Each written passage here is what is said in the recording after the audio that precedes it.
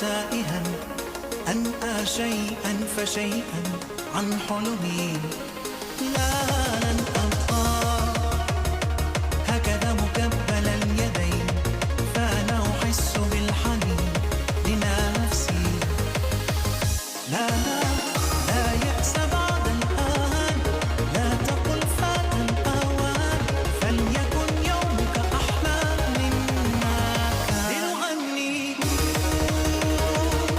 ما أجمل الحياة فكل شيء يحيا بالأمل فلننسى ما فات ونبني لنا مستقبلا أفضل. What's going on, everybody? I hope everyone's having a fantastic evening, afternoon, free noon, no matter where you are in the world. I'm Hasan Piker, and this is our broadcast comes to you live from sunny Los Angeles, California. Folks.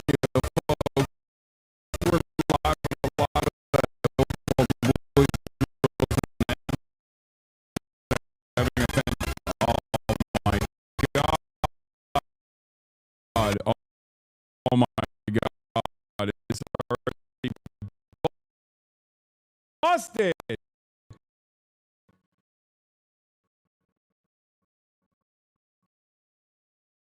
I'm going to try something crazy here today,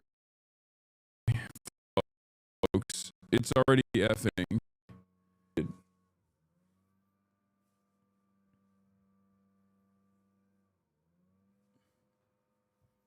What a fuck. What a day. What a start. What a start, dude. Fuck me.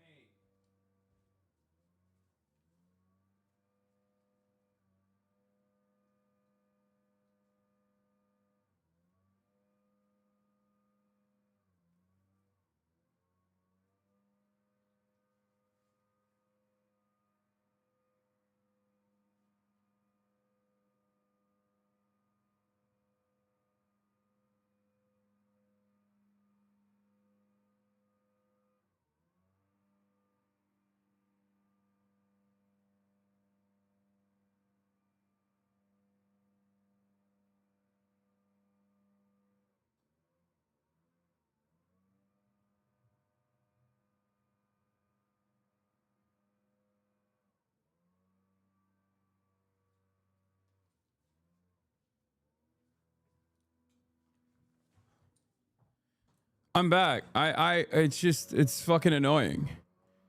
I am going to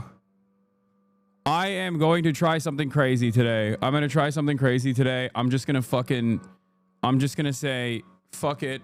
Let's do it live. And I'm going to go live on my backpack and use my backpack as a IRL backpack, dude. That's what I'm going to do. I'm going to use my IRL backpack as a Wi-Fi router. Cause like, this is unacceptable. There's something going on in my internet is just so ass. It's so busted. I don't know what it is. It's just like crazy. So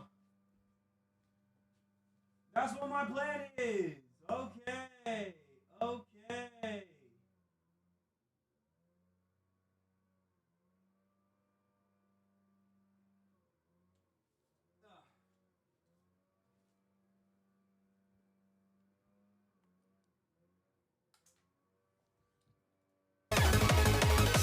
ليس هناك مستحيل عندك حلم جميل املأ قلبك باليقين وامضي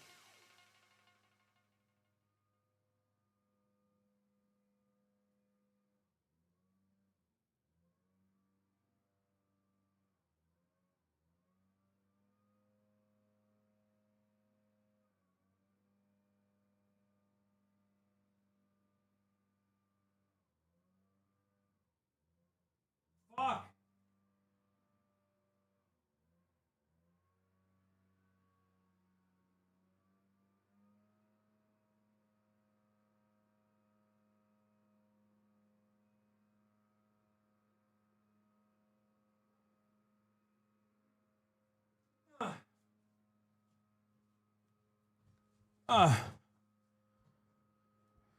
don't have only one sock, chat. I don't have only one sock. I'm going to fix it right now. Your RSP can't handle FBI, ADL, IDF, all hacking you simultaneously. I don't know. I don't know what's going on. My hair looks like shit. What a fucking way to start the... What a fucking way to start the Monday, though. Holy moly. Let me see. I'm going to try something crazy here, okay?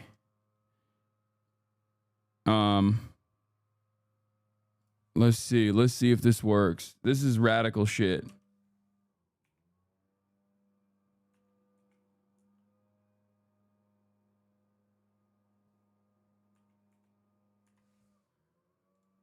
Let's see. Chat, he said, only one sock, Andy. This is my first stream, chat. Does he usually do this? Yeah, this is all I do. This is the only way I stream. Okay? Get a haircut, bro. I know. I don't have one sock. I have just IRL toolkit servers have been shitting the bed. It's not the ISP.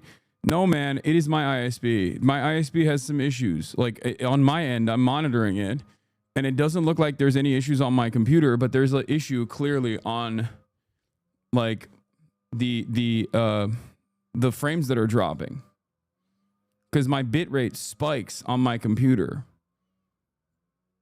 This is how we start every time. No, this is new because like it's not supposed to start this early. Usually it happens at the end of the day, but right now it's starting in the beginning, which is really annoying. For reference, this is what we were seeing. What were you seeing?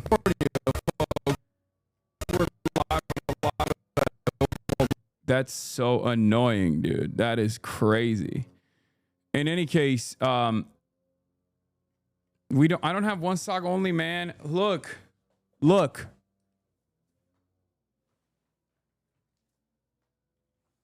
It's not a sock. It's a fucking ankle brace.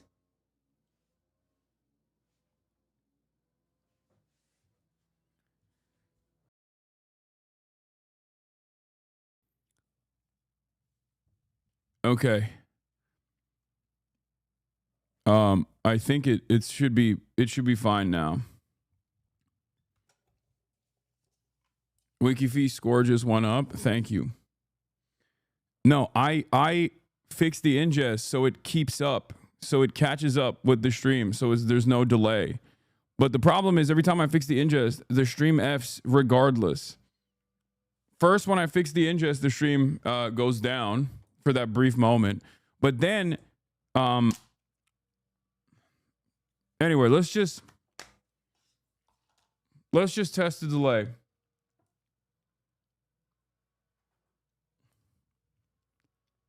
Punch the number you see on screen. Number 5.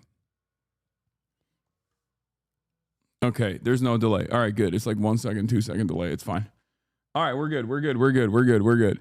Anyway, this is the part of the broadcast where I tell you about my personal news about what's going on in the world of HasanAbi Piker in between the time period where I press the stop streaming button and press the start streaming button. So help me God, this is exactly what I'm going to do. That's right.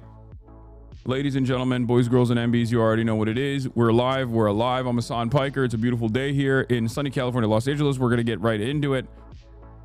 Ladies and gentlemen. Okay. Obviously, this is the part of the broadcast where I tell you about what's going on in the world of HasanAbi Piker. And I'm just going to briefly get into it because it's already 11:56 a.m. I'm already late, and I'll tell you exactly why I'm late.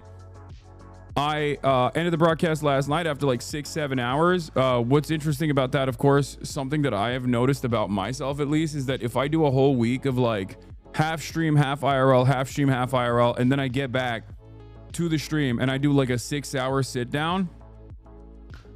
If I do a 6-hour sit down, that is way harder for me. I could do like a 12-hour stream if I'm doing IRL for half of it.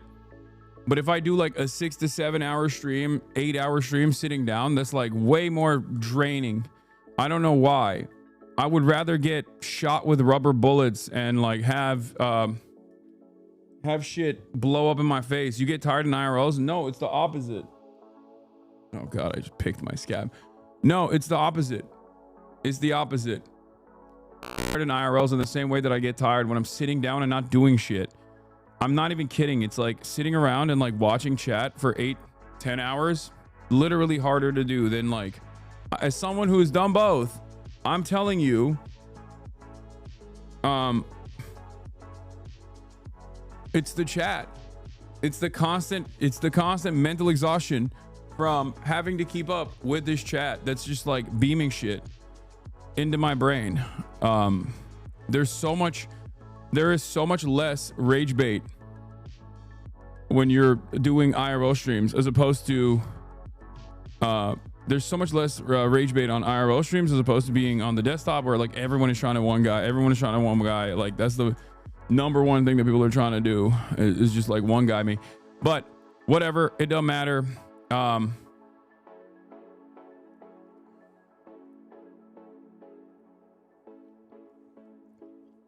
Damn, bro, you are reading chat and this tired. Think about us, the ones who are writing.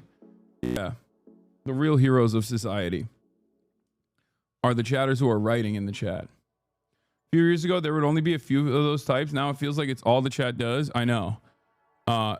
There's a genuine increase in like people that are actively trying to one guy, and I think it's like only gotten worse as a consequence of like people's interest, like more and more drama perverts getting involved in the community. More and more drama perverts getting involved in the community from the outside, constantly fucking picking fights, has made people more interested and more invested in the drama itself. And that's part of the reason why we do it to ourselves. I need to get better at it. I am recognizing it. I'm recognizing the issue right now. I'm gonna try to fix it, and I'm gonna try to get better. What's going on? Is there like a robotic voice that's taking place or something? People keep saying your voice turns into a robot every now and then. See, I don't know if I'm like already getting one guy or not. But personal news wise, it happened twice for like a second. Okay. Personal news wise, ladies and gentlemen, boys, girls, and MBs. But I hear it too. It's happening. Feedback on the mic or something. It's like a tiny lag. No big deal. It's audio farts. Okay. Ended the broadcast last night. Ended the broadcast. You're not getting one guy. It's like a weird new blip sound on top of your voice. Okay. It's a tiny zap sound. That's great. Fix the mic, my dude. I don't know why the mic is fucked up. I genuinely don't know. I don't know why the mic is cutting and zap sound is happening. Half a second every 1 to 2 minutes.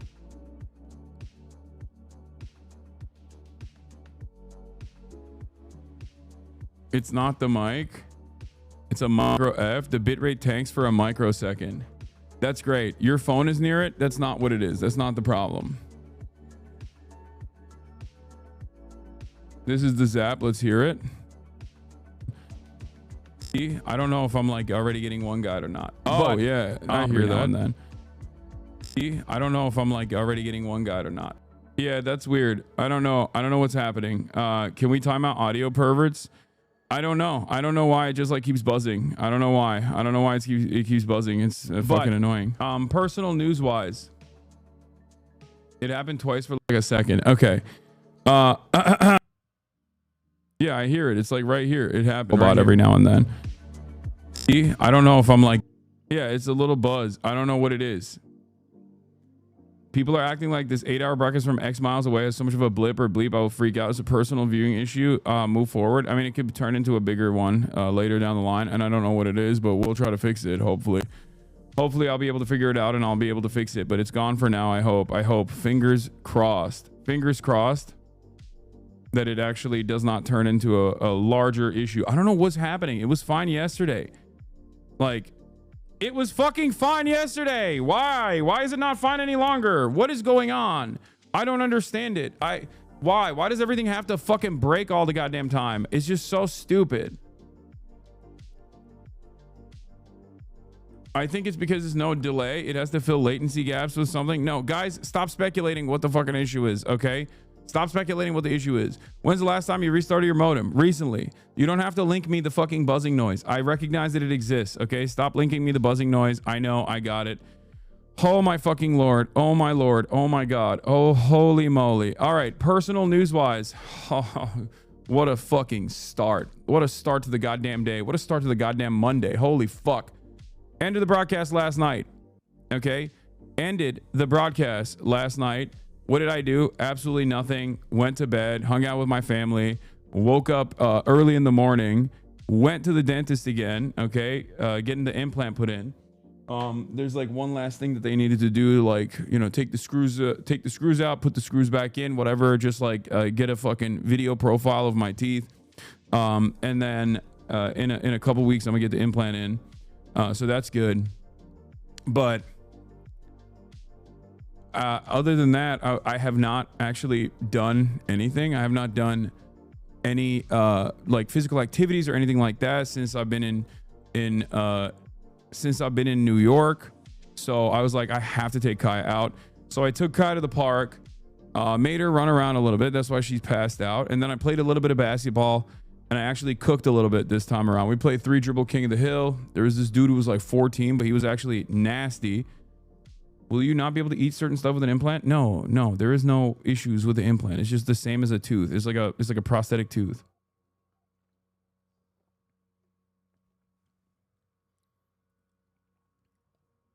It's not one that you can see anyway. Look, you can't see it.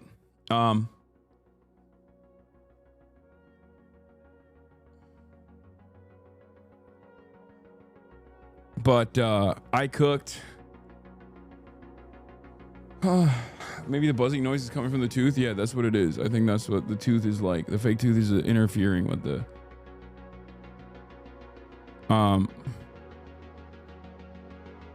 fake tooth is interfering with the broadband on the computer. They bugged my tooth. It's the CIA. It's the CIA Mossad teeth bugging operation.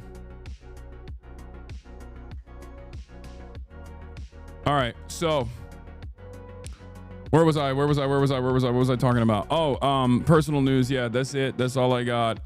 That's why I'm late. And I started off really excited. This morning to stream, and then instantly I'm just like, I'm insta-locked, rage baited, successfully angry. Just found out that Roland Emmerich decorated his house like an actual insane person, an insanely cool person. What do you mean?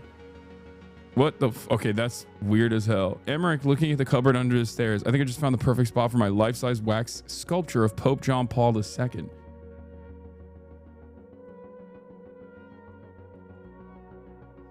I mean, the Mao's bathroom is crazy. Is that like a bird cage shower operation? What's happening here?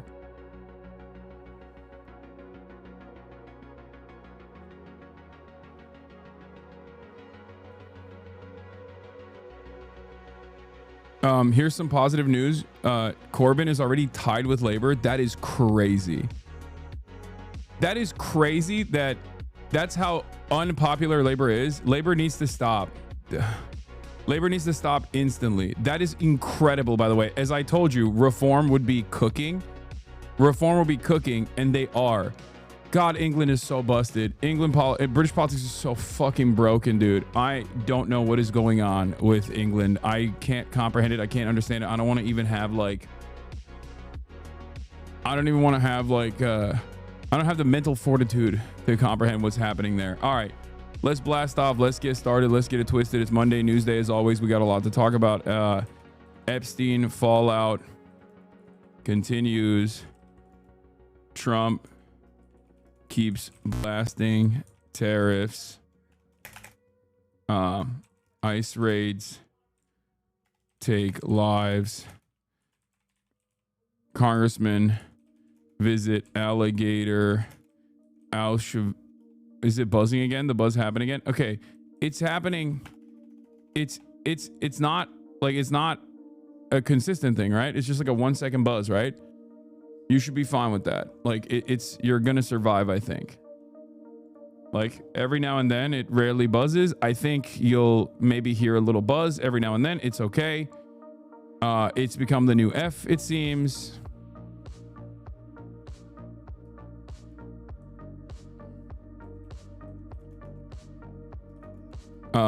Trump moves back on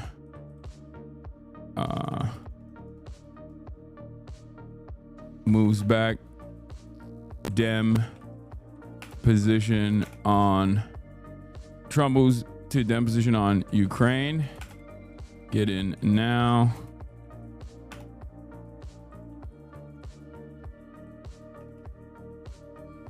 Twitch.tv/HasanAbi. Okay. Now it made a pip sound. I don't know what's happening, but I will. He's gonna crash out the stream. No, I think so too. I don't know what's going on with whatever the fuck's happening on my stream today, but I suspect I'm gonna inevitably crash the fuck out and end the stream. If your goal is to try to get me to like end the broadcast, then you know you're gonna succeed. If this is your opportunity, if you were like early on this Monday morning, like I'm gonna try to fucking make sure this dude stops streaming, then keep pushing, you know, keep pushing. I will fucking lose my mind. I am so goddamn close to losing my fucking mind. Can people DDoS streams? What is this? It's not only you.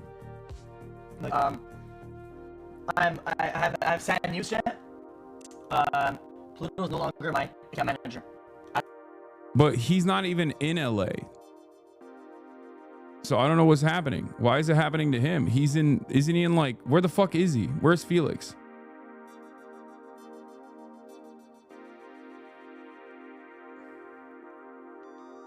He uses IRL toolkit too.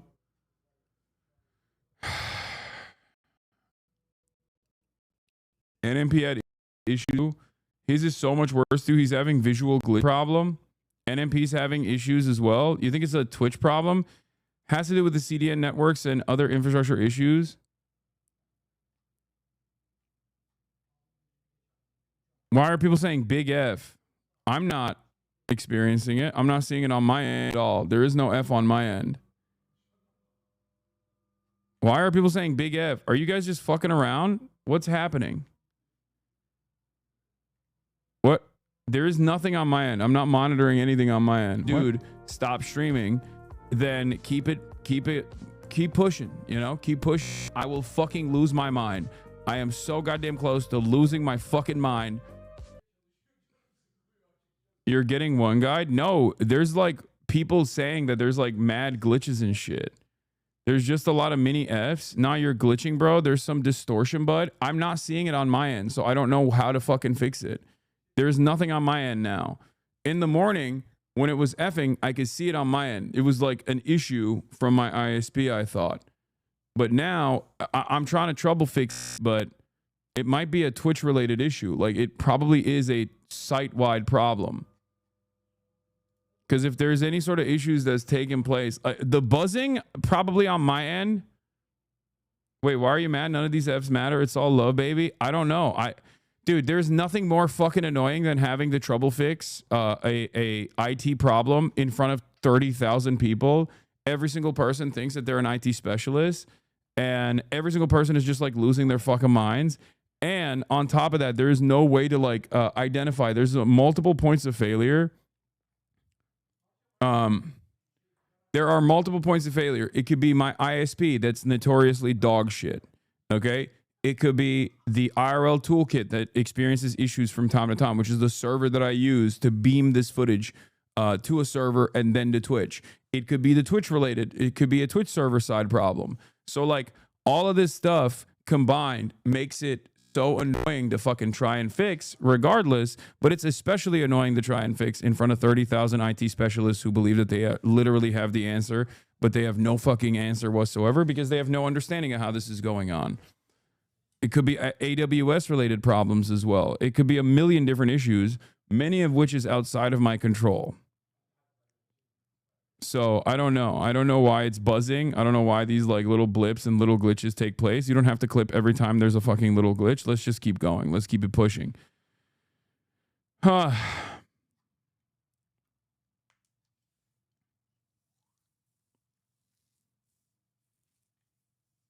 If I were you, I'd just never stop midstream. What do you mean? And right on the dot. It's like a joke. Like everything is so broken all the fucking time. Right on the fucking dot. Right on the dot. It hasn't rained today yet. It's just like,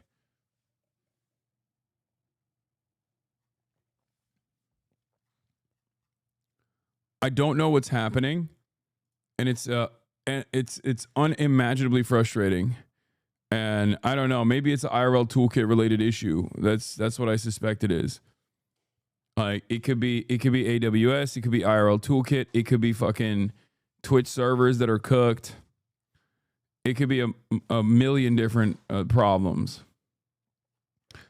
But in any case, we're going to get started. I blasted off already Superman Super Woke. We briefly covered that. I mean, not briefly. We actually extensively covered that yesterday. So I'm not going to get back into that. But there is probably some new molding taking place on the Superman Super Woke saga. A lot of people are fucking losing their minds over it because they have nothing else to live for. So obviously we'll be talking about like the HOGWATCH element of this all. Yeah. Superman Super Woke, the man responsible for turning your kids into woke queer commies. But yeah, Zoran Mamdani has obviously made a lot of waves in both the Democratic Party and also just American politics in general as a fairly successful leftist candidate. He's making waves. And clearly, as soon as that happens, as soon as someone starts making waves, the Democrats look at that and go, we should also change. We should also do this. We should do our very best to behave like this, to try and ensure that we try to figure out what the essence of Zoran is, what has caused Zoran to be so successful, and then recreate it in our own image, use it to our own advantage. And of course, Andrew Cuomo, who just lost to Zoran, predictably doesn't realize that the thing that made Zoran successful was the policies and the people-backed candidacy born out of his earnest interest in advancing people's material conditions, the working class's material conditions. He was able to create this massive ground game as a direct consequence of identifying issues that people were experiencing in New York and then offering solutions and constantly just pushing on those issues over and over again, having a people first candidacy, having a people's first campaign. But of course, Democrats refuse to do that. So I guess the only thing that they're doing in its stead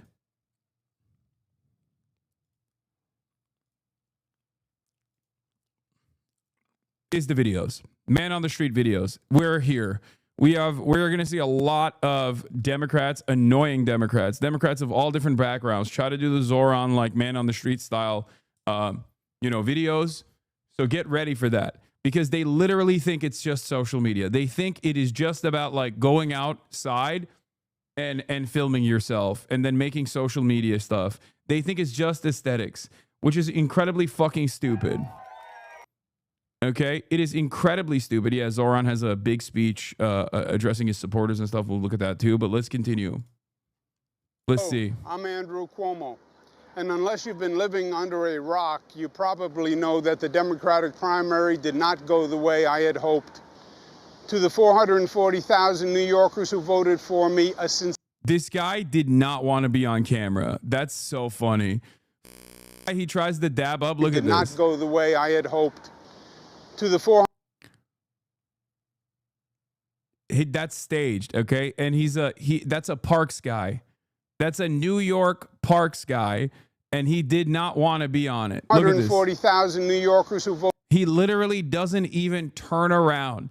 He doesn't even look at Andrew Cuomo in the face, and he just basically keeps it pushing. He goes, okay, dabbed you up, keep going. Voted for me, a sincere thank you. Thank you for believing in me, in my agenda, and in my experience. And I am truly sorry that I let you down. But as my grandfather used to say, when bro, this is, oh my God, he's trying to do Zoran. He's trying to do the classic, the Zoran walk from point to point. When Zoran did tip to tip, and went from one part of Manhattan to the top of New York, or I think he did the 5 boroughs walk, whatever. Like when Zoran did the thing after he got like death threats, it's crazy. It's crazy to see Andrew Cuomo trying to like recreate that, not realizing that it's not just about, the fact that he got hella people shaking his hands. Okay. When he did that shit, it wasn't about like people shaking his hands on video. It was how much that materialized into a real ground game. It was how impactful his policies, his agenda was. These people literally think it's just fake. They think Zoran Mamdani looked good on these social media hits, and that's the reason why people were dabbing him up, not realizing that he was nothing, okay? Zoran was nobody. I'm sorry, this is not disrespectful to Zoran. This is just the reality. He was just a fucking low-level assemblyman. The reason why people were dabbing his ass up everywhere he went is because people believed in the policies. That's it. And that social media campaign was not fake. It was just a way to show. It was just a way to show how popular he was with like regular folk out of nowhere. That's the thing. You can see this gap playing out in the young/old races. Some of the elderly members do social and it looks like cameo. It looks like the cameo you get from a celebrity you thought was dead. I think these guys unironically have deluded themselves into believing, okay? I think these guys unironically deluded themselves into believing a falsehood. Believing a falsehood that the thing that made Zoran popular was the social media videos, and not social media videos translating or showcasing the actual popularity of Zoran on the ground because of the policies. It always goes back to the policies. Zoran is a vessel. He is a vehicle. He is a politician. I don't understand why Democrats just keep forgetting this incredibly basic concept.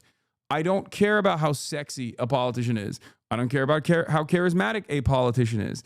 I care about a politician's policies. Their charisma helps. It doesn't hurt, but it only helps when they are communicating earnesty, okay? When they're communicating what they want to do. You can be the most charismatic person on the planet, but if your policies are dog shit, you're going to lose, okay? This is incredibly insincere. And yeah, Zoran ratioed his ass, apparently, where he contribute NewYorkCityVotes.org. New York City Campaign Finance Program gives you small donor contribution with a big impact. And all of this is happening as like Cuomo himself has not even acknowledged whether or not he's going to run. So this is a real will he, won't he type situation with Cuomo, ironically enough. So he's not even saying that he's actually going to run. I mean, he's so cooked. He's so cooked. You cannot have a banger social media campaign, okay? You get knocked down. Learn the lesson and pick yourself back up and get in the game, and that is what I'm going to do. The fight to save our city isn't over. Only 13% of New Yorkers voted in the June primary. The general election is in November, and I am in it to win it. Oh, he is in it. My okay, opponent, Mr. So this is his announcement that he's staying in. Mamdani offers slick slogans, but no real solutions. We need a city with lower rent, safer streets, where buying your... Because he's gone back and forth on whether or not he's going to actually run. That's the hilarious part of this. Is that he keeps going, yeah, I'm going to run, but I'm not going to run. I don't know if I want to run. And now he's running. The first home is once again possible, where childcare won't bankrupt you. That's the New York City we know. That's the one that is... Bro, this is so fucking fake. I'm losing my mind. Oh my God, he's trying to... This is pathetic, bro. This is actually pathetic. He's trying to do the fucking Zoran thing. Oh, these guys are so awesome. They're so stupid. They are so fucking stupid. Exactly the kind of stupidity that I despise when they're running against Republicans. Because this is exactly the type of stupidity that causes them to lose against Republicans. But right now, he's running against a Democrat. He's running against our guy. He's running against Zoran Mamdani. So I like that he's making these mistakes. Because if he was smart, if he was actually intelligent, he would identify what caused Zoran Mamdani to get tremendous success. Because he didn't have the name recognition. Social media helped get him the name recognition, but it wasn't the charisma that allowed people to enjoy Zoran Mamdani or see Zoran Mamdani as a real dynamic candidate that they could rely on, that they could vote for. It wasn't his social media operation. It was his fucking policies. His policy always goes back to policies. You don't go to McDonald's just because of the marketing. You go because you like the Big Mac, okay? They're literally going into a laboratory and figuring out, like chemists are figuring out, how bad is the audio? Shut the fuck up! Fuck! Oh my God!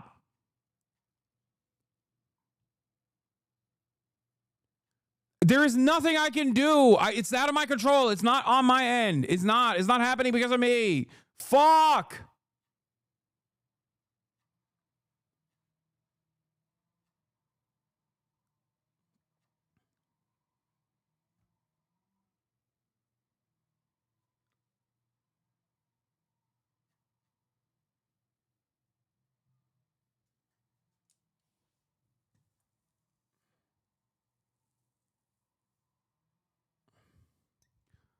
I don't know what to do. I think you got haters. It's insane. It's not.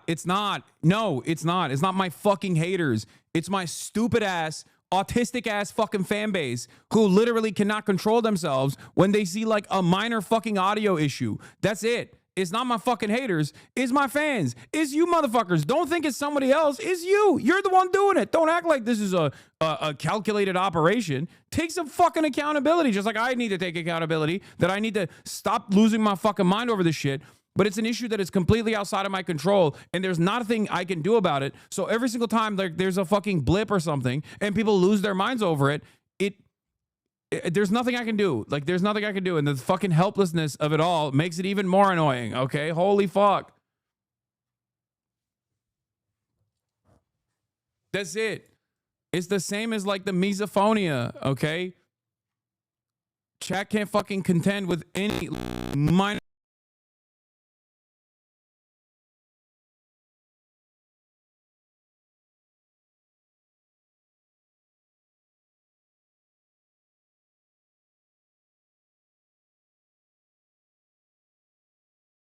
Hello? That was crazy. My roadcaster just like fucking restarted on its own. I don't even know why that happened. Maybe it was a roadcaster related issue. Maybe it's fine now. Hopefully it's fine. We shall see. But it's back now. Maybe it fixed itself. I don't know. Fuck me, dude. Holy shit. Bro, ignore chat today? No, I can't ignore chat. It is a big part of what I do. A big part of what I do is it requires me to fucking constantly have a back and forth communication with chat.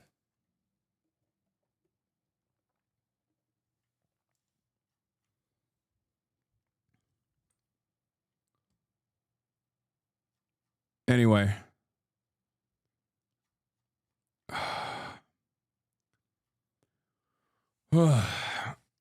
Ay, ay, ay. As I was saying,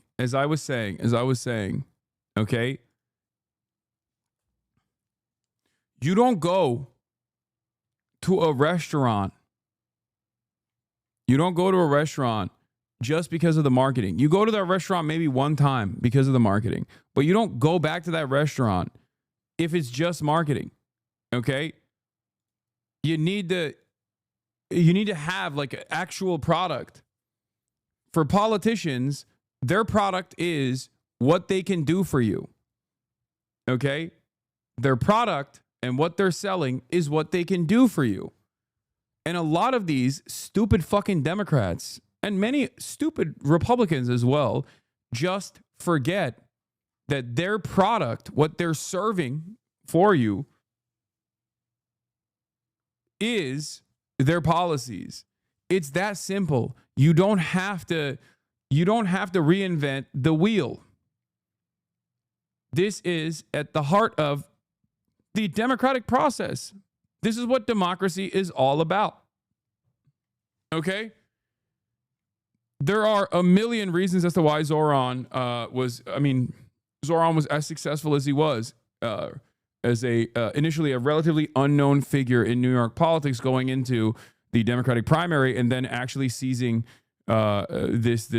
seizing all of the attention from this incredibly crowdy, incredibly busy primary race, and just making a name for himself successfully and becoming basically like the singular force for progressive politics. Like the guy that everyone could basically associate with and like rally around, right?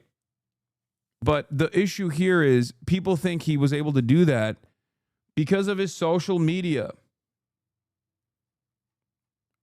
People think he was able to do that because of his social media team. And I know his social media team. There are HasanAbi heads in his social media team. It's not just the social media team. The social media team did a fantastic job of getting Zoran in front of people. But more importantly than just getting Zoran in front of people, the social media team did a fantastic job of getting Zoran's policies in front of people. Okay? But because these guys, including Andrew Cuomo and everyone else that have done like an analysis on like Zoran's success, has consistently repeated this fucking lie over and over again that, oh, it's because he did like sexy social media stuff and that's why he saw so much success. They believe their own lies, and it's kind of funny when you think about it. Like it's obvious that this isn't just a simple distraction. They didn't arrive at this. They weren't just saying like, oh, what's Zoran's success? Oh, it's just superficial shit.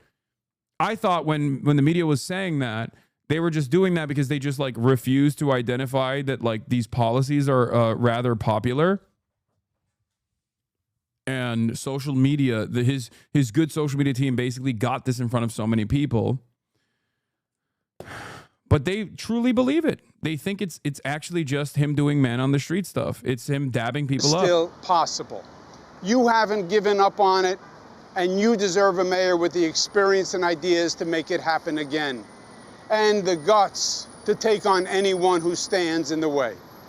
Every day I'm going to be hitting the streets, meeting you where you are, to hear the good and the bad, problems and solutions. Because for the next few months, it's my responsibility to earn your vote. So let's do this. I'll see you out there. Like, I am the social media guy, right? I should be taking advantage of the fucking stupidity of the Democratic Party. If I was a fucking grifter, I'd be like, yeah, you know why Zoran won? Because of the podcast vote. You know why Zoran won? Because he came to me. Because he went to Chapo. Because he went on all these podcasts. Okay? But that's a lie. Like, that's not the case. I'm out here handing the strategy for free 99, even though it goes against my best interest. Okay? It's so stupid that everyone in like traditional media, all these old people in traditional media are like, what is this? How did this happen? How did Kamala lose? For months, when CNN would come to me and like NBC, CBS, all these outlets would come to me and ask like, we're doing an autopsy on why Kamala Harris lost. And we think it's because there's no Joe Rogan of the left. You have been identified as the Joe Rogan of the left.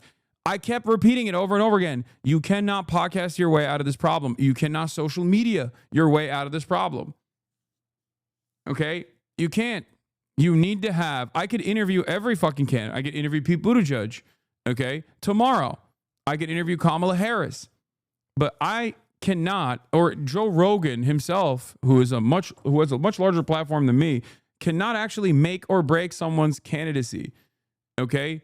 The candidates themselves also have to figure out what the issues are, what the people are perceiving as like major issues. Okay. And then have an actual solution and be able to communicate that actual solution in an earnest way, in a way that people believe.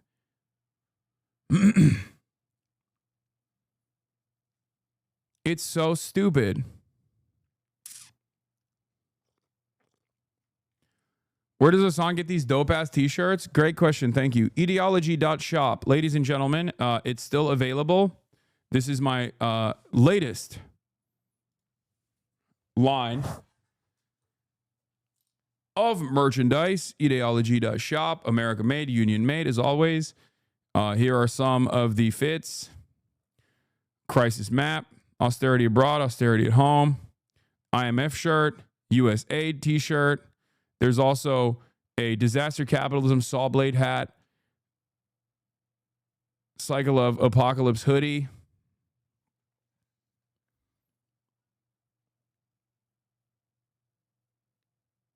Four horsemen. There it is. We want more fits for the girlies. There's a fit for the girlies. This is the Annihilate baby tee.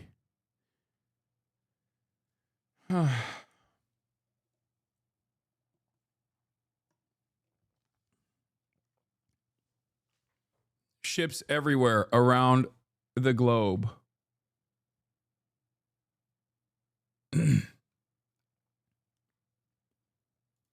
Yeah, another thing that people don't understand is that like Mamdani won an 11-way primary race. Cuomo's unpopularity worked for all the other candidates. Mamdani won because he had the best policies. It's not like Mamdani just defeated Andrew Cuomo. Mamdani also defeated all of the other younger candidates, for example. Like, this is something that people are forgetting. Mamdani in the first rank vote got more votes than everybody else. It's that simple. He won. He defeated like 10 other candidates or 11 other candidates, some of which had Andrew Cuomo style policies, but without the baggage of being Andrew Cuomo. Okay. And for some weird reason, people just like discount all of that. Here are some of the key takeaways from the new DFP New York City poll. In a traditional mayoral electorate, Mamdani is up 16 points over Cuomo. 100% union made, right? Yes. Zohran Mamdani leads with all racial groups and 4 out of the 5 boroughs. Andrew Cuomo has negative favorability among Democrats, -9, independents, -43, and Republicans, -15. Housing is Democrats' top issue at 33%, but less than 1% of Republicans said it was theirs.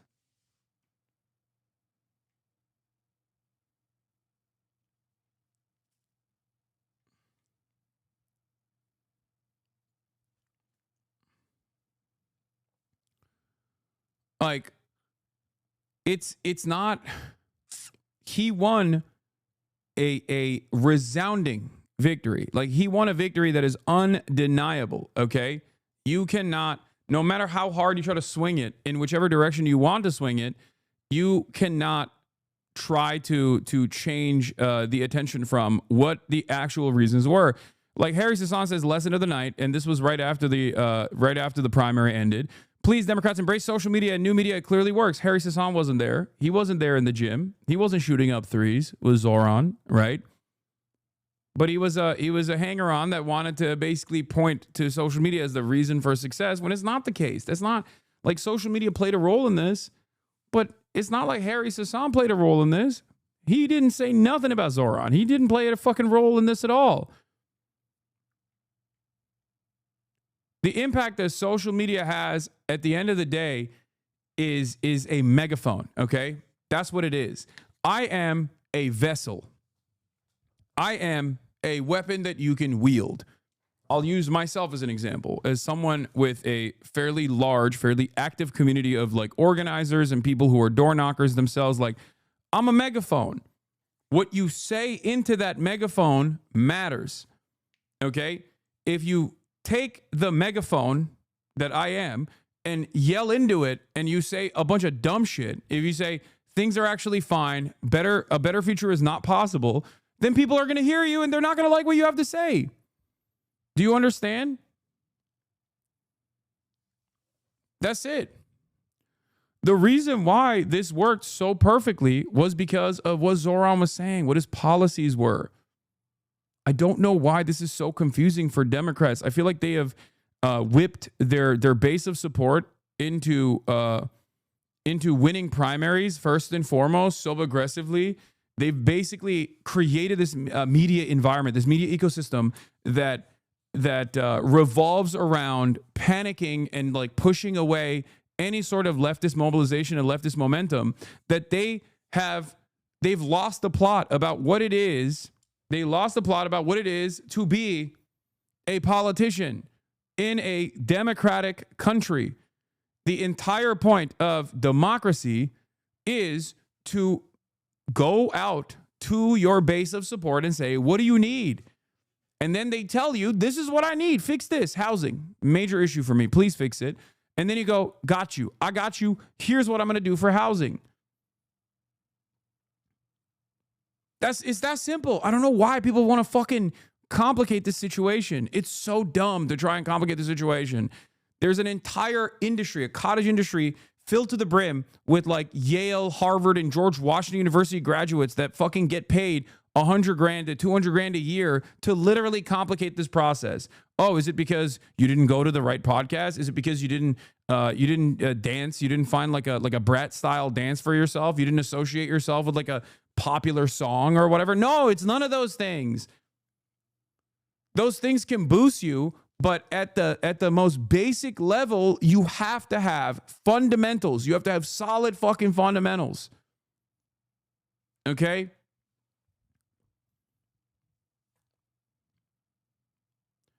You can have the cleanest looking jumper of all time, but if you can't make those buckets, it doesn't fucking matter. All right? If you don't have solid fundamentals, it doesn't matter how clean your jumper looks. It doesn't matter what your gear looks like on the basketball court. You could have the coolest gear, okay? You could look like a real ass baller. But if you don't have solid fundamentals, you're gonna lose. It's that simple. You're not gonna fucking win.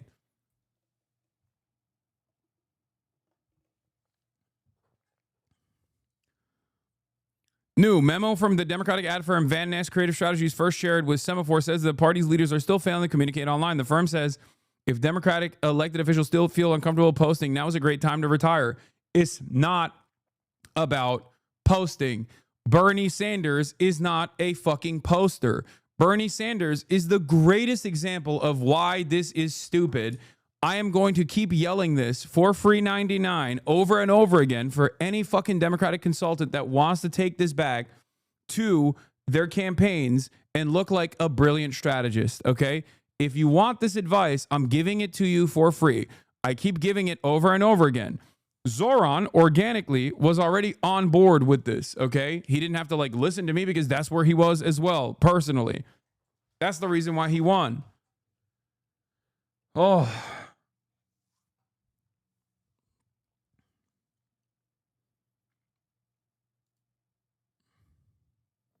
believe this is the fucking most idiotic shit. I mean, this is just like them maintaining a lie, obviously, a lie that justifies their existence.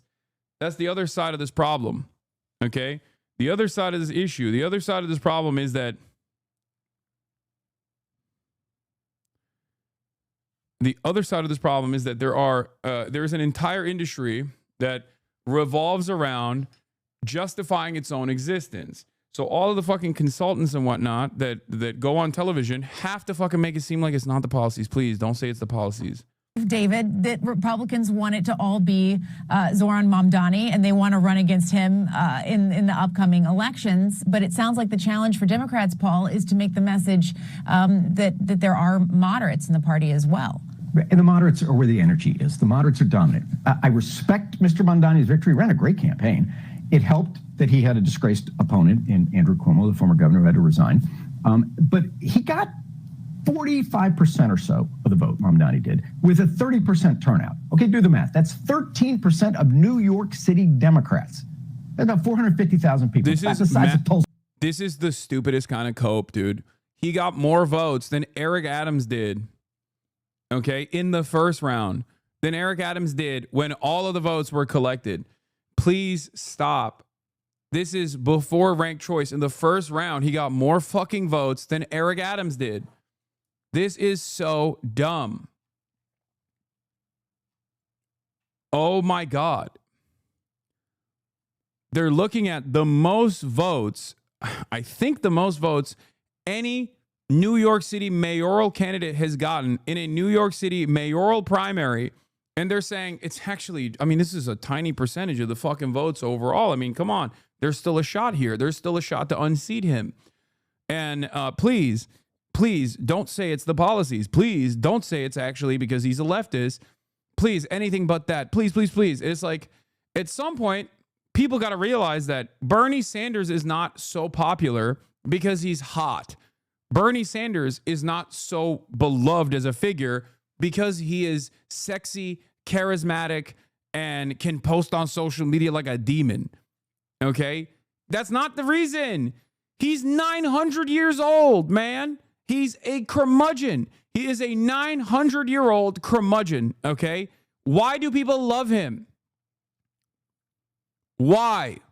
Why do people love Bernie? Is it because he posts like a motherfucker on social media? No. And I say this as someone who knows his social media team. It's not the fucking social media. The social media team and Bernie Sanders' like appearances on social media only work because of who he is. And who Bernie is as a politician revolves around what he fights for. Okay? That's it, guys. Stop fucking around whenever I say Bernie's not hot. Every single person goes, he's sexy. Speak for yourself. I want to suck him off. Shut up. I'm trying to make a serious point here. God damn. Fuck you. Shut the fuck up.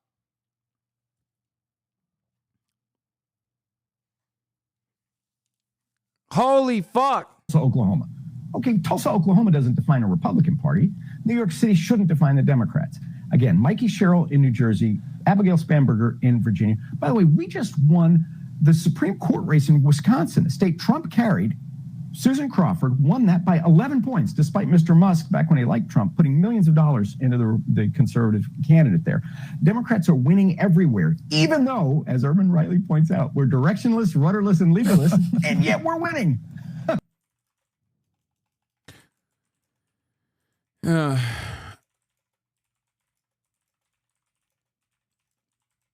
Charismatic and great on social media. Discount the real reason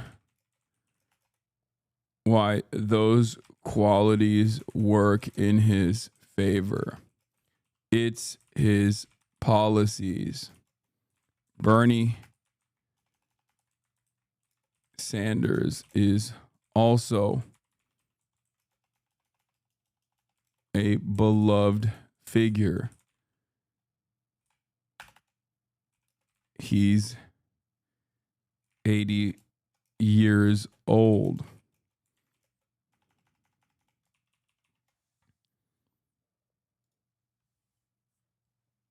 Just let them fight. Libs and center right people easier for Zoran. I know, but the reason why I fucking lose my mind over this, it's good for us in the primaries. It's good for us when Zoran is running against these fucking stupid Democrats who think like the magic sauce is just doing man on the street shit. Okay? But what they don't but this cooks us. This cooks us in general elections against Republicans. I want real fighters. I don't care. Okay? I don't care if they're 900-year-old demons. I want real fighters. I want real working class fighters, people who are going to fight for these fucking issues. Okay? That's why I keep repeating this over and over again. I want the Democratic Party, which is currently the only game in town, okay? Unfortunately, I want the Democratic Party to actually be a party that fights for the working class, okay? I want them to actually do something. I want them to be a successful hurdle, present a successful hurdle against the Republican agenda. I want them to be an obstructionist party when they're not in power, and I want them to be a real fighter when they are in power. I want them to consistently message the issues that Americans are experiencing, because I understand that even if I don't agree with the Democrats ultimately, I need them to do this. The reason why I need them to do this is because if the largest counter messaging tool that we have at our disposal is not consistently undermining the Republican strategy of routinely shifting people's attention away to marginalized populations, they're going to get wiped out. Okay, this is not me being like, this is not me shepherding my audience of radicals back to the Democratic Party. Okay, this is me seeing the actual issues and trying to do some semblance of fucking harm reduction. That's it. It is because I care about making sure that that migrant workers are not fucking purged from our ranks and sent to concentration camps. It is because I care about getting people health care that I want at least the Democrats to be a vessel that will maybe not deliver that change, but at least will communicate the desires of the population so that more people can recognize that this is what they want, this is what they need.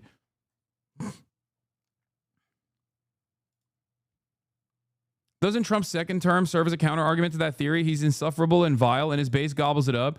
He doesn't have any real policy save for hate and bigotry, but aren't those more ideological than policy? Am I oversimplifying it? No. Trump actually plays the field that the Republican Party has designed in the past couple of decades very well. The Republicans play to culture war issues, okay?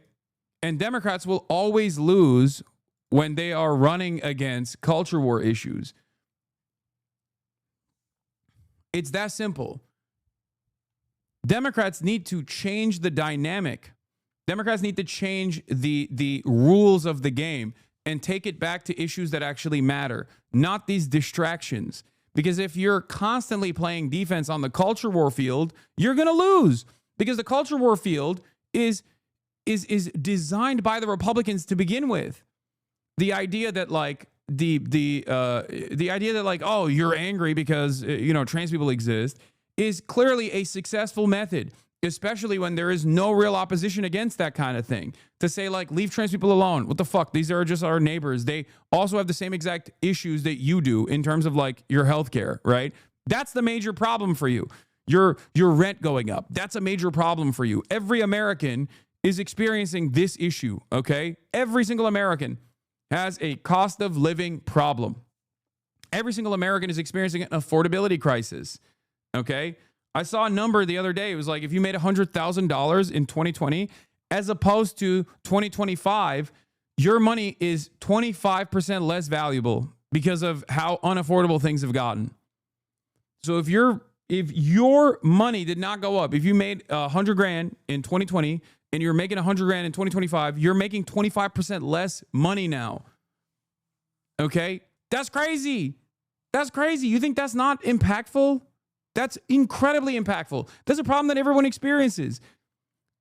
And the brilliance of the Republican Party is that they recognize that issue. They recognize the anger and resentment that causes. And then they shift people's attentions back to like Mexicans. They're like, yeah, you're angry about this. Democrats don't give a fuck about fixing this. I'm going to fix it by what? By purging the country from Mexicans.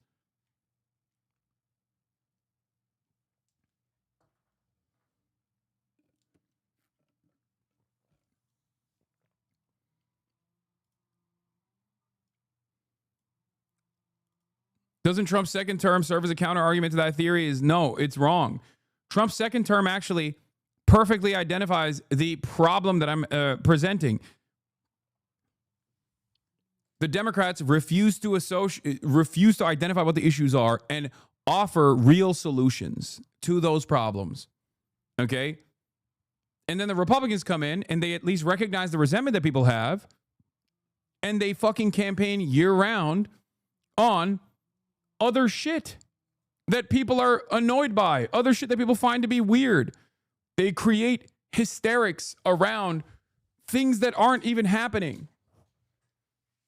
And then the Republicans, the Democrats have no solution to that. So they just basically play catch up over and over and over again. And they lose. And then in the process of losing the argument that the Republicans crafted, they fucking turn around and do what? They capitulate. They basically say, you know what? The Republicans were right. It is trans people. We were being too crazy about this trans stuff. Ain't nobody gives a fuck about the trans shit, man. If one party was offering healthcare for all and the other party was like, no, the working poor should be melted for biomatter, no one would be talking about trans people. Okay? You would look at a person that's talking about trans issues and go, who gives a fuck? What are you saying? The easiest counter to this is one that I use all the time. Like when I went on Theo Von and I said, it's not a trans person that's your landlord. It's not a Guatemalan person that's your boss that's like refusing to give you better wages. Okay? That's not it. These are only issues for you if you got all this other shit solved. If all these other problems that you're experiencing are no longer a problem, then you can fucking focus on that.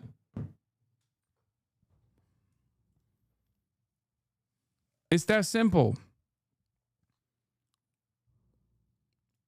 It's very frustrating. I think that's something that Democrats just don't get. It's certainly not mainstream moderate Democrats that can win national elections. Yeah, let's take the lessons that Democrats should learn, but let's also not go for a head fake. Here's the lessons. Number one, vertical videos. Buying the old game of buying. Oh, God. Fire every single one of these people. They're so stupid. Tonnage on network, on local news is over. This guy won because not only is he authentic, but because he understands the media. It is about TikTok, and he understands how to do it and do it well.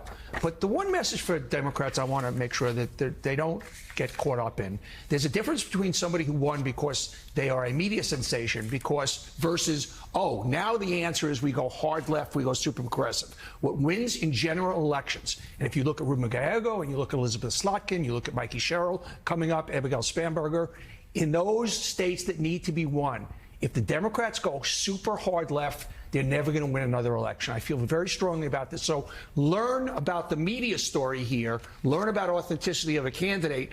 Don't necessarily say, oh, this means we go crazy progressive hard left. Dangerous, dangerous path for Democrats. Ay, ay, ay. They just keep reiterating. These are people that are way, way, way more involved in their own careers. Okay? Talk about they care about their own personal agenda and their own personal fucking careers and advancing their own personal worldview than giving real solutions to the Democrats. Okay? This is so fucking stupid. Oh, there's real mobilization around Spamberger. Elisa Slotkin, she's a real up-and-comer in the Democrats. Like, no one thinks that. No one cares. People at best vote defensively for whoever the D is on those races, okay? God damn, these people suck so much.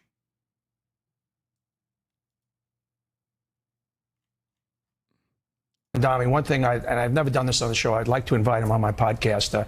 As I talk, there's 1 million terrified Jews right now because he will not stand down on the terms glorify.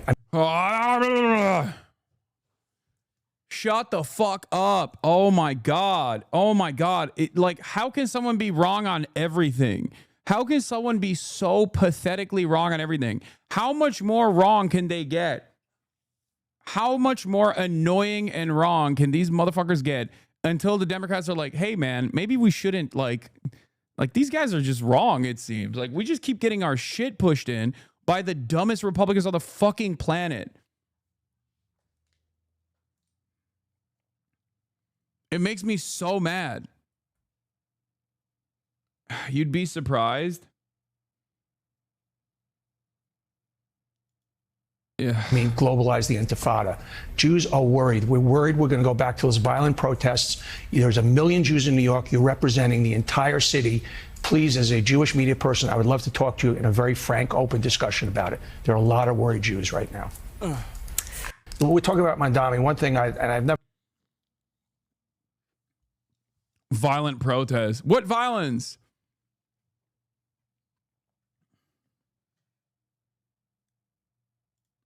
Yeah, this is the type of shit that they're busy with. Hakeem Jeffries, Mamdani must reassure Jewish community that he's going to stand up for their safety and security. I'm fucking losing my mind.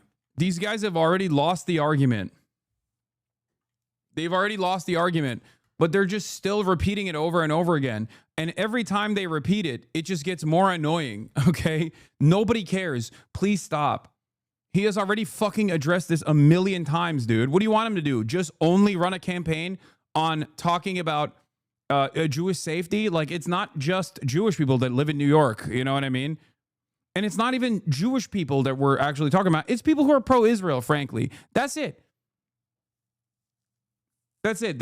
You're not going to be able to bully this dude after a fucking resounding success into capitulating to a pro-Israel position. And if he does, he will fucking lose. If he does, he'll lose. That's the other thing. God damn, dude. Fuck.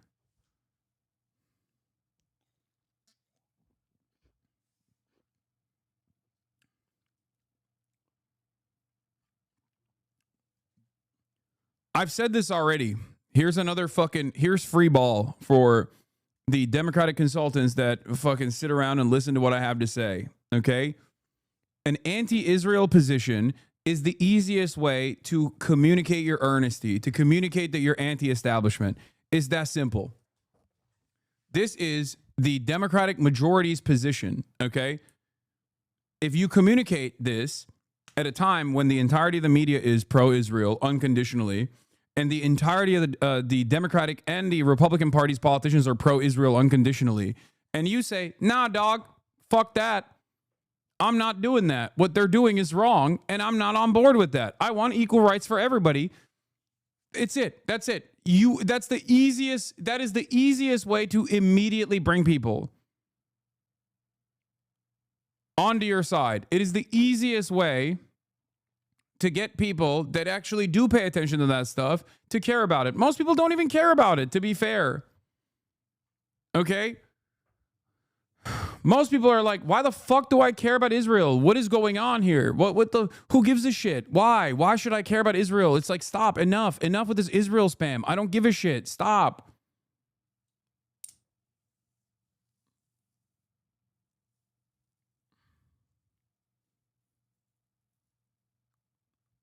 It's so fucking annoying. But the ones that do care recognize how fucking bad the situation is. And even the ones that don't care recognize that every single person in the media, every single person in politics is presenting a pro-Israel position, regardless of what the population feels. So the easiest way to present yourself, even if you don't care, even if you love Israel, okay, just lie and say you fucking hate Israel to win a goddamn race, to at least show how much of an anti-establishment figure you are at a time when people are looking for that, okay?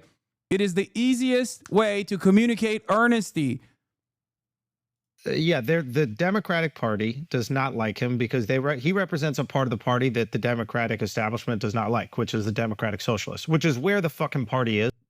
I disagree with this, all of it. Really? Really?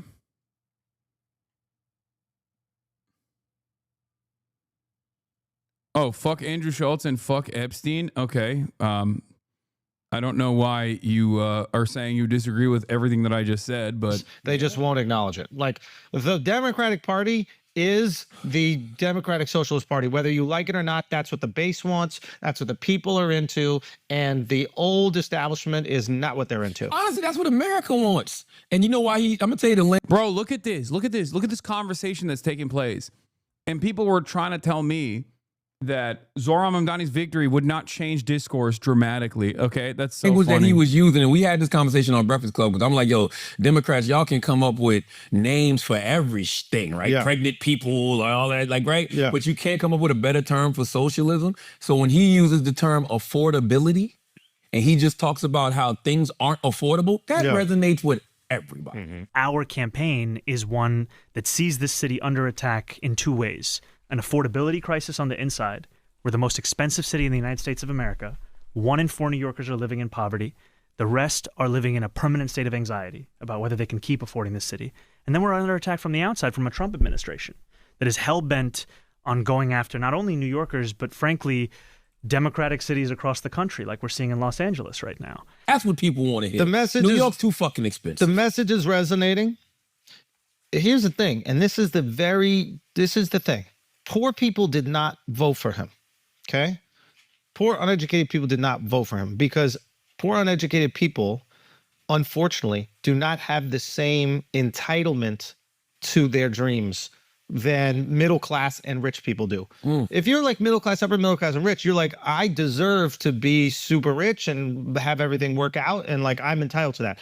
Poor people a lot of times come from generations of poverty and they don't see that upper mobility. It's sad, it's tragic. But wouldn't affordability resonate with those poor people though? Like when they hear that, when they hear somebody simply say, "Hey, shit is too expensive." Yeah, but they didn't vote for him. So to me, the message that's really connecting are these people who feel entitled to a better life because they did everything that they were supposed to do, i.e. go to college. They got a meaningless degree. They have $200,000 worth of debt that they cannot get out of. And they're like, okay, I need the government to help me, which is understandable. The problem is the solutions that Zoran has, many of them, I'm not saying all of them, but many of them, he either cannot execute or they actually won't work to help the people. And that is, there is like data to. Poor people didn't vote for Zoran shit is just like a misunderstanding, a misreading of how, a misreading of the data in and of itself. Okay.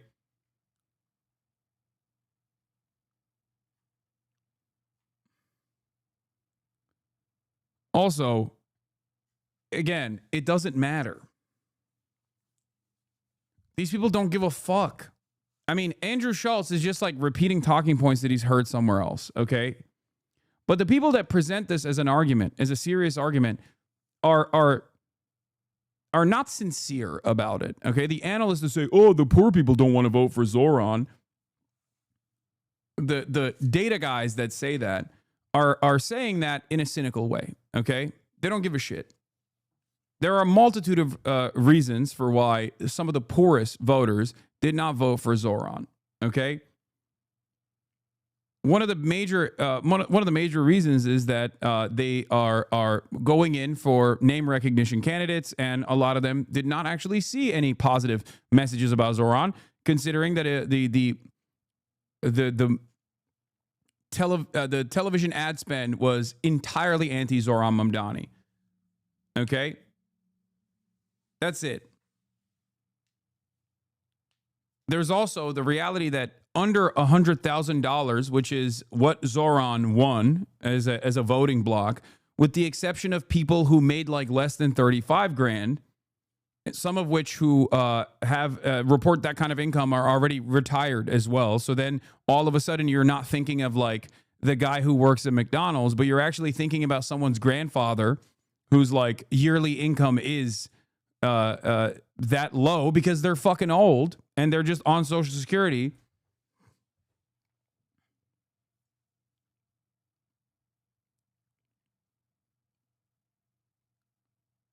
People basically, a huge reason too is Cuomo's legacy on the Housing Commission. So they just know that from the days old. They don't keep up with anything, but that has directly affected them. Yes.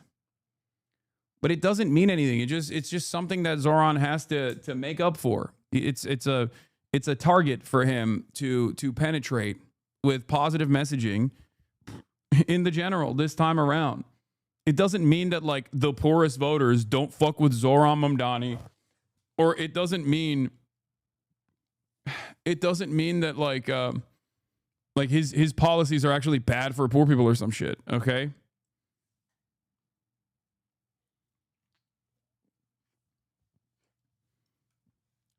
ultimately, it just means that low information voters who are sometimes high propensity voters, really old voters, for example, older voters from every demographic,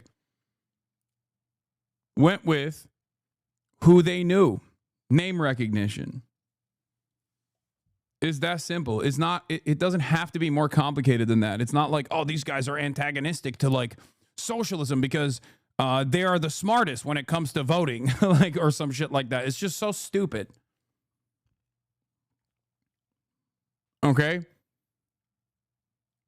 And these guys don't give a shit. The reality of the matter is, if those guys all overwhelmingly wanted socialism, no one would talk about it, okay? No one. They'd be like, these guys are poor, they're dumb, they don't know what the fuck they want, they want to destroy, they're selfish. It's that simple. They're grabbing onto whatever they can to just say, oh, well, you know, these guys just like, they didn't vote for Zoran. What does that mean? What? There's got to be some other reason for it, you know? Prove and back this. So I think the message is really resonating. And to be honest with you, I think the only party right now that you could say actually puts America first are the Democratic Socialists. Like, if you really want to talk about, oh, rah, rah, rah, MAGA, America first, MAGA ain't America first in right now. No. It's going against what the base. Yeah, remembering when Matty Iglesias said that people are only showing up to rallies for Bernie because he's Bernie seems pretty crazy that the left happens to keep on lucking into these uniquely charismatic figures who are popular for reasons that have nothing to do with policy. I'll be the first to say that the difference between a flop leftist campaign and a successful leftist campaign often has very little to do with ideology, but Jesus fucking Christ, people are addicted to ignoring the obvious thing. Yeah. I say every Democratic consultant that keeps repeating the stupid take that Zoran won because he's charismatic and great on social media discount the real reason why those qualities work in his favor. It's his policies. Bernie Sanders is also a beloved figure. He's 80 years old. But it's just funny because people like don't want to understand that. People don't understand that like the fundamental driver of a politician's campaign are his fucking policies. You don't go to McDonald's because you want to fuck Ronald McDonald. You go to McDonald's because you want to eat a Big Mac, okay?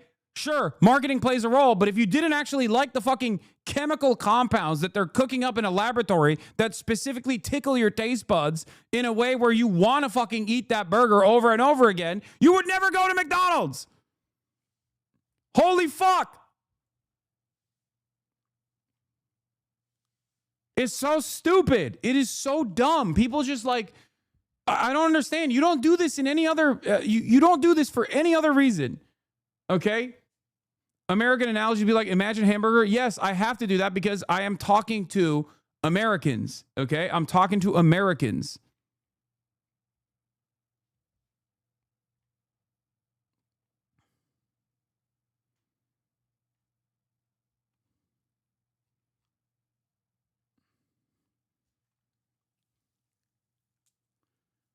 And people that say, well, what about Trump? Don't realize Trump is offering people something. He's offering them change. He might be lying about it, but he's at least making a compelling case for how different he is going to be than everyone else. Do you understand? For Trump, the hamburger he's serving is fuck trans people. We're going to kill every undocumented migrant. We're going to force them out of this country. Okay? And also, we're going to destroy the way things have existed that you haven't succeeded in. The previous way of doing business and doing politics has demonstrably failed for you, the average working class individual. So I'm presenting an alternative. And people looked at that and went, okay, well, I don't want business as usual. I want this new thing. I want a fucking mallet through the institutions because the institutions have never fucking represented my interests.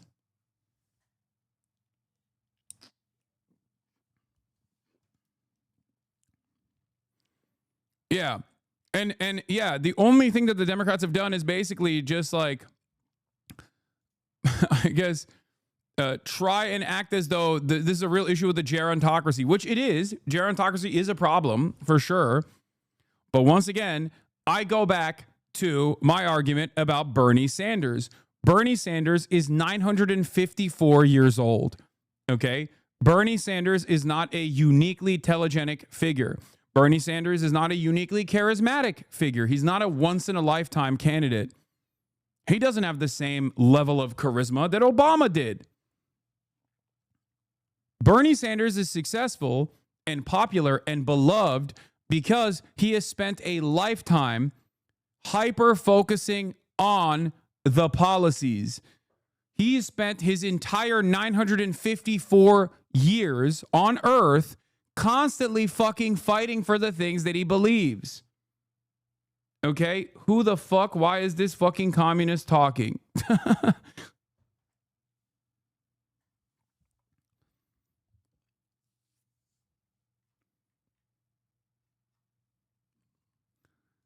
Adam Johnson criticizes Andrew Cuomo's stupid campaign by saying, so funny that he now has to shoot B-roll of himself talking to average people, and he looks annoyed and very bored. All previous footage of Cuomo actually in New York City was FBI surveillance-style telephoto shoots of him getting out of a black car and walking into $2,500 plate fundraisers. Here, by the way, news here on the launch of Majority Dems, a new hybrid federal PAC supporting prominent younger Dem electeds with records of winning tough races, many of whom are quite blunt about what they see is the old guard party establishment's problems. I feel like ex-normie here, and I voted for Trump in 2016 for that exact point. But now that I'm better and more informed person, I realize that is only half the story. But yes, being different than establishment matters to people a lot.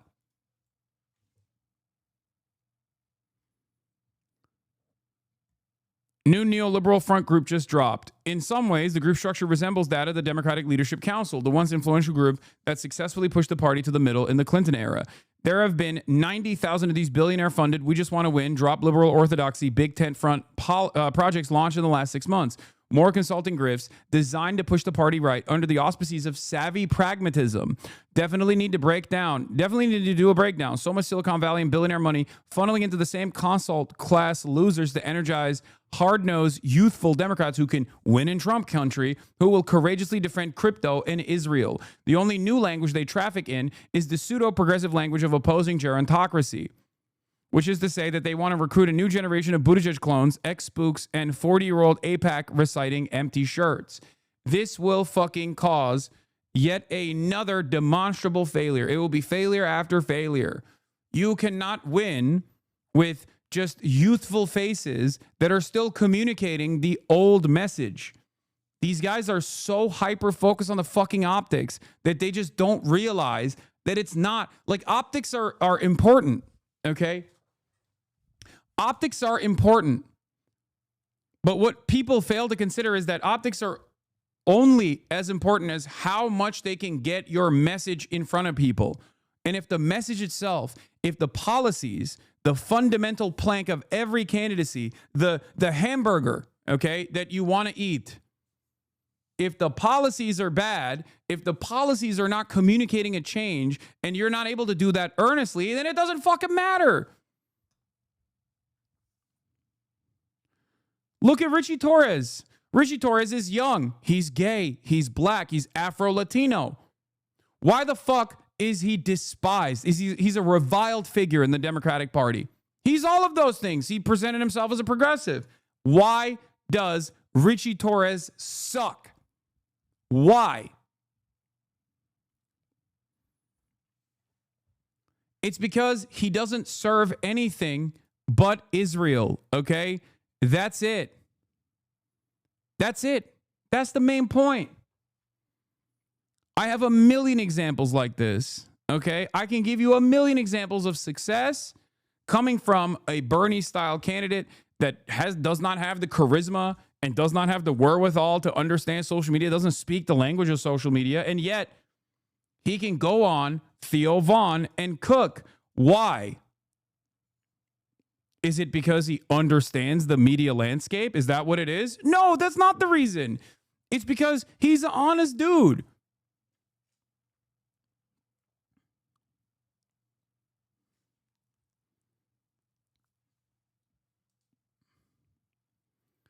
But while many of the officials involved in majority Democrats similarly come from the center-left, organizers insist there is no ideological litmus test to join. Okay, look forward to seeing all the left-wing candidates they fund and support. New York Times says the effort emerged from this memo. Notice how the New York Times frames it as younger Democrats with records of winning tough races, but if you look at their members, it includes, among others, Dems in areas Harris won, Joe Neguse, Richie Torres, Buffy Wicks ran unopposed in the Bay Area. Mike Johnston, 56. You put Richie Torres as a fucking hero in this pile of people, and you give the game away. You want people who are going to be pro-crypto. They're going to write pro-crypto legislation. They're going to fucking do the same thing that the establishment Democrats have done, which is to cave and capitulate to fucking right-wing framing on a lot of these issues. And ultimately, above all else, they're going to defend Israel. Am Israel high all day, every day. People have a better nose for this stuff. They can see inauthenticity. They can recognize it. They know that's all they've seen. If you just keep doing that over and over again, you're not going to fucking win. But at a certain point, you have to realize maybe they just don't want to win. They want to give more B-2 bombers to Israel.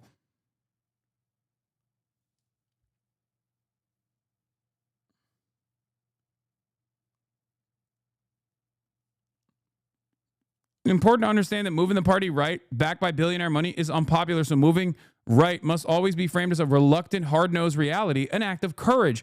But many on their short list have no such necessity. It's almost like there are other factors.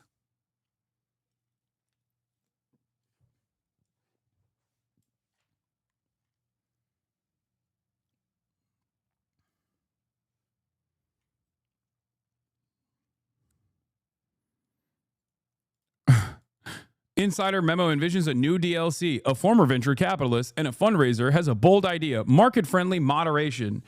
I'm going to lose my fucking mind, dude. I'm going to lose my goddamn mind. It's just like, yeah, that's what we needed. Repackaged moderation. Absolutely. I've been inflating the fucking budget, continuing to foreign wars. Absolutely. Like, the only party right now that is America first, meaning I want to help American people. Maybe the way they want to do it won't work and it could be detrimental, but at least the messaging and the intentions are to help the American people, are the Democratic Socialists. You want to know why? Talk to me. Because of all the minorities that are Democratic Socialists. The blacks, the Latinos, the gays, because those are the people who really believe in what America says it is. I think Democratic Socialists are a bunch of college-educated white kids. I think that's what it is. That's not true, man. That is not fucking true. That's part of it. That's part of the coalition. But Charlemagne is right. Charlemagne doesn't mean that these guys are like card-carrying socialists. He's just saying that the values that the Democratic Party is supposed to defend are values that people have to fucking care about because they are those people. Democrats say they care about racial inequality, right? Yeah, if you're black or brown, you have to care about racial inequality. It's a part of your fucking existence. That's it. It's a part of your existence. You have to care about it. It's a necessity for survival. Of course you care about it. That's what Charlemagne is talking about when he says, like, the Democratic Socialists and the Democratic Socialist candidates, many, by the way, not a single one of them is white, for the record, weirdly enough. I don't know why Andrew Schultz is talking about that. Not that it fucking matters. They could all be white. I don't give a shit, okay? I care about policies. I don't care about the fucking aesthetics. I care about people's background as long as their background has shaped their worldview to earnestly communicate progressive causes, to earnestly say, look, my experience as a black person has led me to arrive at this conclusion that racial inequality is an issue. It's one that we have to solve. That's what I care about. Okay? I don't give a shit if it's a white person that is actually also on board with this cause or if it's a black person that's on board with this cause.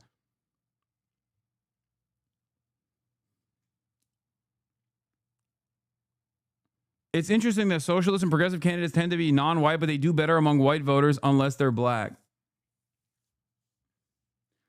I'm right-wing, and this is the uniting point. The Epstein issue is where people unite. I mean, yeah, we've been here. We've been on the fucking Epstein tip for years and years. Welcome. The only group of people in American society that genuinely have, the only political group that has actually said, fuck Jeffrey Epstein and fuck all the Democrats that were associated with Jeffrey Epstein and fuck all the Republicans that were associated with Jeffrey Epstein is leftists, okay? Is people like myself. A lot of right-wingers, I believe, are slowly going to come to the recognition that their favorite political commentator has simply used Jeffrey Epstein as a way to talk about how conspiratorial they are, or they weren't actually on board. Now that like push has come to shove, and now that Big Daddy Trump is openly defending Jeffrey Epstein, openly refusing to investigate people that were directly involved with Jeffrey Epstein, and not just the liberals, but Republicans as well. Hopefully you will. Hopefully this will be a change for you. Hopefully you will recognize that there are a bunch of other issues that we have talked about beyond Jeffrey Epstein that we were right on as well. That many of these people have like cynically fucking launched criticisms against.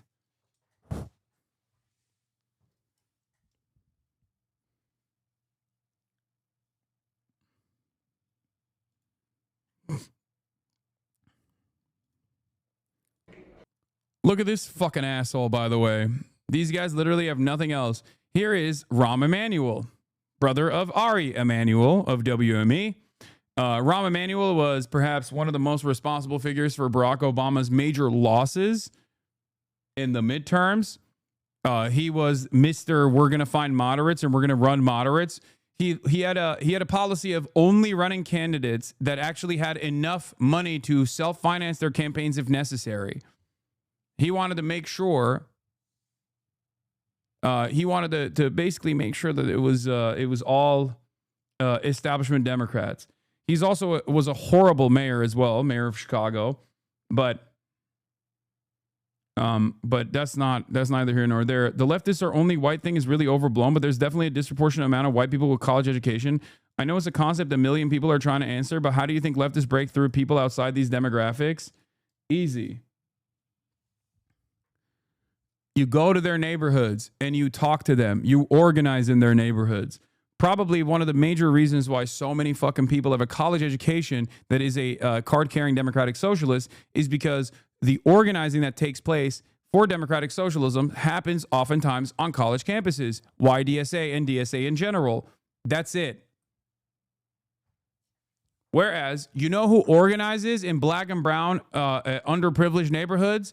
The Democratic establishment. They use churches as a vehicle, as a major driver for electoral success.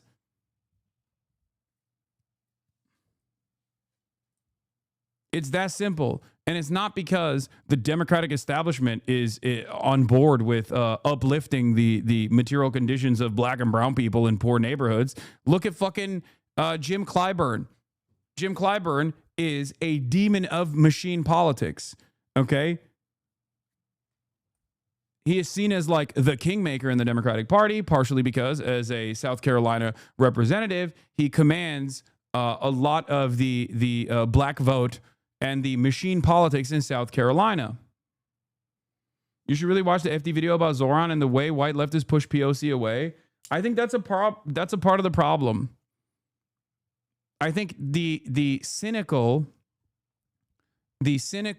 Democratic establishment consultant class will very quickly use any kind of pushback that like leftists have towards like the boomer votes, for example. Any sort of pushback that the leftists have towards boomers, they will immediately laser in on it, and then will say, "Oh, it's because these guys are racist, right? Look how racist they are," and it comes across as racist to black boomers. Is true. FD is right. It comes across as racist to Gen X black voters and boomer black voters. And that is cynically weaponized. That kind of communication is cynically weaponized. If you were actually in those communities, if you're actually organizing in those communities, then you would have, I think, a much better time. Stop. No more identity politics, please. Black liberals don't give a fuck. No, this isn't just identity politics, okay? At the end of the day, it doesn't matter. At the end of the day, it doesn't matter. But the reality of the matter is the older black voting bloc is the most important. Like they are what the white evangelicals are to the Republican Party's base of support. Okay? I need you to understand something. what white evangelicals are at the national level to Republican Party, as far as like their undying loyalty and their interest in voting for the Republicans, is the exact same in terms of older black voters, specifically black women. Okay, they are at the heart of the Democratic Party's machine. They're at the heart of the Democratic Party's machine of turnout. And the Democrats will literally cynically use real frustrations and real fears that the aunties and the unks have against leftist candidates. Okay? They will say these guys are racist. They'll say these guys are racist. They don't represent your interests. They're not in your communities. They don't fuck with you. We do. And they don't have to do that by like presenting themselves. They don't have to do that by like going to those communities. They do that by using the figures that are also an important and formative part of the Democratic machine turnout. They use church leaders. They use organizers that already work within the ranks of the Democratic Party in these communities to make that message, to say that over and over again. And the only way to combat that is by organizing in these communities. The reality of the matter is leftists don't have a very good mechanism. Leftists, unfortunately, do not have, and Democratic Socialists do not have a good way to counter that turnout machine.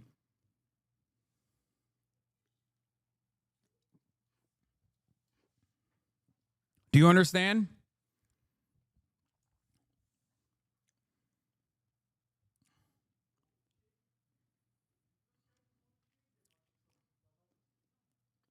So instead of doing the thing that Democrats do,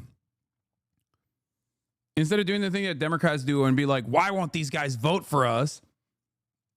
You have to literally go to those communities and organize in those communities. There are a shit ton of young black and brown voters that identify with democratic socialism, that identify with progressive candidates. We have to talk with them. We have to talk alongside them. We have to organize alongside them. It's that simple, because there is a major generational divide here. Okay? That's precisely the reason why whenever people say like, oh, like black people don't fuck with democratic socialism or whatever, it's bullshit. It's fucking bullshit. Bernie Sanders was doing LeBron numbers with black voters under the age of 35. Okay? LeBron numbers. Not even a question. Meanwhile, there is already a major issue in terms of the turnout machine actually breaking for black voters in general. Year over year, every single new campaign that does not offer any real solutions, you see the Democrats also lose more and more black voters. They're not losing those black voters from the demographics that always consistently and will forever until they die vote for the Democrats. They're losing the black voters that are younger.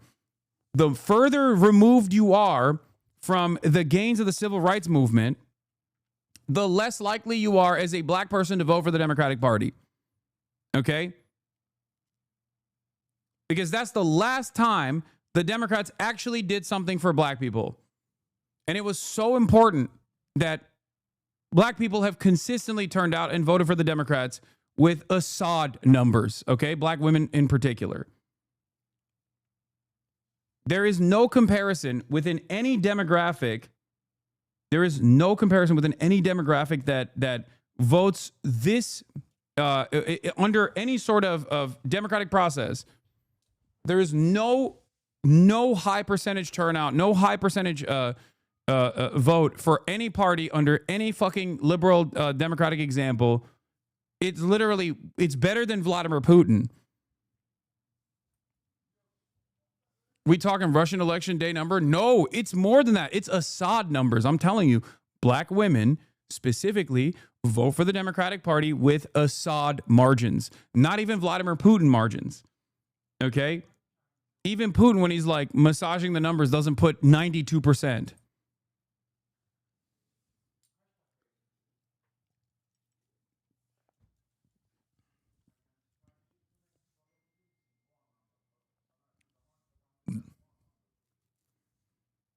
Anyway, The problem is, the problem is you can't just like fucking sit around from the outside, especially someone that looks like me. I can't be fucking running around being like, oh, black people are too stupid to vote for socialism. Like, that's insane. That's an insanely out of touch. That is literally something that the Democratic consultants masturbate to, where they're like, oh, we got him. We got him. So anytime you find yourself being like, you're too stupid to understand that this is actually better for you to vote for this kind of candidacy, you're losing.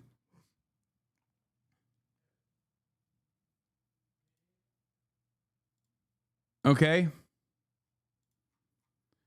Another way to compete against that is by having successful record of proving that narrative wrong. Making radical change to target black voters who are being purposely misled by neolib establishment is harder than just succeeding in New York and Boston, where the socialist candidates are able to prove the neolib establishment narrative wrong with the change they're already ready to bring today.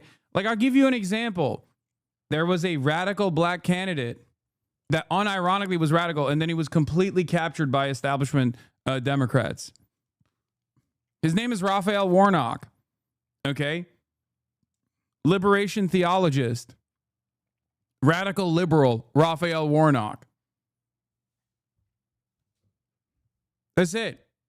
Red state, great numbers, was actually fairly radical, as a matter of fact, in his congregation. And look at him now.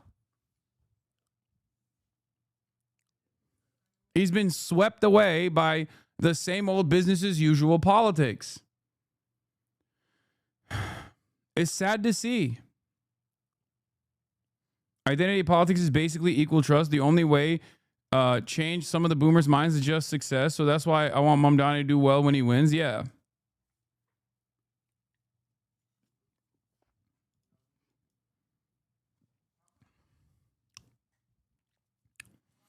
Kind correction. That's not what he said. He said that leftists like Bernie have not adequately linked race issues with the rest of their platform and perspective.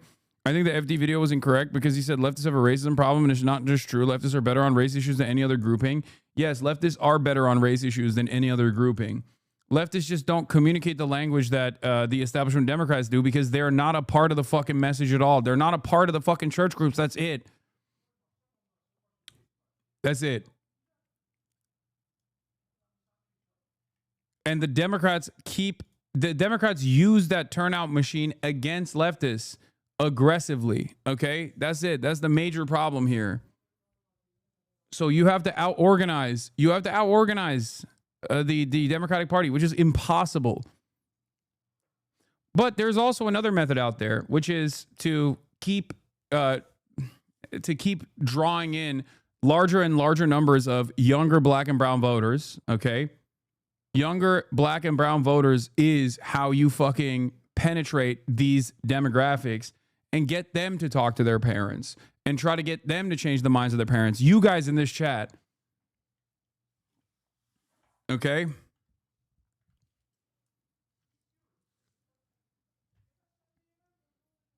That's it.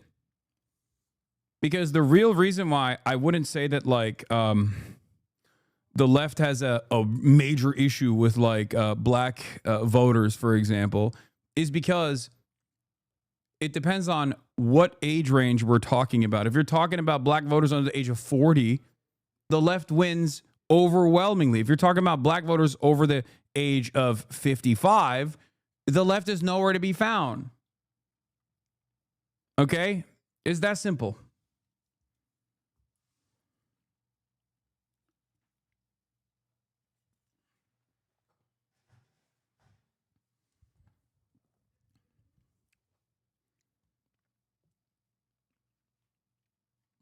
I think there's some standards and some requirements that should be, I don't want to say met, but should be articulated that for the party to fully embrace, that have to be clear.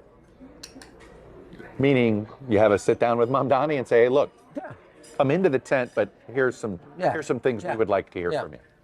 Bro, what? You're not part of the team, little bro. Shut the fuck up. Like when I don't want to take the better advice is DSA aligned candidates and organizers showing up consistently, not relying on young black voters to talk to their parents. Yeah, no, for sure.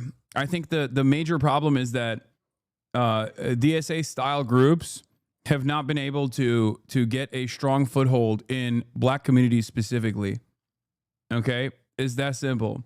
I've heard chatter of people complaining that the DSA LA, for example, has been somewhat absent from the conversation of ICE raids that are taking place. Stop saying the DSA has problems, okay? With the limited amount of power that they have, they're doing their very best. Okay, shut the fuck up. I hate this argument too. I don't like these like grandstanding generalized positions that people fucking apply.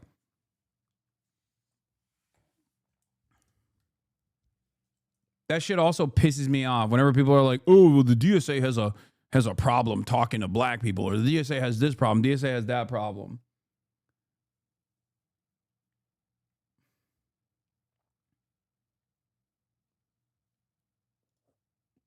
Stop. People who don't organize will tell you all about the problems with every org. I know.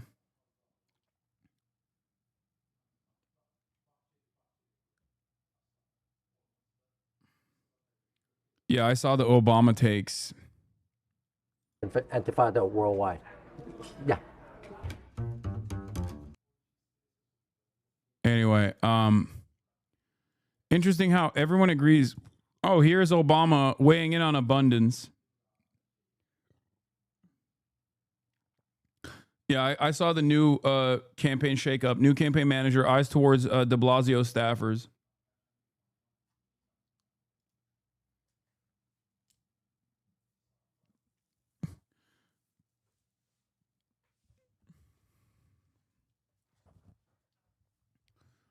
David Dan says, interesting how everyone agrees on deliverism now. 4 years after I said it should be the primary way of thinking about governing, and 1 year after lots of people, including the shambolic UK government, loudly claimed the 2024 election proved deliverism is dead.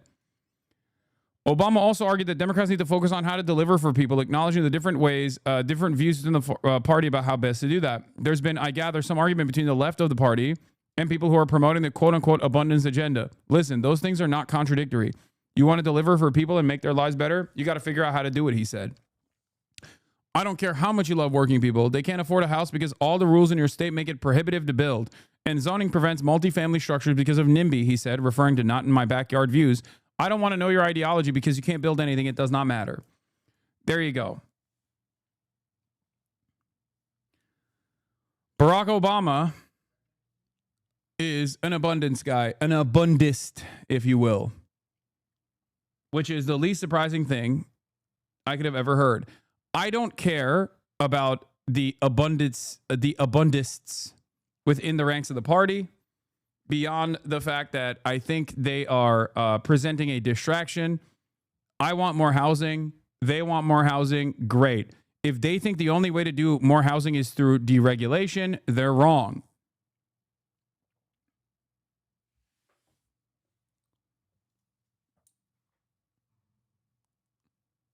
Yeah. I think it's going to require a little bit less navel gazing and a little less whining and being in fetal positions. And it's going to require Democrats to just toughen up, Obama said at a private fundraiser in New Jersey Friday. What's needed now is courage. What's needed now is courage, says Obama, to a small group of rich people out of the public eye.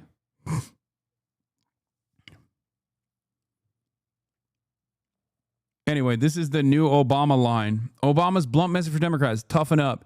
He's been noticeably quiet about the Zoran situation. Have you guys noticed that?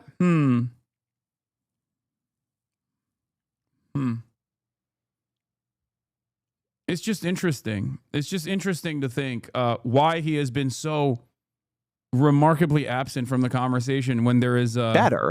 Maybe he's just jealous that there's another African socialist, Muslim, a real Muslim African socialist this time.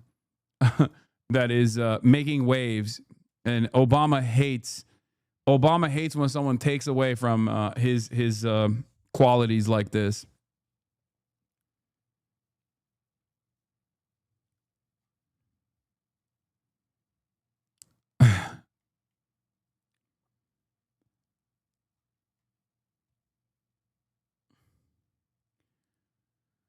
That is the issue we have in Washington. There's a massive shortage of affordable housing. Local politicians zone more areas residential and lax regulations. And now we have a lot of luxury apartments popping up.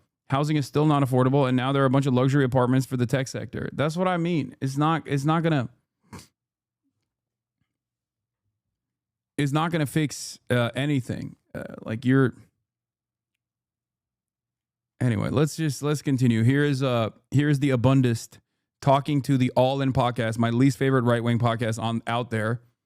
And they seem to agree on a lot. Would be better, and I think this is right, is to allow me to act more and then look afterwards to see if I did something wrong and then hold me accountable for it. I think too much of our regulation is precautionary as opposed to being able to let people move quickly and make decisions in the real world and then go back and see how they worked out. All right, I think that's a great point, and I agree with you on that. And I think there are a lot of people out there who would say that government's too bureaucratic, there's too much red tape in terms of getting things done. Any kind of project like the rural broadband takes 15 steps. 3 of them were DEI. That's crazy. The environmental reviews and the lawsuits that bog these projects down for years make them unfinanceable. There are people who agree with you on that. You know what they're called? Republicans. Republicans agree with this. But you know who doesn't agree with you? AOC and Elizabeth Warren and Bernie Sanders. So maybe you're in the wrong party, because I don't think you're going to convince Democrats of this. Well, we'll see. Well, I wish you well in that. I hope you do.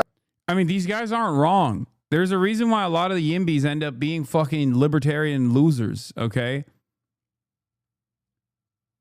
Like, come on. This does not, like, strike you as odd at all? Like, not even a little bit?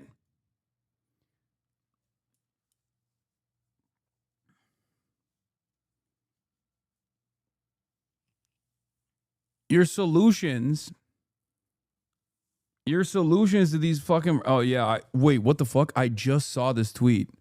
Cameron Kasky just sent me this tweet. Like, literally just now. First we lost Grok, then we lost Elmo, now we lost Olivia Rodrigo. I know, I talked about this yesterday. It's whatever. All right, let's see what Zoran's speech looked like, where he addressed his supporters. Okay. Thank you all so much. How's everyone doing? I'm gonna have Cameron on the broadcast soon. It is so lovely to be here, and I want to say, can we have a big round of applause for DSA? For our incredible elected officials, State Senator Salazar, Assemblywoman Claire Valdez. You know, as Gustavo was saying, this campaign's journey in many ways begins with the town hall that we had last fall. A town hall where I made clear that we could not do this without the support of everyone who is here today. We could not do this alone. We would not do this alone. And there were questions asked, there were answers provided. And I remember leaving the town hall and meeting another DSA member a week or so after. He came up to me and he said, you know, I know you said that you think there's a path, but you think it's also really difficult. Stop telling us how difficult it is. Just let us believe. Let us believe. And it really meant something to me because we all understood the terrain. We all knew just how impossible of a task that seemed. And yet what I heard in that DSA member was the importance of leading with our belief. Not with the caveat, not with the context of it, but the belief of what we could win if we were willing to fight for it. And at that town hall, we said and committed to things that many people thought were ludicrous.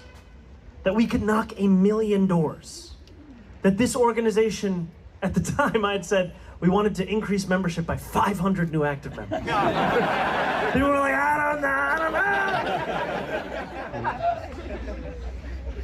And we said these things because we knew that as tempting as it is in our politics, there are so many more New Yorkers who believe in that same world. It's not just the ones that you talk to, that you see online. It's the rest of the people who call this city their home. 8.5 million people. We knew there were more. And what we have done over 8 months is nothing short of incredible. And I do have to, as a good DSA member, push back in saying that this is my victory. This is all of our victory. This is your victory, because when I look out on this crowd, I see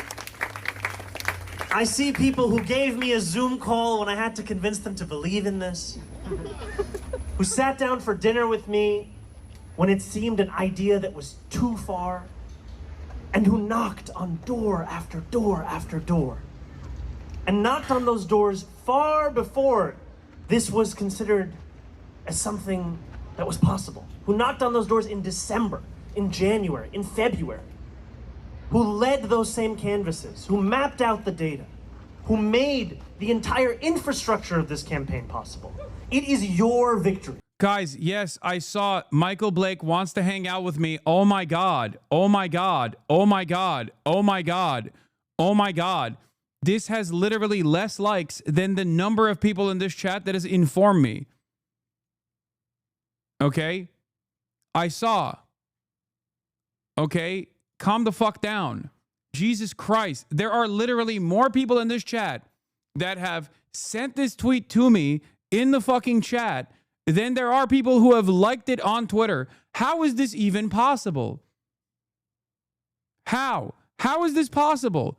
So what am I supposed to make of this? That you're seeing the tweet, you're not even liking it, but you're just immediately rushing over here to inform me. Is that what it is? I know. And it's important because electoral politics often simplifies any achievement as it is if it is that of the candidate. But it is actually that of the movement.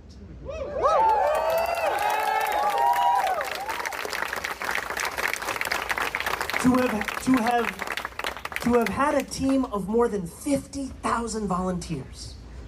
Those are more volunteers than people told us we could get in votes. It sounds like a punchline now, but let me tell you. And what those volunteers represent is the possibility of a new kind of politics. A politics where we win the world that we know we deserve. We do not wait for it. One of those Twitter accounts that we all know says DSA should. Tweets out things that DSA should do this, DSA should do that. And I think one of the many beautiful things about this organization is if you want to do it, you can just start doing it yourself.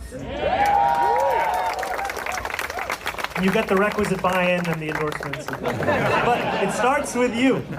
It starts with you. And I do want to take this moment for us to soak in what we've accomplished. We have gone from a place where we were polling at less than 1% to becoming the Democratic nominee with the most votes of any nominee in New York City primary history. We have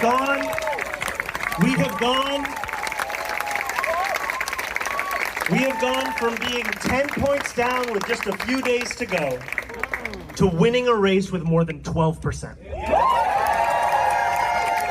And we have gone from having 3 pre-written speeches, the best of which was, things look good, but we should wait, to getting a phone call from Andrew Cuomo and realizing we have to rewrite this speech.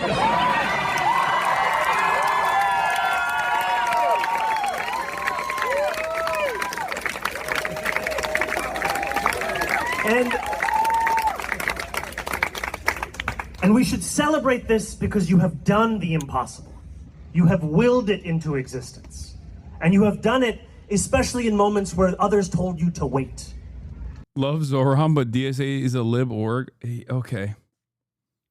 Well, you and the boys over at whatever revolutionary vanguardist party that you've cultivated will eventually fucking make a dent in American politics. And I'll be there right by your side.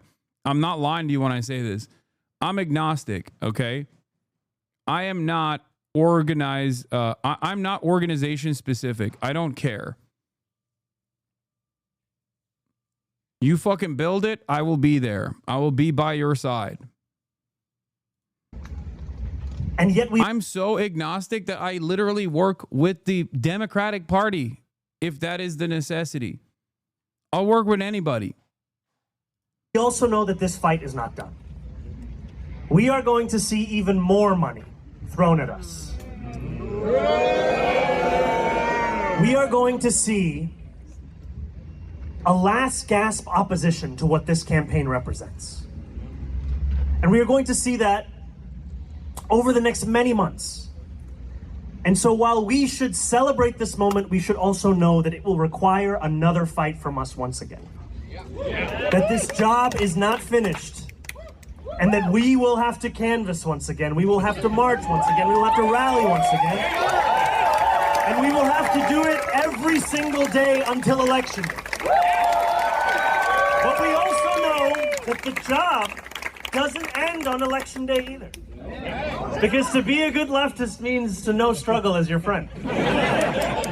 And to be a DSA member means to know that electoralism doesn't represent the entirety of the organization.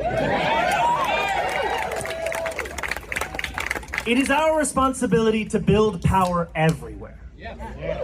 And so while we must win this election, we must also ensure that the left continues to build power. Because there are so many incredible things that a mayor can do, and there are even more things that the people of this city can do. And so I ask you also to join this organization and to remember that this is... What is the DSA? Democratic Socialists of America, okay? They are the biggest tent left party in the United States, okay? They are. They range, their membership ranges from fucking Maoist third worldists all the way to social democrats and even liberals, okay? Just like anti-racist liberals. Obviously, these are the two extreme sides of the DSA. They do not make the bulk of the party membership, but it does have a space and a different caucus for whatever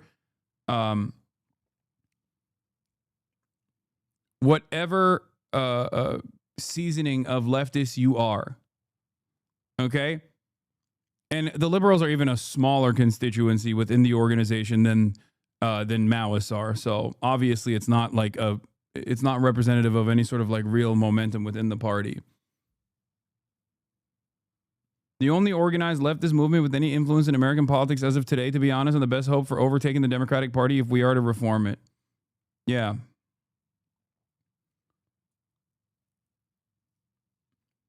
Yeah, it's they're leftists.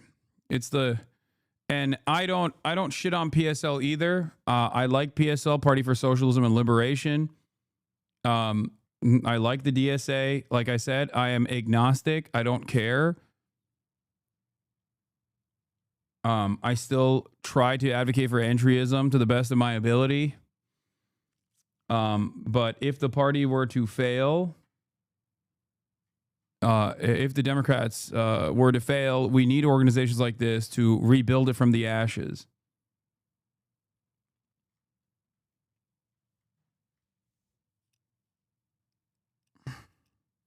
The DSA doesn't just do electoralism. They certainly do it more than the PSL does. The PSL doesn't do much electoralism, but they're great in terms of mobilizing. They're great in terms of organizing. They're great in terms of community defense. PSL is. DSA does that as well, but they also do a lot more organizing on the election side. People who are asking me about ACP, I don't have any opinions on the ACP. Please stop. Okay? Asking me about the ACP at this stage is like asking me about the fucking work-free subreddit. Like, RevComs do more infiltration of existing movements than the ACP does. There are a lot of fucking organizations out there.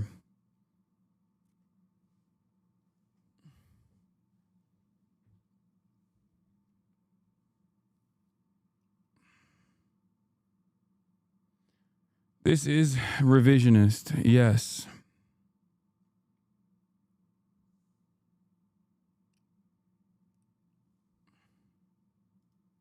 No matter what, if you joined this organization back when I first truly learned of it in 2017, knocking on doors for Khadr al-Yatim in Bay Ridge,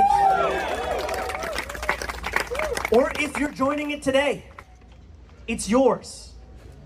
Because this is an organization that is committed to the dignity of working class people. And I'm asked in almost every interview, what does it mean? What does it mean that you're a democratic socialist? And the expectation is that I'll be like, oh, what? No. It means that you believe in dignity for all people. It means that you believe in the extension of democracy from the ballot box to the rest of our society. It means that you believe that no person should be priced out of that which is necessary for them to live their life in this city. And you know how I know that it's working is it used to be enough that the President of the United States would say that he's a socialist. But now he calls me a communist. Because the socialism just isn't hitting the way it used to.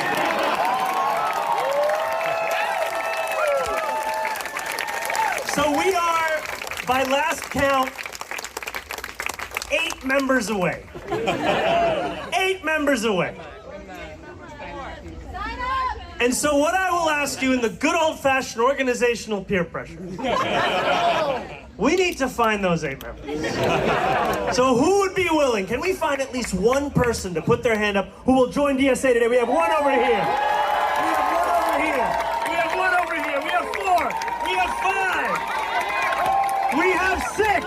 We have 7. We have 8. We have 9. We have 10. We have 11. We have 12. We have 13. 14.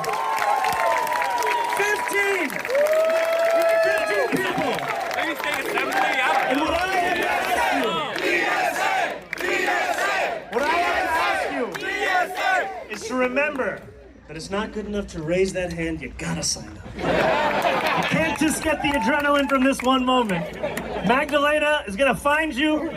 She always does. But truly, it is a joy to be here.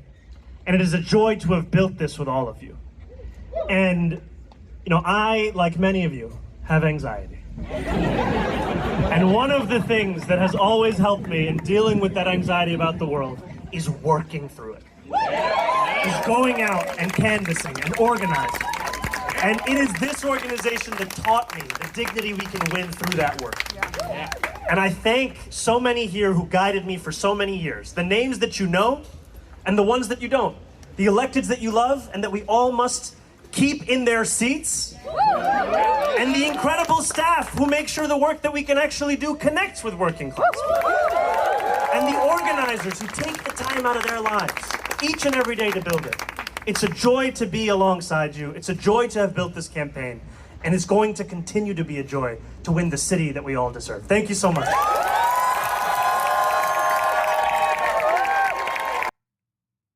Yeah, that was great. There are a million Zorons out there, okay? It's not just Zoran.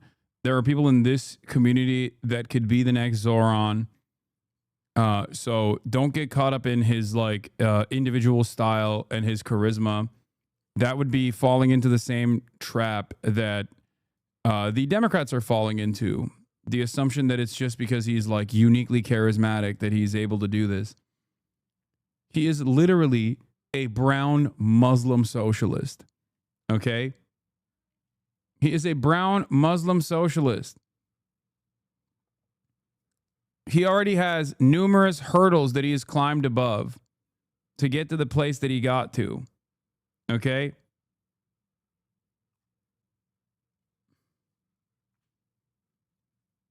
You don't have to be a guy that comes from this background.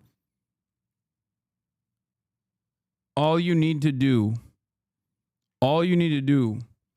is believe in your message and stay the course and keep pushing.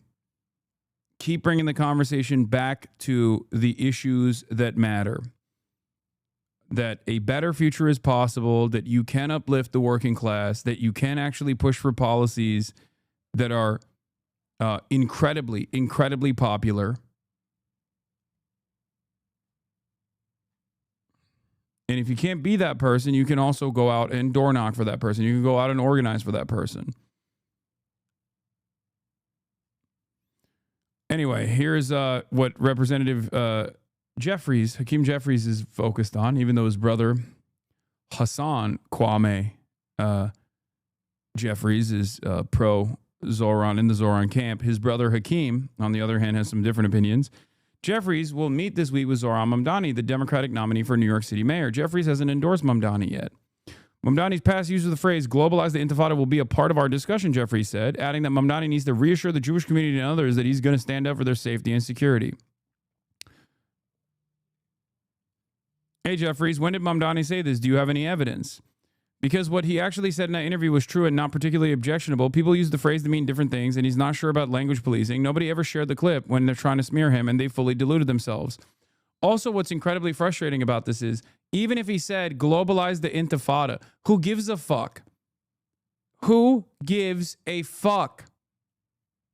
That's what's so frustrating about this, is that they are able to sidestep the fake issue that they've created around even the statement globalize the intifada, okay, by hyper focusing on whether he said it or whether he didn't say it. He didn't say it.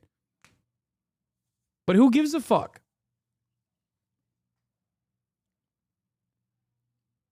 If only all of the Jewish and Christian and Muslim queer English majors on college campuses were saying globalize the uprising instead of saying globalize the intifada, then maybe we could find another thing that people could like posture about and lose their minds over.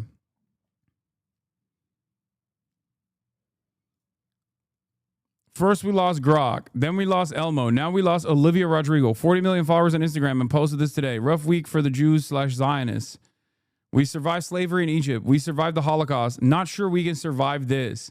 Not sure we can survive Olivia Rodrigo describing the heartbreak that she feels witnessing the devastation that's being inflicted upon innocent people in Palestine. Mothers, fathers, and children in Gaza are starving, dehydrated, and being denied basic access to medical care and humanitarian aid. There's no child in Israel, Palestine, or anywhere in the world who deserves to suffer through what we're seeing these children have to endure. It is horrific and completely unacceptable. To give up on them is to give up on our shared humanity. I've made a donation to UNICEF to help support the victims of this horrifying situation and encourage you to do the same if you have the means. How will we survive? How will Jews survive this? Bro, why are you associating Judaism with like devastation upon, why are you associating Jewish people all around the world with doing a live streamed Holocaust? Like, it is so fucking crazy to me. No, this guy isn't being sarcastic. Okay? This guy is not being sarcastic. This other guy making fun of him is. First we lost Grok, then we lost Elmo, now we lost Olivia Rodrigo. Israel's killed an average of 27 Palestinian children a day for the past 647 days. Why the fuck would any reasonable person try to associate that with motherfucking Judaism? Are you out of your mind? Are you on crack? Are you on crack cocaine? Are you stupid? Are you fucking insane? Like, what are you doing? What are you doing? What are you doing that you're like, no, you don't understand. Like, no, us Jews, we love this shit, bro. We need more of this. And if you are fucking against this like incredible cruelty, then you're anti-Semitic. Are you actively trying to fucking push people away? Are you actively trying to make people anti-Semitic? I don't understand it anymore.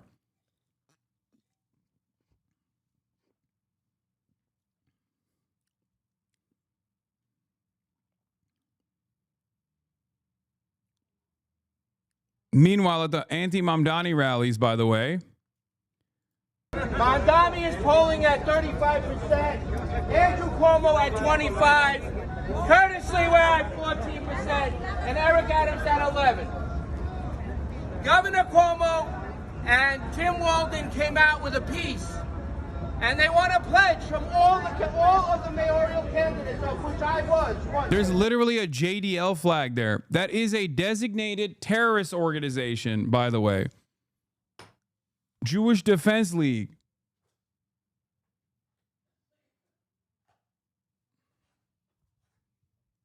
Like, the Jewish Defense League is more of a sincere, serious terrorism capital T terrorist organization than fucking Hezbollah is, okay? Like, make no mistake, Hezbollah participates in the fucking Lebanese parliament. It has affairs involved in civil governance. Jewish Defense League does not. It's literally just a straightforward, it is just a straightforward, like, terrorist organization in the way that you understand it. Okay? Yeah, Trump pride, gays for Trump.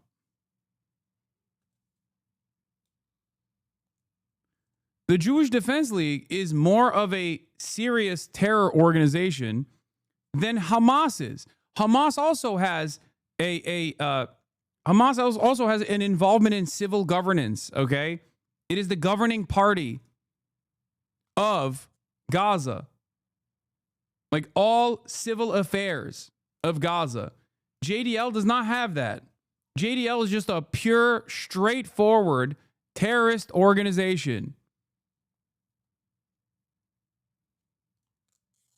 The JDL is so much of a right-wing Jewish supremacist terrorist organization that even the fucking ADL considers it a terrorist organization. The Jewish Defense League, also known as JDL, like think about this. The Apartheid Defense League, the ADL, considers the Jewish Defense League to be a right-wing extremist group.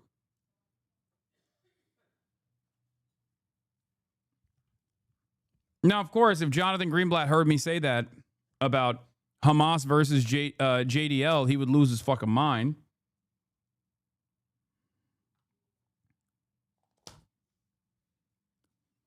The Jewish Defense League, also known as JDL, was established in 1968 for the declared purpose of protecting Jews by whatever means necessary in the face of what was seen by the group's principles as their dire peril. The founder, the national chairman and leader of the JDL, was then a 38-year-old ordained rabbi from Brooklyn, New York, Meir Kahan, who in 1990 was assassinated in New York by an Arab extremist. That's a crazy way to fucking present this, okay?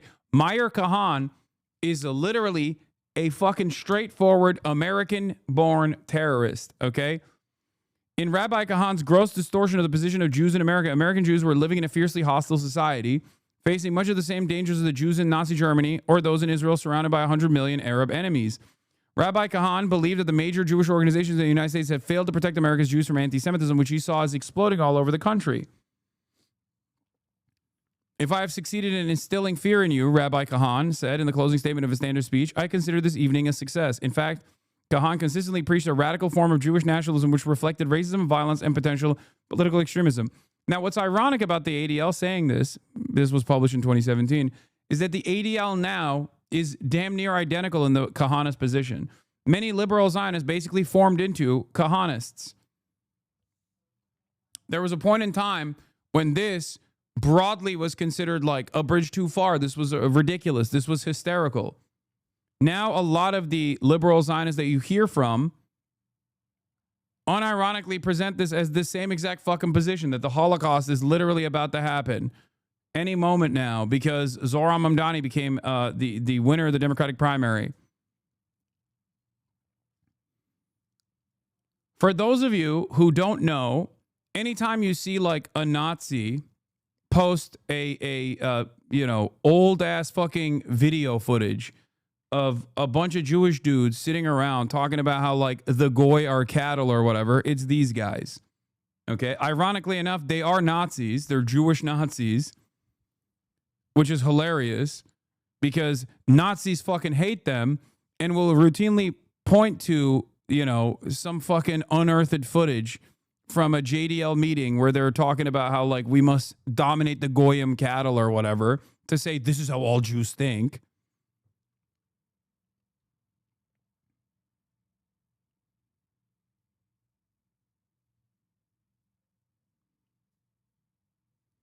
New survey, Jewish Trump voters think Israel is not doing enough genocide. The JDL actually had a civil arm as well via Kahan's party in the Knesset, Kach. But now that both don't really exist anymore, you have the Jewish Power Party of Ben Gvir. I know. I was gonna mention that. Like the Jewish Power Party is basically the current formation of Kahan. cock.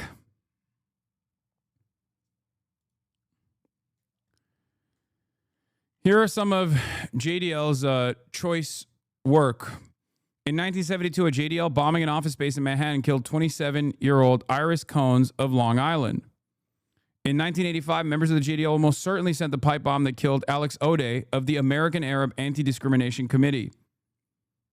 In 1994, JDL member Baruch Goldstein, this is the most famous incident, threw a grenade into a mosque and then opened fire, killing 29 and injuring 125 before he was beaten to death with a fire extinguisher.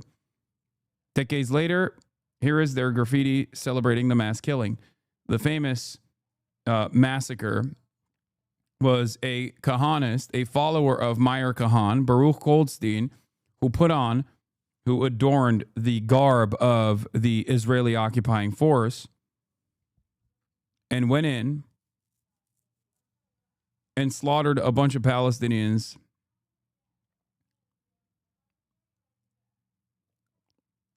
Itamar Ben-Gvir famously had Baruch Goldstein's photo in his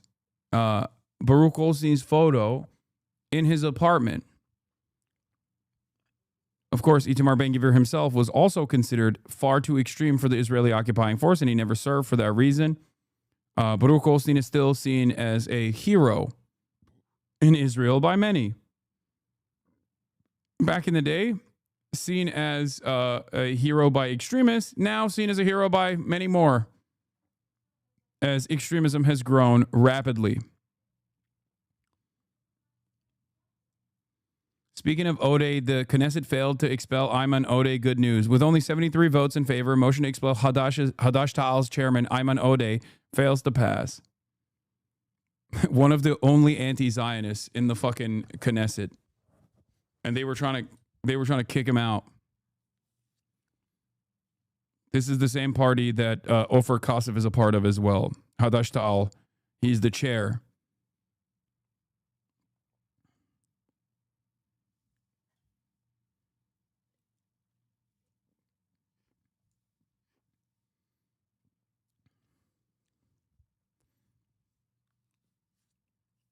Anyway.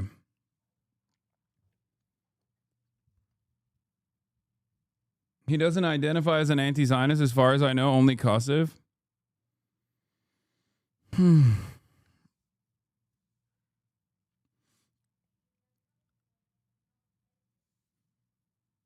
Ode is great. They did the same thing that Ofer Kasif, but the Haredim being mad about the conscription stuff meant they abstained.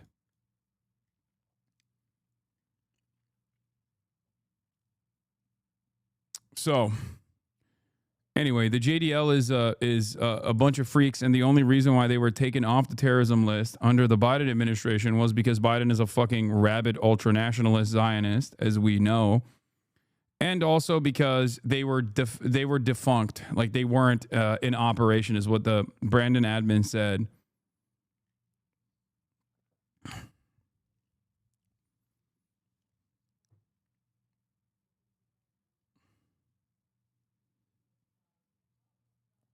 Yeah, here. I mean, there's they have all of their work here on the ADL website if you want to find out more before they delete it.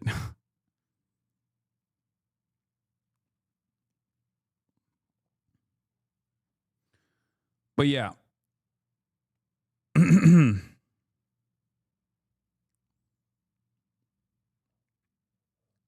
This is... Hold on.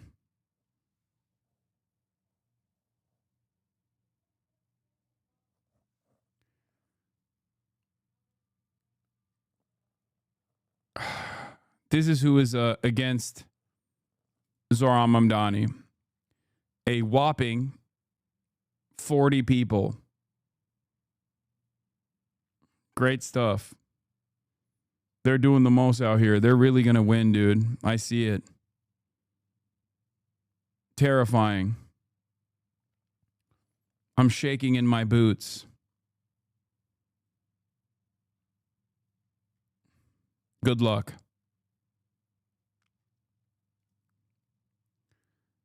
But yeah, Obama's blunt message to the Democrats. Former President Barack Obama issued a call to action for Democrats at a private fundraiser in New Jersey on Friday evening, urging those frustrated by the state of the country under President Donald Trump to stand up for the things that you think are right.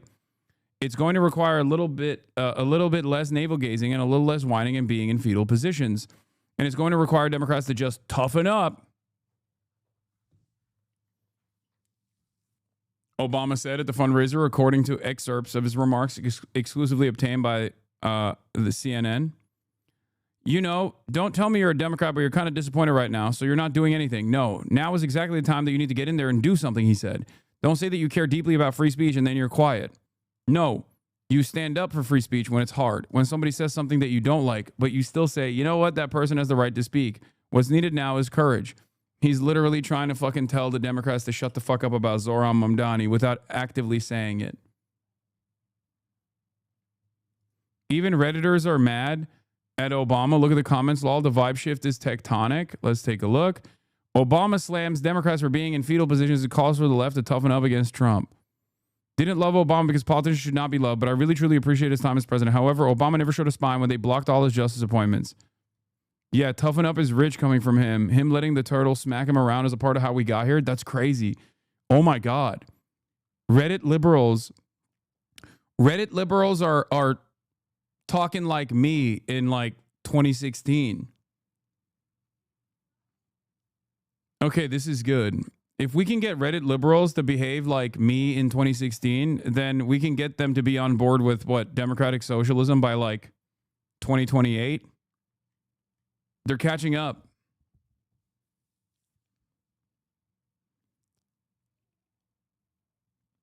I mean, I'm serious. It's good. This is a good positive change. It's a good change in the right direction. Hopefully they'll catch up eventually. Or they won't catch up, but they'll get to a position that is like decent and reasonable.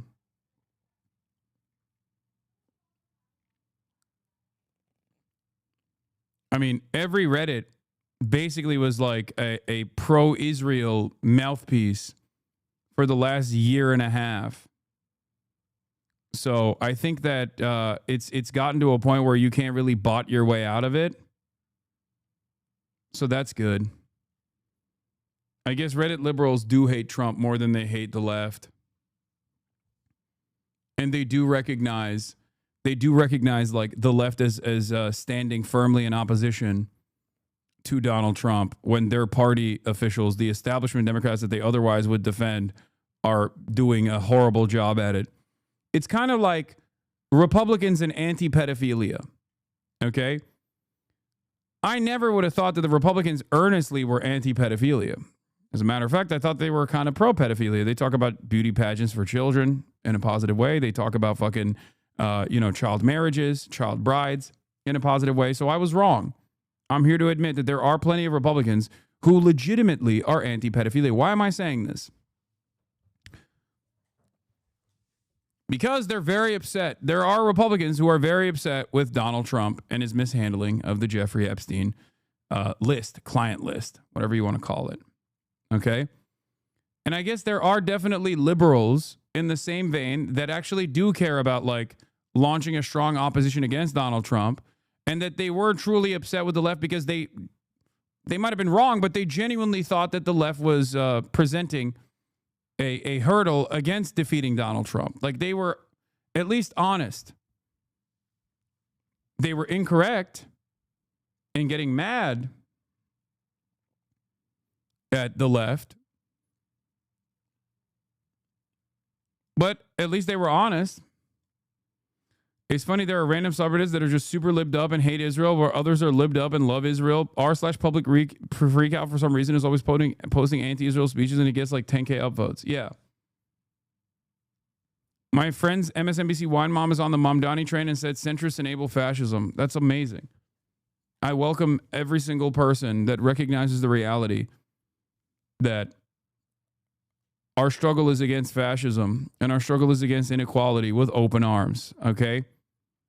I see the Democratic Party at times as a hurdle against that message. I'm glad that the Wine Mom Coalition, which is the most important constituency in any party, in any mobilization, I welcome them with open arms.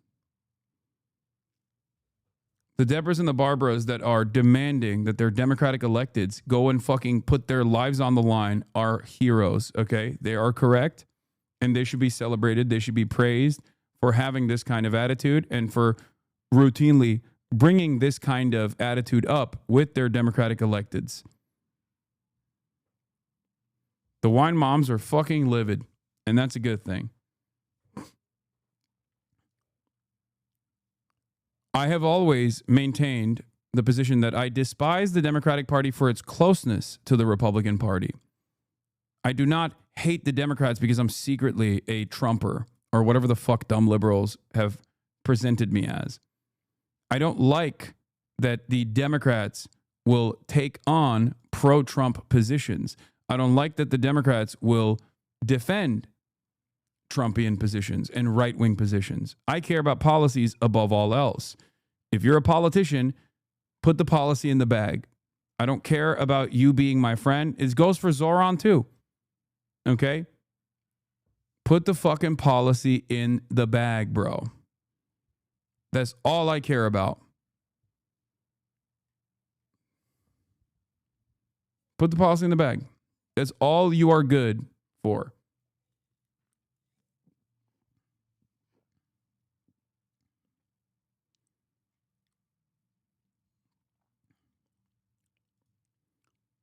Anyway, before we get to the Epstein stuff, Trump has now arrived at the Democratic Party's conclusion on Ukraine, it seems. This is another I told you so moment. I did think maybe Trump could present an alternative with Vladimir Putin, but no such alternative can exist without getting China to the table. And considering that Donald Trump has been incredibly antagonistic towards China, and weirdly conciliatory towards Russia for no reason other than the fact that I think he wants to have sex with Vladimir Putin, while simultaneously shitting on his proxy, Ukraine. Donald Trump has now finally arrived at the Joe Biden position, which is crazy. As someone who's in favor of a ceasefire where Russia scales back its military conquest in Ukraine in an effort to avoid further death and further collapse, I thought maybe there was a moment there was a pathway there. It was unlikely. And of course, all of that fell apart as soon as this dipshit started shitting on Zelensky. And as I said, American foreign policy is uniparty regardless. And now we're back to the uniparty position where Donald Trump is talking about giving Patriot missiles to Ukraine. However, the major problem for Ukraine still remains. The major hurdle for Ukraine is manpower. What will they do?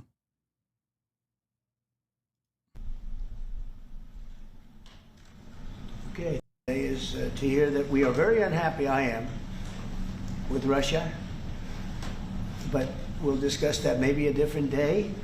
But we're very, very unhappy with them, and we're going to be doing very severe tariffs if we don't have a deal in 50 days. Tariffs at about 100%. You'd call them secondary tariffs. You know what that means. But today we're going to talk about something else. And as you know, we've spent $350 billion approximately on this war with Russia and Ukraine, and would like to see it end. It wasn't my war, it was Biden's war. It's not my war, I'm trying to get you out of it. And we want to see it end. And I'm disappointed in President Putin because I thought we would have had a deal 2 months ago, but it doesn't seem to get there.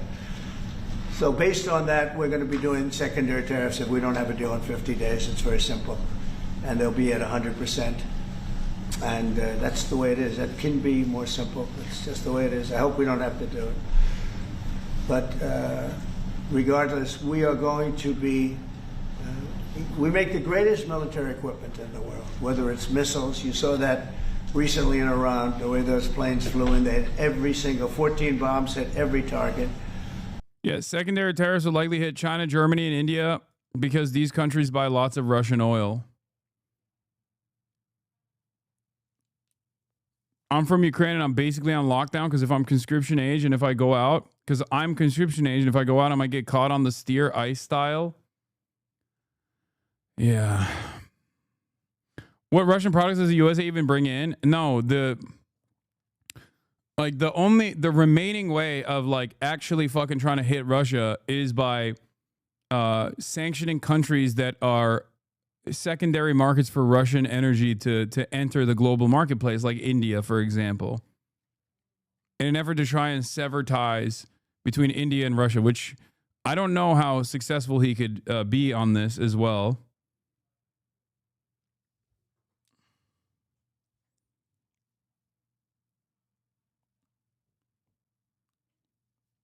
I don't know how much success he can see here because he's fucking up the bag in a meaningful way for every other country on the planet.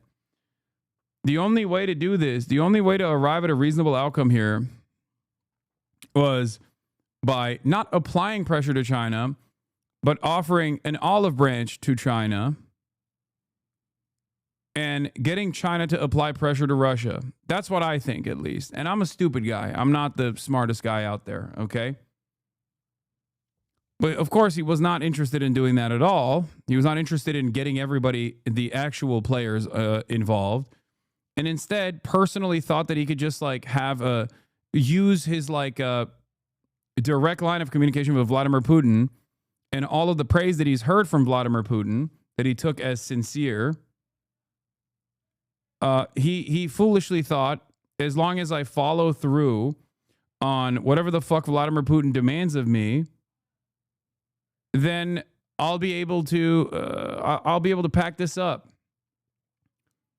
Some of the conditions that Vladimir Putin gave him were insane.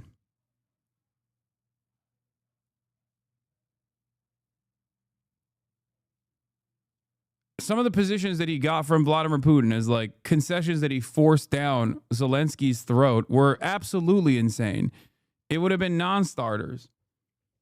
And yet Vladimir Putin, much like how Benjamin Netanyahu did with the Brandon team, was able to use the negotiations process and the ceasefire conditions and the ceasefire back and forth as a way to sever America's existing ties with Ukraine, as a way to halt weapons transfers, and cause more severe blows to Ukraine in the process.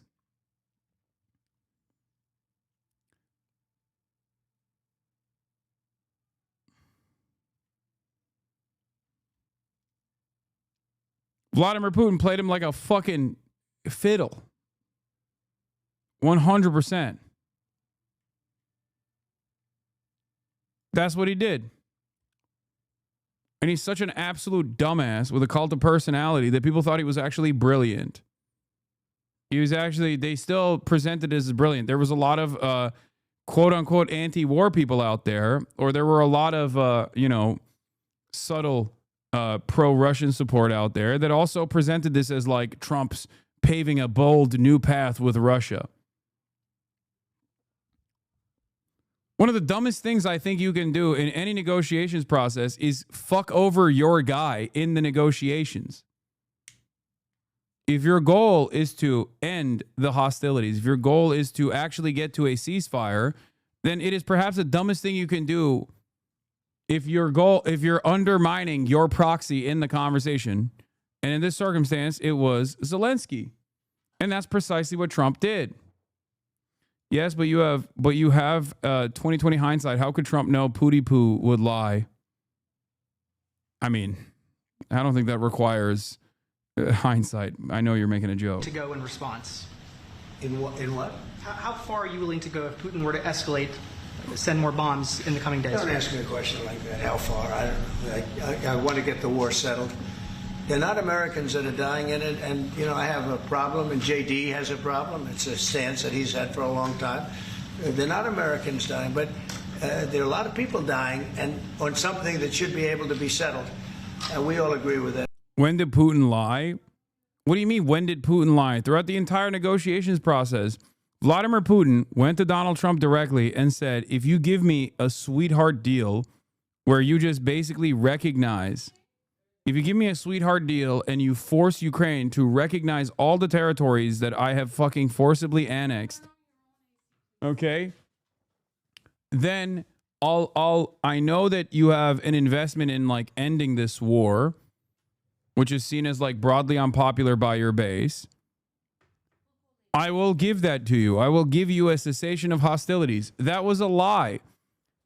And you want to know how that was a lie? Yeah, my mom just walked in. Because the moment that like cessation of hostilities started being a point of, the moment that like a ceasefire bargain was followed up with like concessions from Zelensky, what did Vladimir Putin say? What did Vladimir Putin say and do? Oh, just kidding. Actually, we don't want this because a cessation of hostilities would only allow Ukraine to re-up and rearm.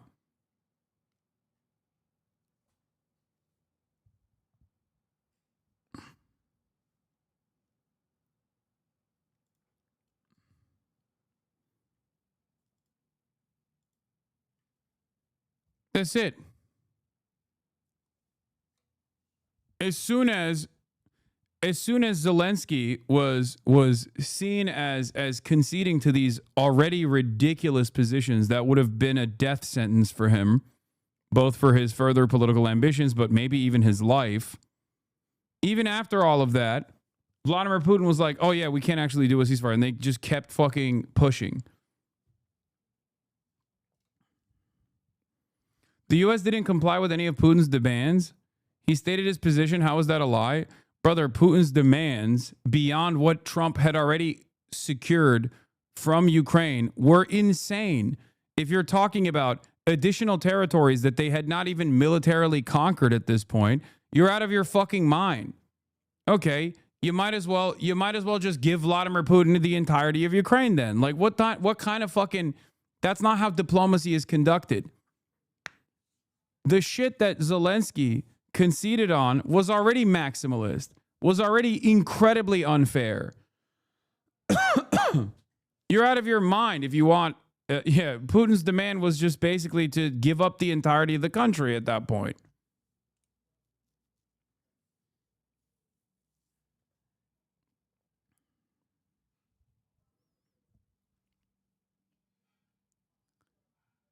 Like, Donald Trump gave a massive W to Vladimir Putin if Vladimir Putin were to concede and actually go along with the ceasefire terms that were designed.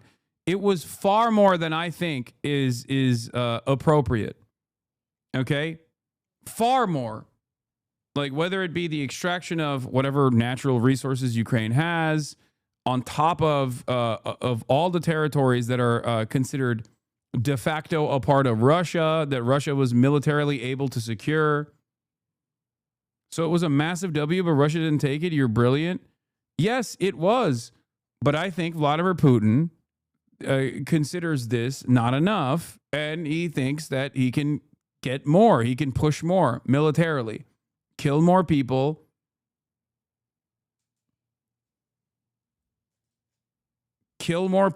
take over more Ukrainian territory by force, and eventually come back to the table at another stalemate with even more territory.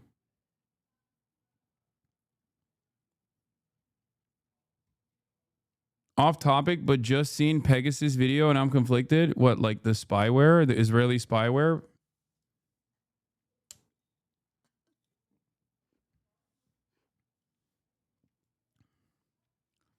Isn't your analysis that Ukraine is several months from losing via being out of troops? If you were in charge, why would you accept concessions when you're going to get the whole country, like you said? I don't think they're going to get the whole country. And even if they were to take over more territory, I never said that Russia would be able to annex the entire country and maintain it militarily. I think that's a long-standing death sentence. Ukraine has a right to self-determination, but without an army, they can't enforce it.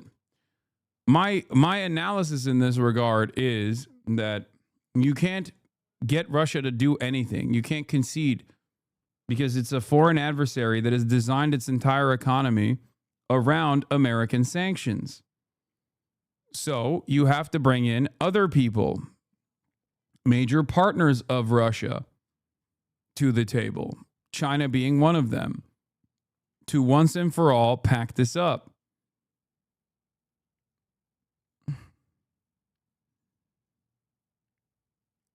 If your goal is truly to get to some kind of cessation of hostilities, then that's what you have to do. Trump didn't do that. He just undermined his own proxy and thought that that would allow that, and gave a sweetheart deal to Vladimir Putin, thinking that this would allow Vladimir Putin to come to the table and say yes. So he spent all of his social and political capital shitting on Zelensky. And now he has to go back on that and give more money and more weapons to Ukraine, which is the exact opposite of his campaign promises, which puts him at odds with some members of his base, at least. This group of people, that, we want to defend our country, but, ultimately, having a strong Europe is a very good thing. It's a very good thing. So I'm okay with that. Yeah, please, in the back. Yeah, Putin escalates.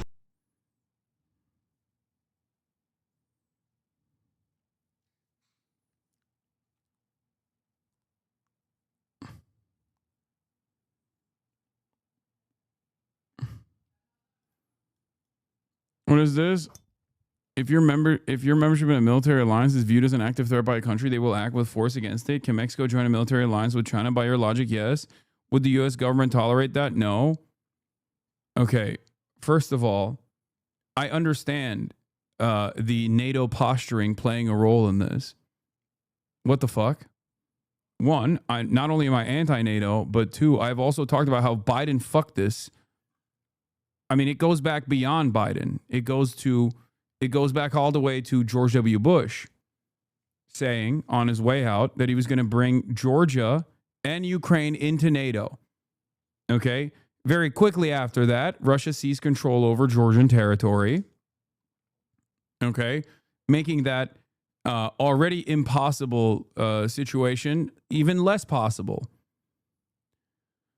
And now what Vladimir Putin did in Georgia, he's basically doing in Ukraine as well, in a way worse and way more bloody fashion.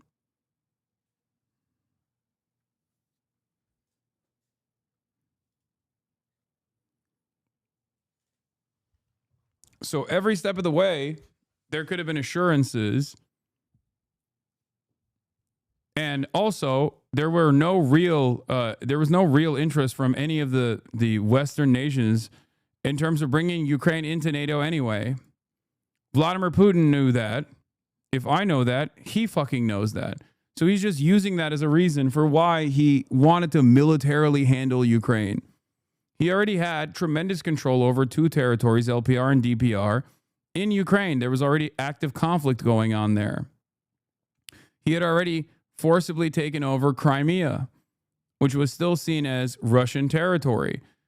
No country is going to allow a nation that has been occupied by Russia into NATO anyway. Every other country understands, even if Vladimir Putin hadn't done that, it's impossible for them to allow Ukraine into NATO and vote for Ukraine to join NATO. Why would they? Russia is a major energy provider. Okay? Russia is literally a major energy provider for European countries. If Russia had continued doing trade, they would have been fine. If they continued doing soft power, they would have been fine. Now, they've lost a fuck ton of people in the process. And the entire economy is a war economy.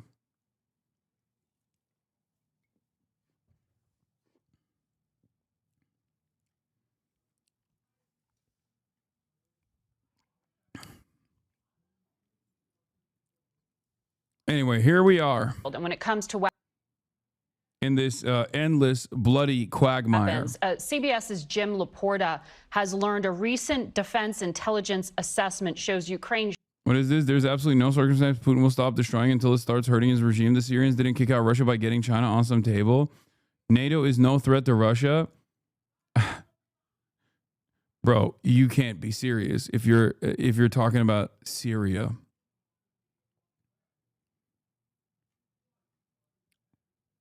Yeah, we should just bring the dude. This is the Ryan Ruth position. Ironically, we have 2,000 NATO-trained Afghan soldiers waiting to go, but instead of NATO-trained Afghan soldiers, we should bring the Salafists in to Ukraine and have them fucking fight.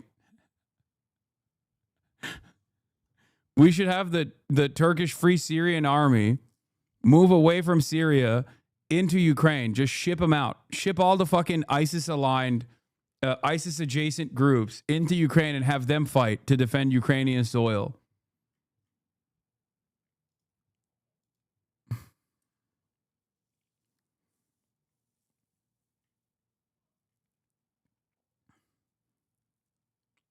You can't compare Russia's military campaign in Ukraine to Russia's warm water port in Syria. It is not comparable. Shortfall in artillery and in drones will lead to marked Russian territorial gains in 2026, with Russia gaining 7-1 firepower superiority by this winter. How can you get them what they need if Congress will not approve in the House any new funding? Is it what Senator Blumenthal just laid out? Well, just stay tuned for tomorrow's announcement. The idea of America selling weapons to help Ukraine is very much in play. We've given Ukraine a lot. We've given them money. We've given them military aid. We now have a minerals agreement with Ukraine that's worth trillions of dollars. So I don't want to get ahead of the president, but stay tuned about seized assets. The Europeans want to limit the interest on the assets to go to Ukraine. Secretary Bessent wants to go further. Stay tuned about a plan to go after the seized assets more aggressively. Stay tuned for a plan where America will begin to sell to our European allies tremendous amount of weapons that can benefit Ukraine. Putin has calculated that we would get tired and Europe would get weary. He made a huge mistake. NATO is bigger and stronger, and we're more committed than ever to make sure he does not take Ukraine by force. So Congress is on the verge of passing the most consequential sanction package in the history of the country. It will give President Trump tools he doesn't have today, a literal sledgehammer. And the big offender here is China, India, and Brazil. India buys oil from Russia cheap and resells it. That's despicable. I've talked to President Trump. He said last week it's time to move. He's tried to entice Putin to the table, but my goal is to end this war, and the only way you're going to end this war is to get people who prop up Putin, make them choose between the American economy and helping Putin, and you can only have one negotiator, and that's going to be President Trump. Okay, but like, what happens when there's no hands left to hold the weapons?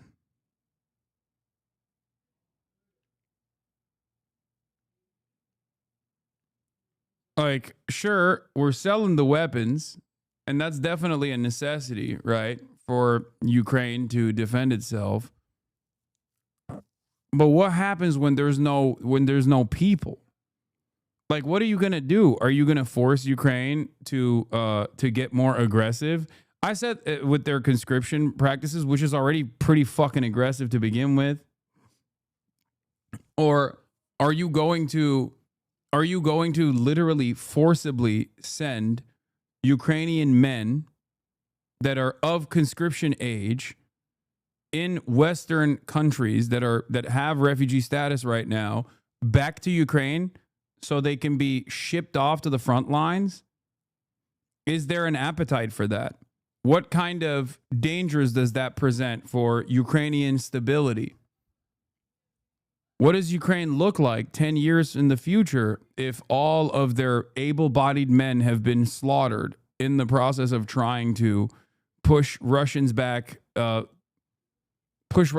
like, I don't know, 10 meters?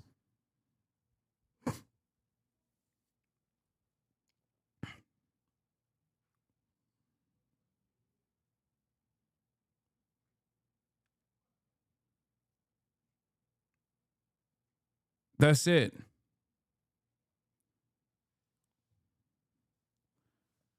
I don't know where this goes.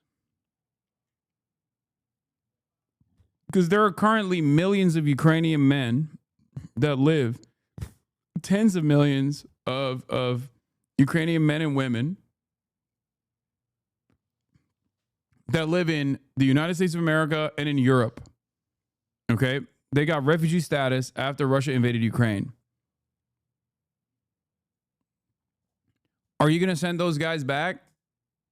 Are you going to forcibly go and send people back to Ukraine so they can be shipped off to a facility and trained to fight and defend Ukraine?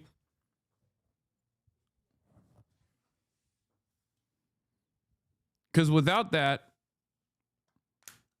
I don't see any other way that Ukraine gets to hold out further. Maximum flexibility to end this war. China, India, and Brazil, you're about to get hurt big time if you keep helping.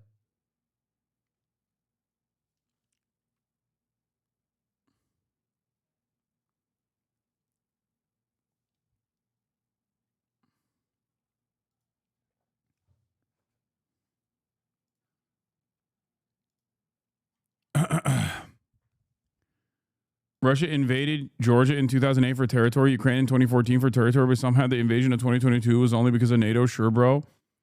I mean, dude, I already accounted for that. And yes, both could trace back to NATO. Like I said, on his way out, George W. Bush literally said Georgia and Ukraine should join NATO. Immediately after George W. Bush said that, invaded Georgia.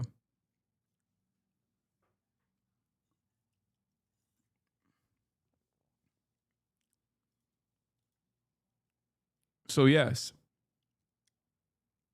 part of that is NATO involvement.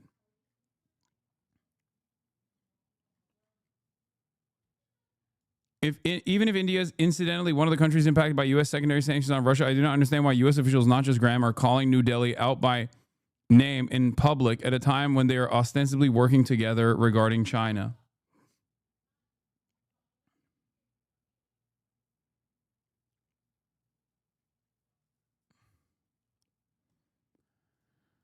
Then you had the helicopter shoot a total of 30 bombs, 30 missiles, and they hit every single marker, is that right? Every single piece, every single target. And it was, I guess, on a scale of 0 to 10, they say it was about a 15.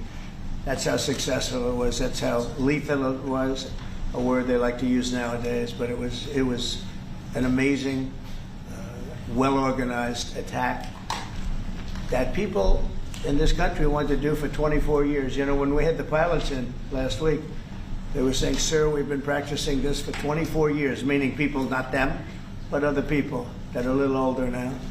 But they too, and you were the one that let us do it. But we've been practicing it 3 to 4 times a year for 22, 24 years, because they always knew they had to stop Iran from doing what they were doing, which is trying to come up with a nuclear weapon, a nuclear bomb. And we did it very successfully. And we make the best equipment, the best missiles, the best of everything. The European nations know that. And we've made a deal today, and I'm going to have Mark speak about it, but we've made a deal today where we are going to be sending them weapons and they're going to be paying for them. the United States, will not be having any payment made. We're not buying it, but we will manufacture it, and they're going to be paying for it. Brazil is not going to budge its sovereignty with Lula in power right now. Lula is no strong leftist leader by any means, but he's a nationalist like no other we've had before. He's conceding national media interviews saying that the time for U.S. intervention here is over. Yeah, I think that with the exception of some Latin American leaders that are servants of the West and Western interests or the IMF, like, well, you know who I'm talking about.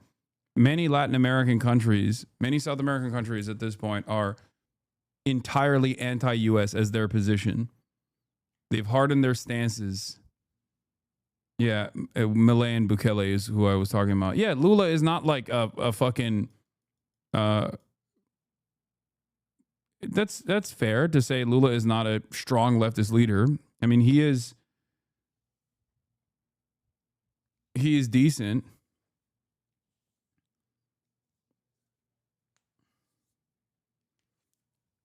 But if there's one thing that unites a lot of South American leadership at this point, perhaps a force that is even more galvanizing than socialism, okay, certainly more galvanizing than socialism, is sovereignty.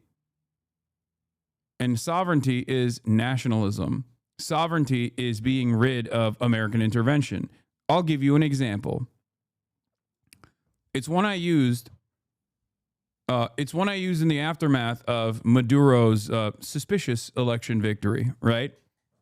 For years and years, Maduro's popularity is actually relied on the Chavistas as a movement in the country, okay?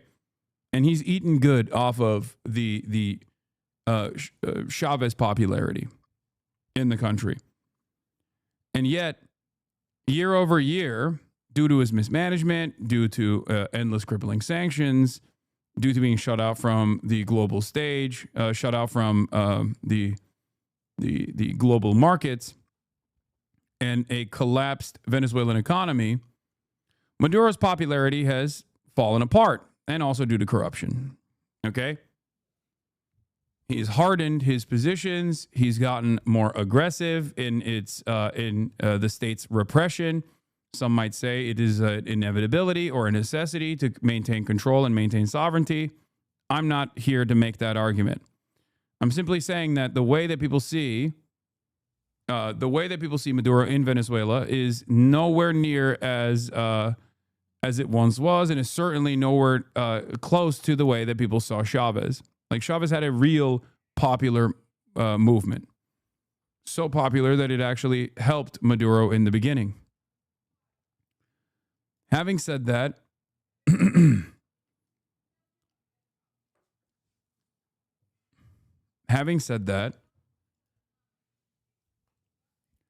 the aftermath of Maduro's last election victory, okay, every single Latin American leader came out and said, we don't know about this. Like, we don't know about what happened here. Until the United States of America and the OAS came out and said, we do not agree with the election that took place in Venezuela. That literally stopped every single Latin American, South American, North American, every single country from criticism against Maduro. It stopped it dead in its tracks, because as soon as America interfered, as soon as the United States of America interfered and released a statement on whether or not the election was real or valid or legitimate, they were like, all right, we're done. We're not involved in this. Maduro is the fucking leader of Venezuela. Shut the fuck up. Because with the exception of Bukele and the exception of Milei, South American leadership sees American intervention as the worst possible outcome. And that is an understandable position to have if American-backed leadership like Bolsonaro has ruined your country, Or your country has a not so distant history of American intervention that was incredibly violent.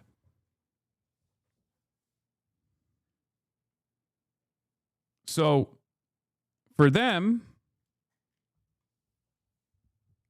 it's a non-starter. It's the quickest way. It's the quickest way to immediately take the opposing stance.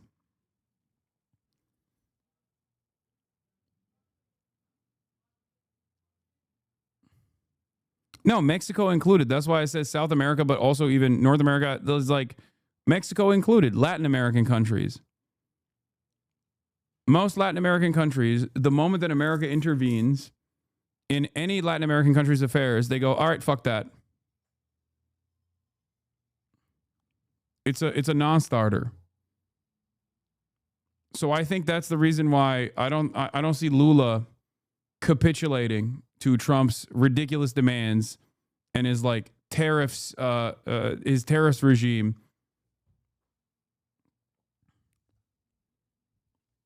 I don't see that happening anytime soon.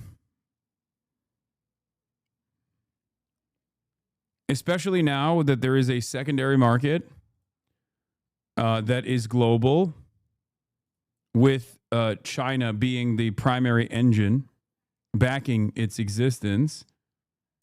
It makes it all the more difficult, in my opinion, for America to just like move its muscle around. Exactly. Brazilian hogs are now worried about our sovereignty. So it's also ironic because Trump is trying to pressure Lula into dropping charges against Bolsonaro with the tariffs. But all that's doing is lowering support for Bolsonaro and Tarcísio, potential Bolsonaro replacement for the next election.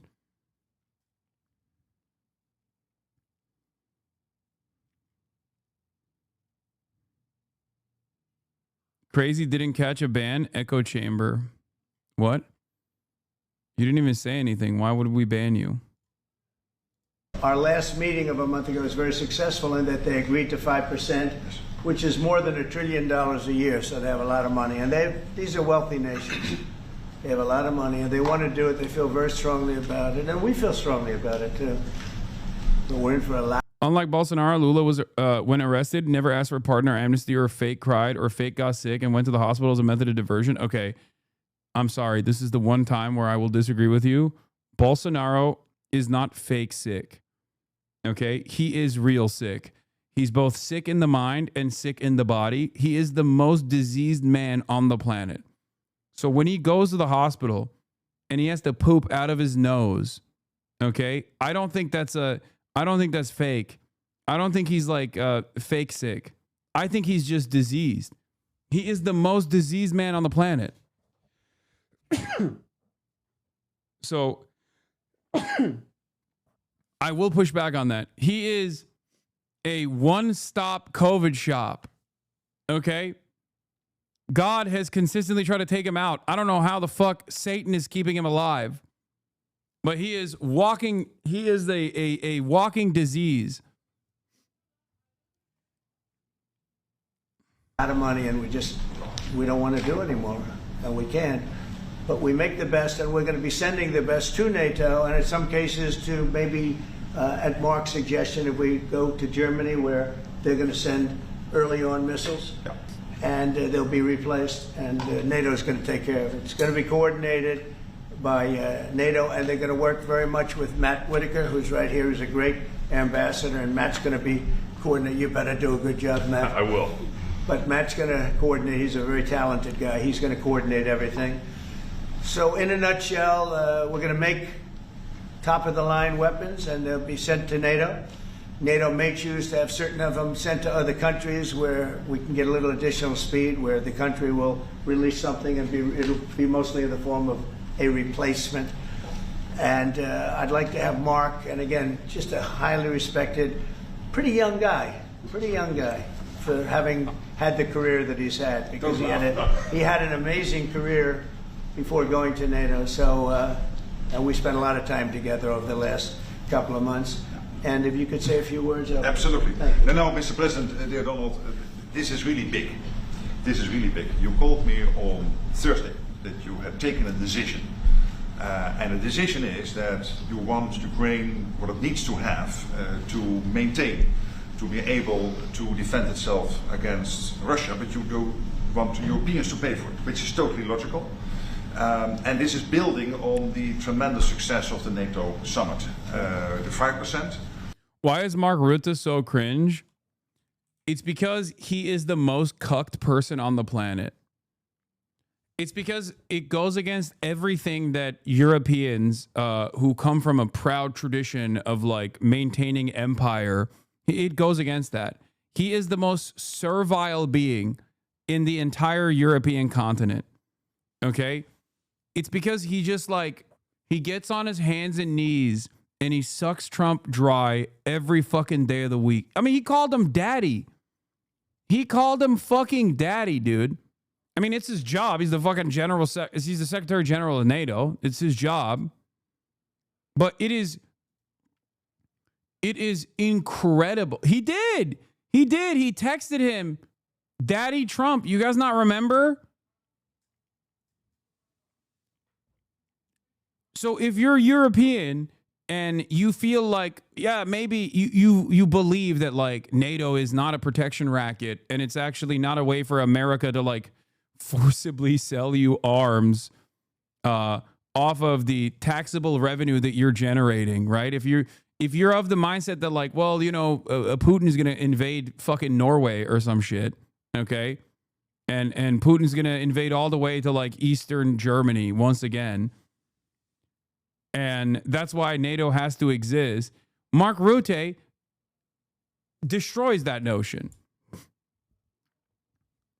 He literally, or at the very least, like he presents himself as such a servile little cuck that even if you had fears that Berlin would fall to Russian control, all of a sudden you're more focused on how much of a fucking disgusting little servile peasant.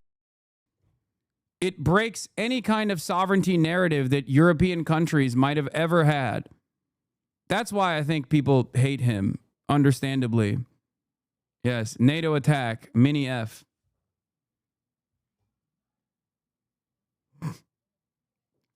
At the end of the day, European liberals will do whatever America asks of them. It is the left that needs to protest this 5% demand. Labor is literally cutting disability benefits at the same time, raising tens of billions for the military. Yeah, I mean, don't talk to me about the labor movement in the UK. He is now even more hated than when he was prime minister here in the Netherlands. He is known as a suck-up that bows to everyone, foreign or domestic.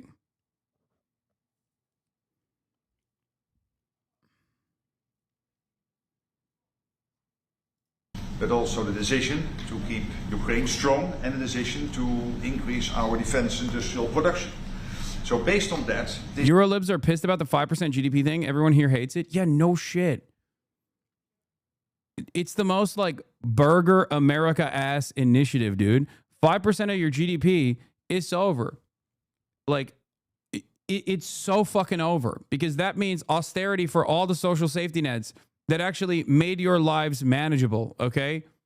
It turns every country in the European continent into America, into little Americas, so that you can have F-35 jets. What are you going to do? An F-35 jet is not healthcare, okay? You can't do healthcare with an F-35 jet. I'm sorry.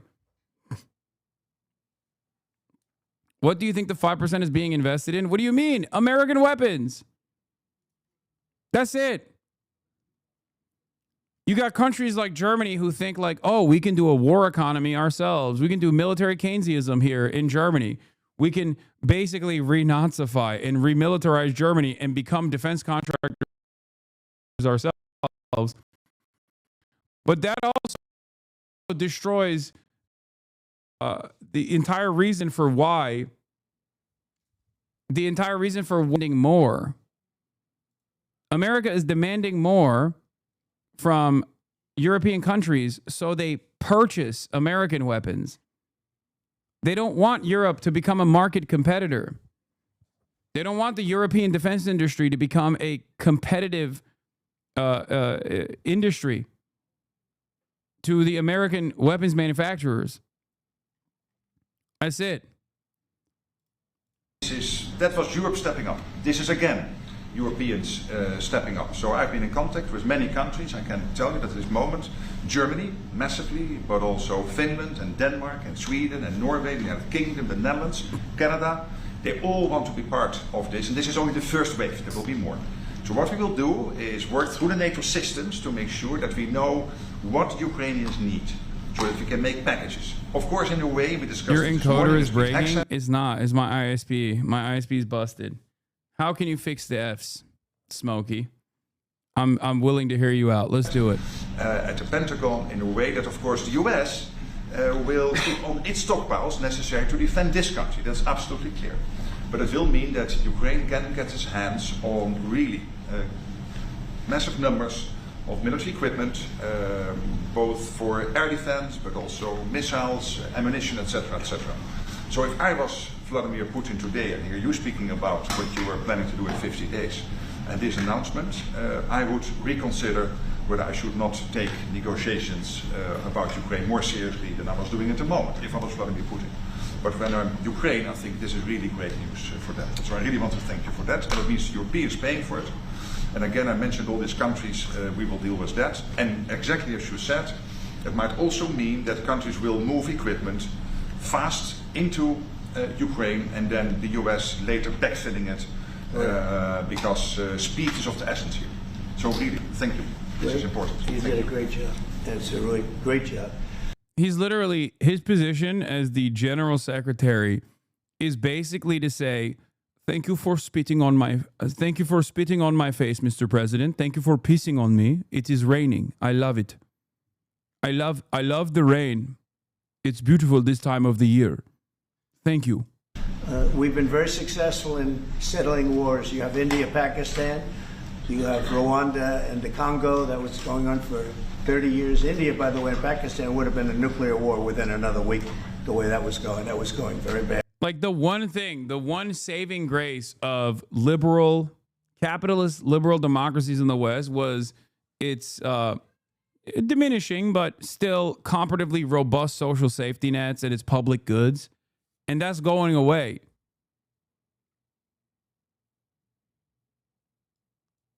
OBS settings advanced, scroll down the network, dynamically change bitrate to manage congestion. What is this? Advanced. Scroll down. I don't even think I can do that while I'm live, but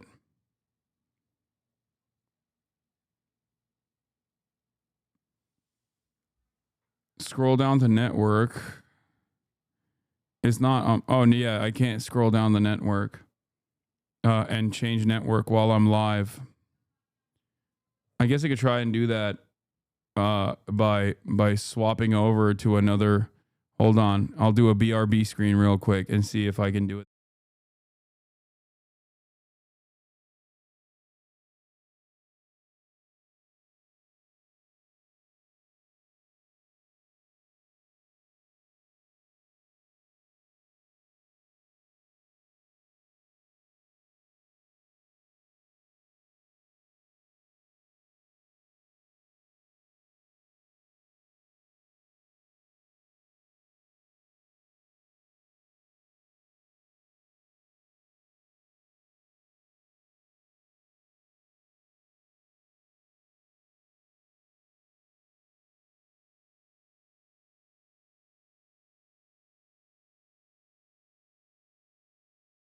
Okay.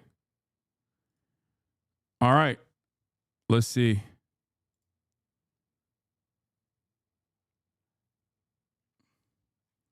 Let's see if it works.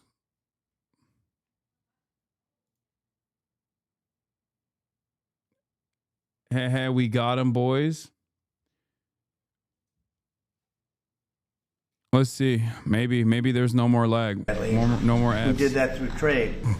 I said, we're not going to talk to you about trade unless you get this thing settled, and they did. And they were both great leaders, and they were great. But Rwanda and the Congo, that was going on for 30 years, and at least 7 million people killed, and killed with a lot of pretty rough weapons like machetes, heads chopped off, going on for many years. You couldn't even get near the country. Smokey, if this still F's, I'm banning you. I'm perma banning you.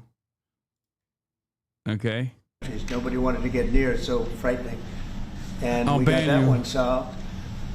Serbia, Kosovo, got that solved. That was going to be one that was going to happen. And again, that was something I use. I use straight for a lot of things, but it's great for settling wars. That was really very important. We're working, Marco is working very hard with everybody here on the Strip, the Gaza Strip. I call it the Gaza Strip, one of the worst real estate deals ever made. They gave up the oceanfront property, one of the worst deals ever made. But it was supposed to bring peace, and it didn't bring peace. It brought the opposite. But we're doing pretty well on Gaza. Steve Witkoff is here, and I think we could have something fairly soon to talk about. And we solved another one, that we just seem to have, Armenia and Azerbaijan. It looks like that's going to come to a conclusion, successful conclusion. We worked on Egypt with a next door neighbor who, it's a good neighbor, they're friends of mine, but they happened to build a dam which closed up water going into a thing called the Nile. I think if I'm Egypt, I want to have water in the Nile, and we're working on that one. It's a problem, but it's going to get solved. They built one of the biggest dams in the world, a little bit outside of Egypt. You know about that? You've been hearing about that one. And that turned out to be a big problem. I don't know. I think the United States funded the dam. I don't know why they didn't solve the problem before they built the dam. But it's nice when the Nile River has water. It's a very important source of income and life. It's the life of Egypt. And to take that away is pretty incredible. But we think we're going to have that solved very quickly. Enough champagne to fill the Nile. The only one we haven't been able to get to yet is Russia. And I'm not happy. And I will tell you that Ukraine wants to do something. Again, it's a war that should have never started. If I were president, it never would have happened. I used to speak to President Putin about it a lot. It was the apple of his eye. The new 5% doesn't go only towards weapons. It also funds R&D for things like new rails, trains, hospitals, reinforcing existing hospitals, etc. That Europe as a whole just hasn't been putting enough into its defense, which is why Ursula herself decided to invest 800 billion euros all of a sudden. It's just crazy that European countries invested less than 2% each year with all the ongoing wars.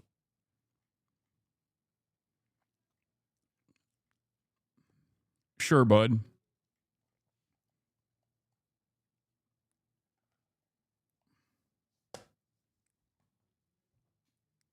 Maybe it's just me, but I love NATO. When NATO invades a country, chat honestly believes it's a defensive invasion. NATO is a shining light on a truth that international law too often obfuscates. Protection rackets are profitable. Who is anyone to say that NATO's opinion isn't valid? What NATO is doing is reminding us of a dream that we forgot. That in this world, America will invade anywhere to raise Raytheon stock prices.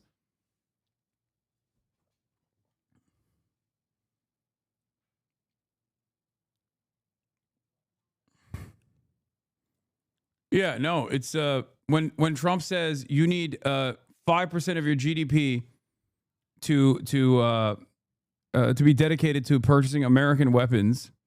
What he actually means is like, I want you to do more socialism. I want you to desperately fund your underfunded hospitals. You know, that's what I want you to do. But once I saw what was going on, I said, they're gonna have a war here. I was outside. Election was rigged. And I was outside looking in, and I said, that thing's going to be a war. Couldn't believe it, because what Biden said was the exact opposite of what should have been said. And it started, and it's a real mess. We're losing, I guess they're losing 5,000 or 6,000 people a day. It's actually now more. I was saying 5,000 a day. It's actually more now. Mostly soldiers, but a lot of people in cities and towns that are getting blown up too. It's a horrible war. And it should be stopped. And so if it's not done, if we don't have an agreement in 50 days, that's what we're doing. Secondary tariffs. And they're biting. And I hope we don't get to the point where we do. But I've been hearing so much talk. It's all talk. It's all talk, and then missiles go into Kiev and kill 60 people. It's got to stop. That's got to stop. But the purpose of this is to say that... I will say... Trump does seem genuinely disturbed that Vladimir Putin is not playing ball. Like, it literally, I don't think he gives a shit about the death or whatever. Obviously, he doesn't care about anything but himself. But it does kind of feel like he's actually hurt. Like I don't know, not to be super parasocial.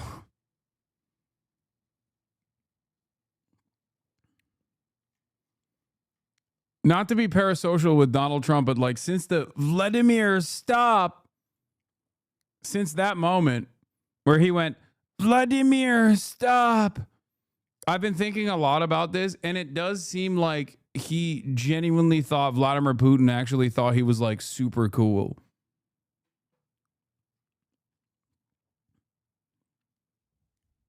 I think he legitimately thought when Vladimir Putin was like, "Oh, you are the best, Mr. President. You are so bold.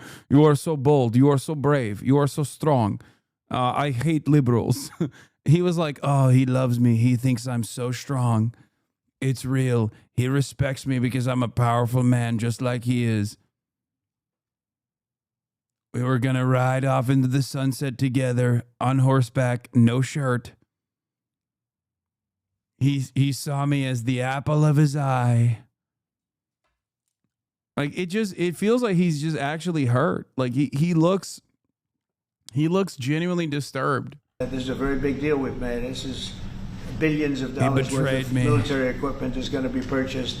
That's right. Now I'm gonna send Patriot missiles to Ukraine. I didn't want to do it. Zell Disney is basically Kamala Harris.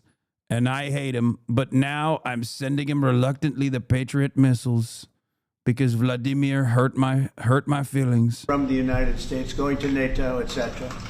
And that's going to be quickly distributed to the battlefield. Ukraine will take it up. And, you know, say what you want about Ukraine. When the war started, they had no chance. And they still would have had no chance if the equipment, they had the best equipment, because we do make the best planes and missiles, and we make the best military equipment in the world. Yeah, how are you gonna fucking make this seem as though it's any different than the Biden position now?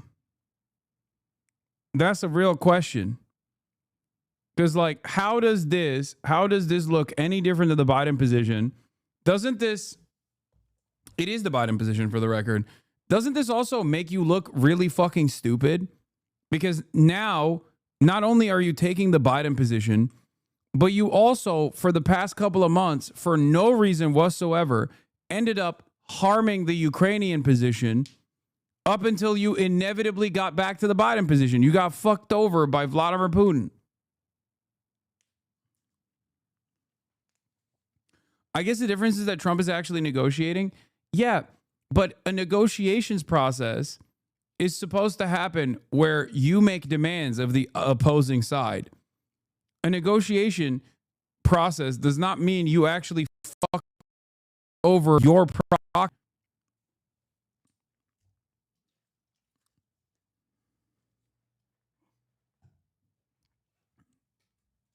Uh-oh. Permaban that chatter. I mean, it was it was brief. It was a small F. It wasn't that big.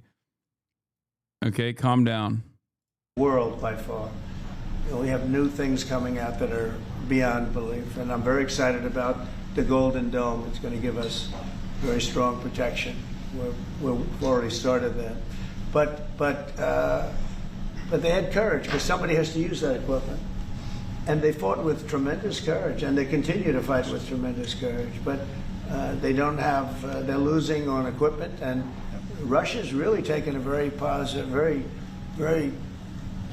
strong. I mean, what they've done the last. I can explore why it's happening in the future. It's my ISP most likely. Missiles, bombing cities. This is not because of military goals. It is just creating panic, keeping people out of their sleeps, hitting towns.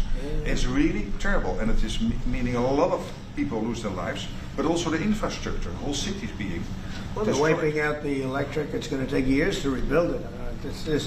That's going to be the next problem, because that's going to take a long time. Cities, many of the cities are knocked down to the ground. Many of the people have left, but many have stayed. I don't know. They actually stay. Most have stayed, actually. It's incredible that they stay, and knowing that a missile could be hitting your apartment house, and your apartment house that you're sitting in could collapse on top of you. Apartment house. And they do very heavy construction. They don't use rebar. They do very thick concrete construction. Those are heavy buildings, big buildings and heavy buildings, and they collapse like they're made out of paper. It's unbelievable to see this happening with people, so many people being killed. So we think we're going to make progress, and we hope we're going to make progress. In the meantime, we're going to get you good service on what you need. And we really became friendly with NATO this last meeting. You know, we went from 2% to 5%, which everyone said was not even a possibility. They weren't paying 2%. Many of them were paying much less than 2%. But even those, since you became president, all committed to the 2% before. Oh my God. Oh my God. You are such a cuck. God damn it. I don't want to hear any fucking... Unless our European counterparts are able to do the right thing and overthrow their servile administrators that have sold off their wealth to the American military industrial complex. I don't want to hear about European sovereignty ever again. They're worse than the fucking Gulf states, dude. How is that even possible? Like, they're more servile than the Gulf states are. They're certainly way, way more servile than Latin American countries are. It's 3.5%. Stop lying. For the summit, and now collectively we committed to the 5%. That's right, they did. And they've been very good. And I think I made a lot of friends over there. We had a couple of days of very intensive talks, and they're great people. They're leaders of countries. I think one of the craziest, most predictable outcomes of this is going to be it's going to accelerate the destruction of any kind of welfare, any kind of like social safety nets that existed, that has already been like slowly getting hit with austerity measures. And this obviously has created this environment that right-wing fascist parties have taken advantage of. Okay? And the right-wing fascist parties are going to take even more advantage of this to bring up like sovereignty conversations, only to like totally capitulate to Trump, for the record. They'll just do the same thing that Republicans do here, which is blame immigrants, as they already are. They're blaming the refugees. They're blaming Islam, all this shit. And they're going to improve their standing in their own respective democratic processes. And then, of course, they're going to completely stay the course when it comes to America's interests and beefing up their militaries, reforming the UK, AFD in Germany, the Nationalist Party in France. Just a way, way more aggressive, more militarized European Union that where racism is the only game in town. Many of them great countries, some of them smaller countries, but for the most part, I'd say very solid, strong countries, and very successful. Some of them are among the most successful countries in the world. So that's the story. We hope that's going to have an impact on Vladimir Putin, and we hope it's going to have an impact on Ukraine also. We want to make sure that Ukraine does what they have to do. All of a sudden they may feel emboldened, or maybe they don't want. You know, this is a very difficult situation. Ukraine wants a peace deal. I think so. And they will stay committed to that, there's no doubt. They want it. But the Russians have to become They have to continue to want it, though. Yeah, I agree. Yeah. You and I will make sure of that. All of a sudden they get no. You and I will make sure of that. We'll make sure. I feel confident that they will do what has to be done. Plus, we have certain parameters that both sides know, and we already know what should be done. So I think that's going to be it's going to be very strong. We want everlasting peace. When people say at least the AFD runs on anti-war, I don't know about the others. I need you to understand it's like the same as Tucker Carlson running on isolationism. It's not real. It's bullshit. They're taking advantage of the lack of interest from liberals and the supposedly like anti-fascist coalition parties that are not anti-war at all. They're taking advantage of the void in communications. That's it. It's the exact same thing that is happening in America, and then it's also like, I mean, that's what Trump did. Guys, Trump ran on anti-war. Remember, Trump ran on anti-war, okay? Now, there are real anti-war parties out there, left parties, that are actually anti-war. But their success is stunted by liberals that spend every waking moment launching a strong opposition against them rather than the actual fucking right-wing parties. Now, there is some coalition. There is sometimes there are coalitions. There is a little bit of success. Like with what France Unbowed was able to pull off. But then look at what Macron did. Any questions, France? Yes. Thank you, Mr. President. What was the tipping point for you in making this decision? Was it a conversation with President Putin? Was it a piece of intelligence? And why are you giving 50 more days? I think I think it's a very short period of time. I think they'll forget. I've just really been involved in this for not very long. And it wasn't initial focus. This is a Biden war. This is a Democrat war, not a Republican or Trump war. This is a war that would have never happened. It shouldn't have happened. A lot of people being killed. When the final numbers come in, you're going to see a lot more people are being killed in this war than you think, than you've been writing about. It's a very deadly war. They're all bad, but this is a very deadly war. The numbers are going to be far greater. When an apartment house comes down, and they say 2 people were slightly injured. No, many people were killed. And those numbers will be at some point accurately reported. So far, they're not. It's a deadly war. I think that you're just going to see, I think you're going to see strong movement. I hope so. I hope so. And what about the secondary tariffs are very, very powerful. What about the tariffs that the Republicans in the House and the Senate have ready? Those were 500%. Sure. Why are you doing 100%? Well, the Republicans are moving very strongly in the Senate, giving us total control of it. But I'm not sure we need it, but it's certainly good that they're doing it. And Lindsey Graham's working hard. The whole John Thune, all of them, they're all working hard. And they're in coordination with Mike Johnson, Speaker in the House. And I think they've actually crafted a pretty good piece of legislation. It's probably going to pass very easily. And that includes Democrats. And there's some little tweaks. But I don't want to say I don't need it because I don't want them to waste their time. It could be very useful. We'll have to see. But we can do secondary. We're probably talking about 100% or something like that. So can you clarify? We can do secondary. We can do secondary tariffs without the Senate, without the House.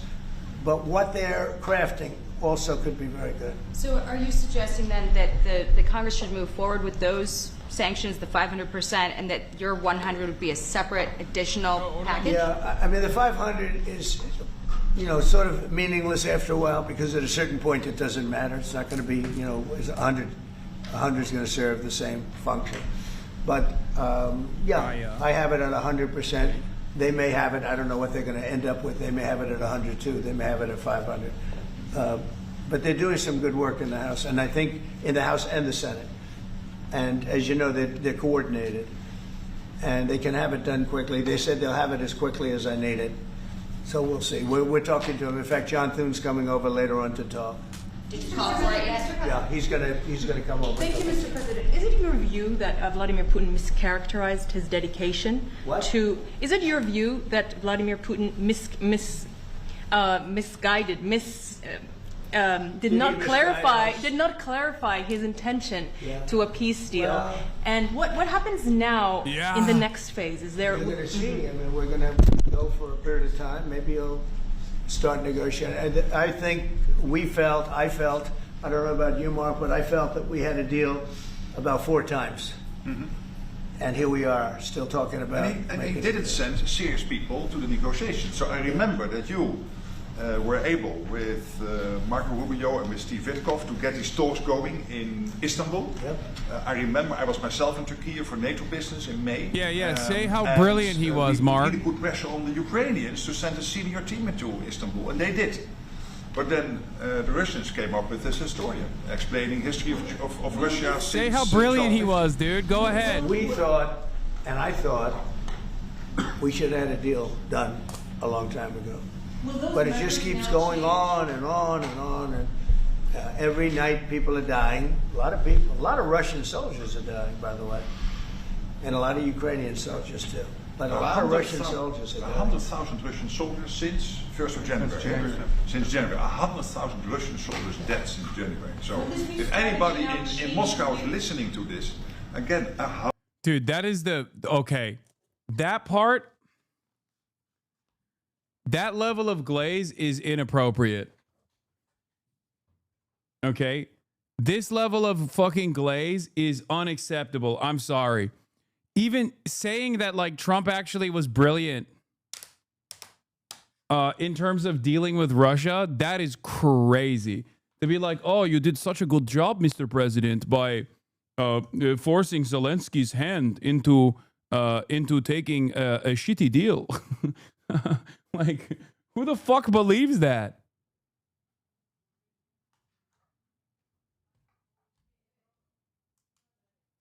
You are daddy, Mr. President. You are daddy. 100,000 dead Russians since January. This is what President Putin is doing at the moment. Yeah, please. Will these be Patriot missiles specifically, or Patriot batteries that you're planning? And when do you everything? It's Patriots. It's all of them. It's a full complement with the batteries. And when do you expect them to arrive in Ukraine, sir? Well, we're going to have some come very soon, within days, actually. Because a couple of the countries that have Patriots are going to swap over and will replace the Patriots with the ones they have. And Matt will coordinate with NATO. But so it's going to be, they're going to start arriving very soon. And this afternoon, Boris Pistorius, the German defense minister, is visiting Pete Hegseth, the Secretary of Defense, and we'll discuss also, I think, on this whole Patriot thing. Norway is involved, so that's on the Patriots, but this whole deal is also about missiles or ammunition, so it's broader than Patriots. We have one country that has 17 Patriots getting ready to be shipped. They're not going to need them for them. So we're going to work a deal where the 17 will go, or a big portion of the 17 will go to the war site. Mr. President. That can be done very quickly. Mr. President. Mr. President, yeah, please. Could this transaction with NATO be viewed as a step towards achieving peace, letting Putin know that now Zelensky has a little bit more powerful tools in his tool chest, and maybe that brings him to the table to achieve peace? I know that you wanted to do that. Brian, that's what we've been saying. I think you might have expressed it better if you wanted to. Wait, okay. I mean, isn't that, yeah, giving Ukraine more leverage so they have a better bargain in terms of ceasefire talks is literally the original fucking Biden answer. Obviously, they were not interested in negotiating with Russia at all, Western powers. But that was how they sold it originally. That's literally how they fucking sold it.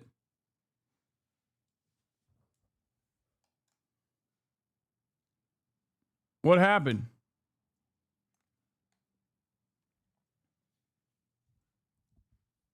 The question I got here for everybody is, how is this any different than what Biden said he wanted to do? Trump made a promise. Trump made a promise to change the trajectory here and focus on peace and focus on a ceasefire. He was Mr. I'm going to end all the wars.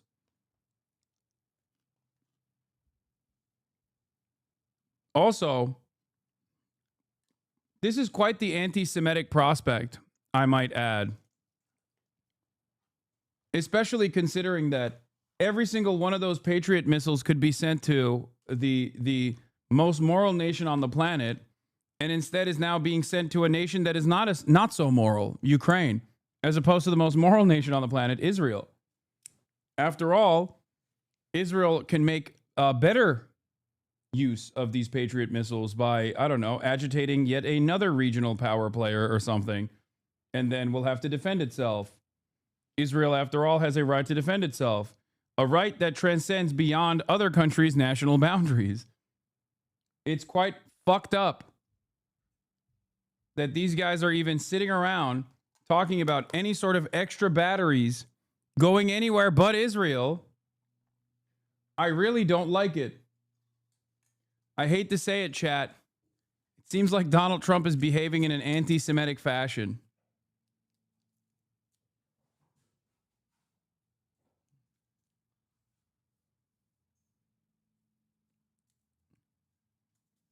Iran is just sitting there menacingly. Yeah, Moravia has a right to defend itself. Historic Moravian land.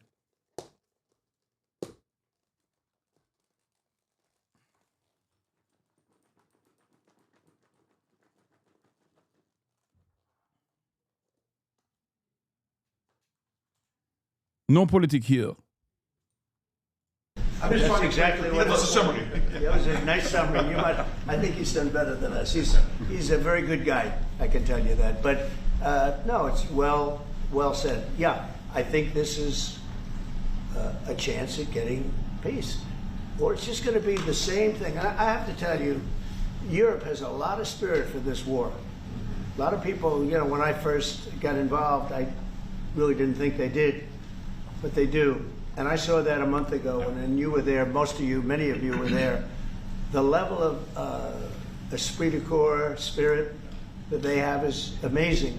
They really think it's a very, very important thing to do, or they wouldn't be doing it. Look, they're agreeing to, they're paying for everything. We're not paying anymore. We have an ocean separating us. I said, we have a problem. We make the best stuff, but we can't keep doing this. And Biden should have done this years ago.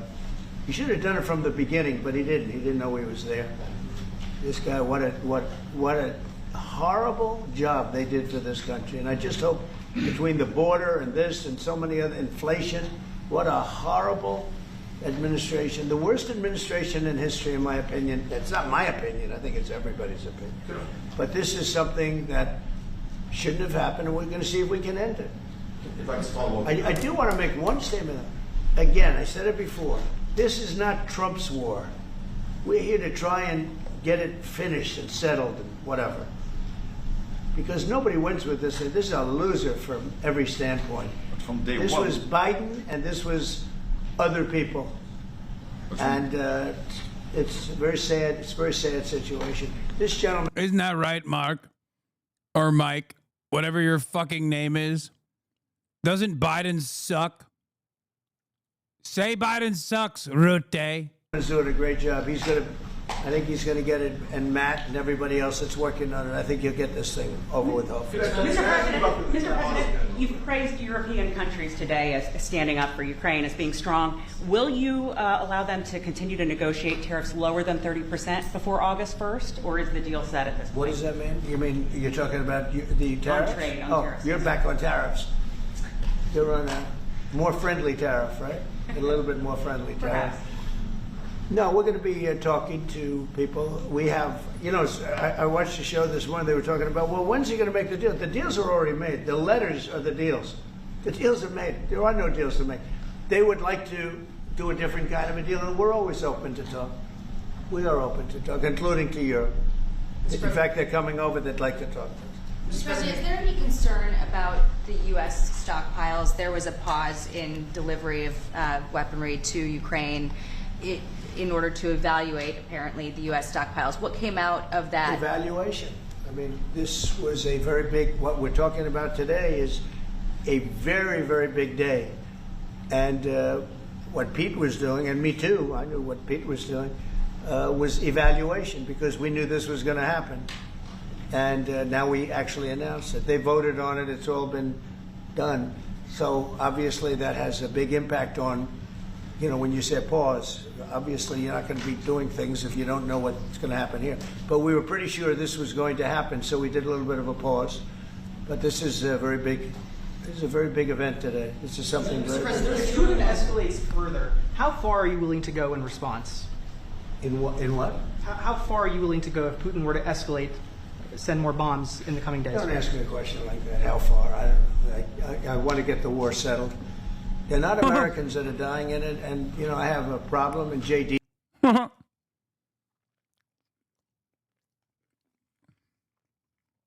Nasty question. Asking me how far I'll go. Nasty. I don't want to think about it. He has a problem. It's a stance that he's had for a long time. They're not Americans dying, but there are a lot of people dying, and on something that should be able to be settled. And we all agree with that. This group of people, we want to defend our country, but ultimately, having a strong Europe is a very good thing. It's a very good thing. So I'm okay with that. Yeah, please, in the back. Yeah, is there a ceiling on what the Europeans are willing to pay for? And it sounds like, well, are you ruling out the U.S. paying for from additional weapons through drawdown authority? Shall I try to answer that? Because basically what the president is saying, that he is willing, of course, taking consideration what the US needs itself. So it's not that you can have a shopping list and you can order whatever you want, because the US has to make sure that the US keeps its hand on what the US needs, also to keep the whole world safe, because in the end you are the police agent of the whole world. You're the most powerful nation on earth, the most powerful military on earth. But given that... Oh my God, bro. Bro.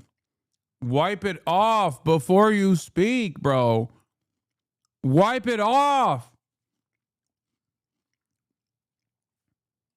You're gargling. Oh my God. The US is the most moral and the biggest military, the best police force in the world. Oh my God. Hawk Ruta. Yeah, Hawk Tua is what he's doing. Holy fuck! The US has decided to indeed massively supply Ukraine with what is necessary through NATO. Europeans 100% paying for that. And what we have been doing over the last couple of days is talking with countries, and I just mentioned the ones who in the first wave immediately said, we want to chip in. And then you are really talking about big numbers. Take Germany visiting today, they're really talking about big numbers. Can we get some clarity? I will say that I spoke with Germany, spoke with most of the larger countries, and they are really enthusiastic about this. They want to, and they're willing to go very far. I will tell you, as per your question, how far would I go? They want to go very far. They don't want this to happen. That's why I think from Putin's standpoint, it would really be good. He gets the country's economy is doing very poorly, and he's got to get his economy back. He's got to save his economy. He could save his country in a sense. But the economy can destroyed a lot of countries over the years. He wants to get that economy back. And he's got a great country for trading and other things. If they could use the assets instead of war, he's got... Can we get a Mark Rutte emote? Yeah, we already have one. It's called Writing in all caps. It's this one. I've never seen such a fucking sexual display. Some tremendous potential, that's what I would say. How did you deliver this news to Putin, sir? Say it? How did you tell Putin this was coming? I speak to him a lot about getting this thing done. And I always hang up and say, well, that was a nice phone call. And then missiles are launched into Kiev or some other city. And I said, it's strange. And after that happens 3 or 4 times, you say, the talk doesn't mean anything. My conversations with him are always very pleasant. I say, isn't that a very lovely conversation? And then the missiles go off that night. I go home, I tell the First Lady, I spoke to Vladimir today. We had a wonderful conversation. Bro, why are you saying this out loud? It's so embarrassing, dude. She said, oh, really? Another city was just hit. So it's like, look, he's, I don't want to say he's an assassin, but he's a tough guy. It's been proven over the years. He's fooled a lot of people. He fooled Bush. He fooled a lot of people. He fooled Clinton, Bush, Obama, Biden. He didn't fool me. But what I do say is that at a certain point, ultimately talk doesn't talk. It's got to be action. It's got to be results. And I hope he... You just described him fooling you. By your own admission, more than 4 times.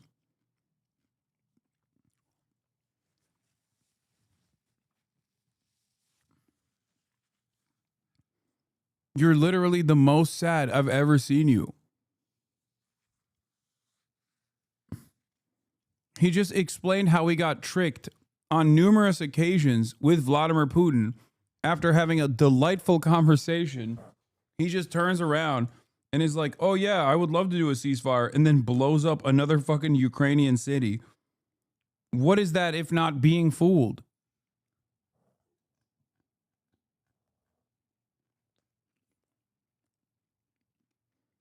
Does it?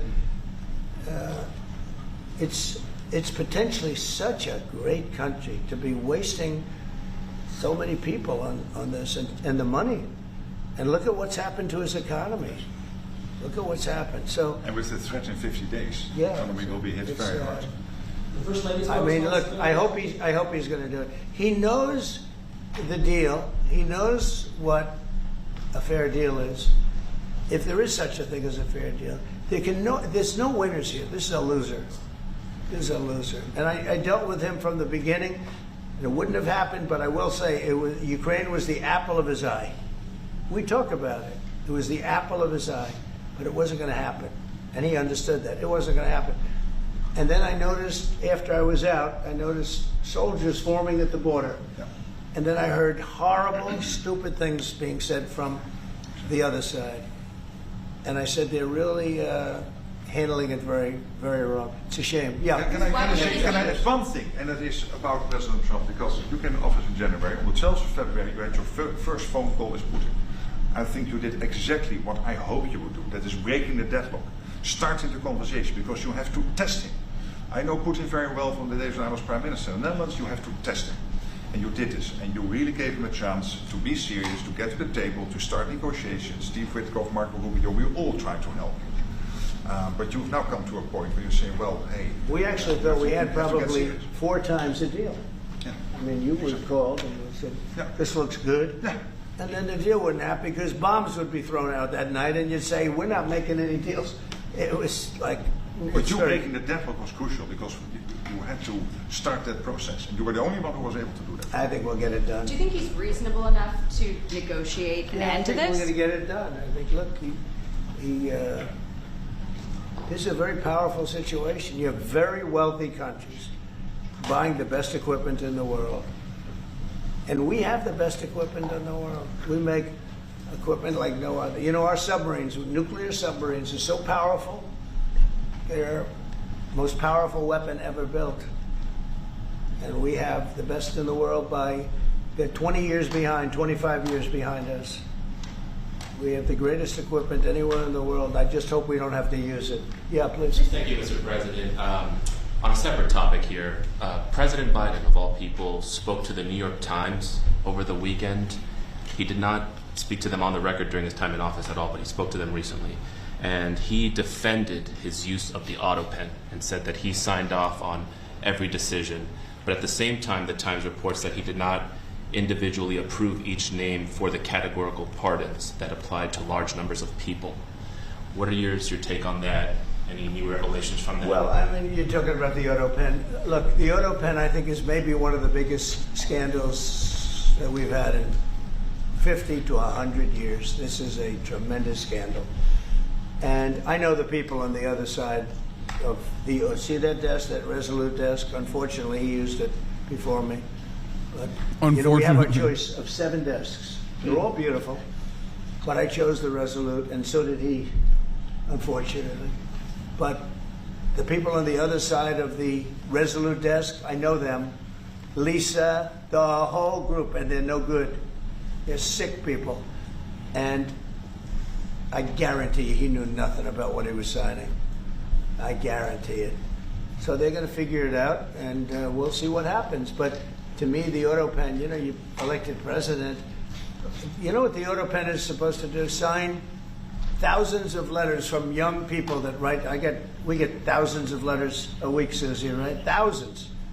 I mean, tens of thousands sometimes. I look at a room, there's a room where we have many, many people working, responding and sending letters back. That's what an auto pen's supposed to be. Biden's auto pen. Leave me out of this. Don't listen to this guy. Eyes emoji. What did you do? Auto pen. Biden's auto pen.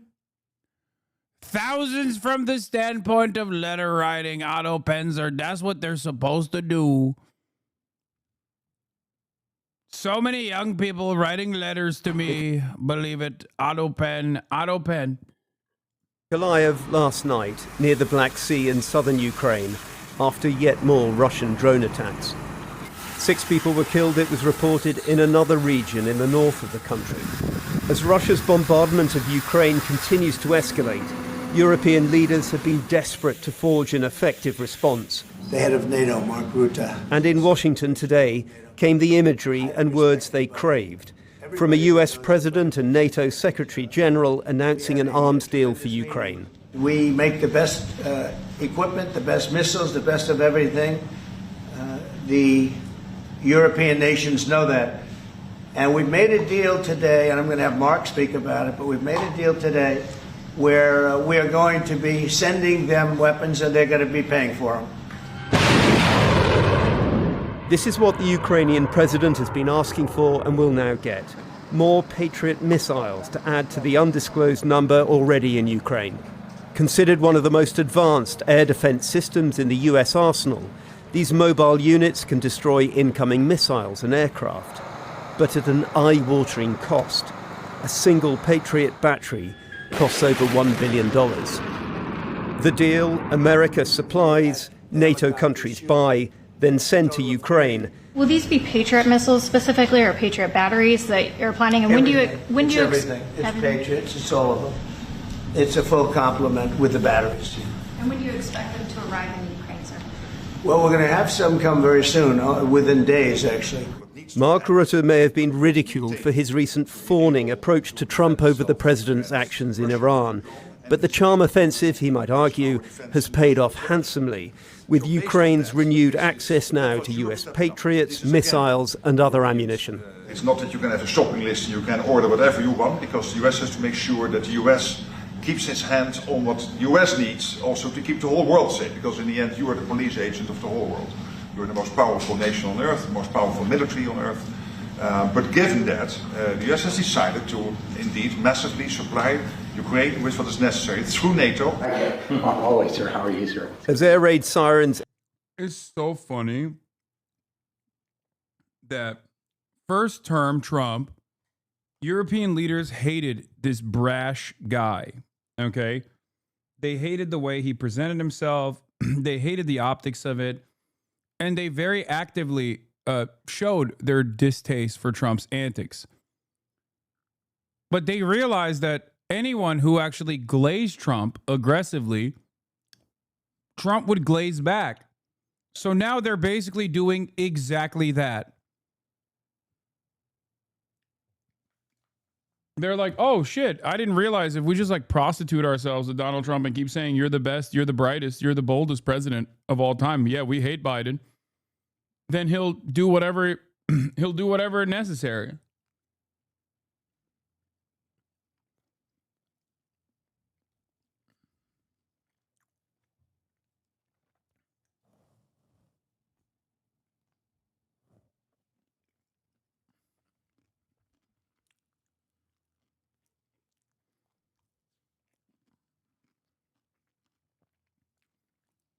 So then why did you call them a cuck? Because they are. What do you mean? They are cucked. There is nothing more cucked than having to sit there and be like, yeah, it was awesome when you yelled at Zelensky, Mr. President. It was actually brilliant when you just explained you got duped by Vladimir Putin 4 times.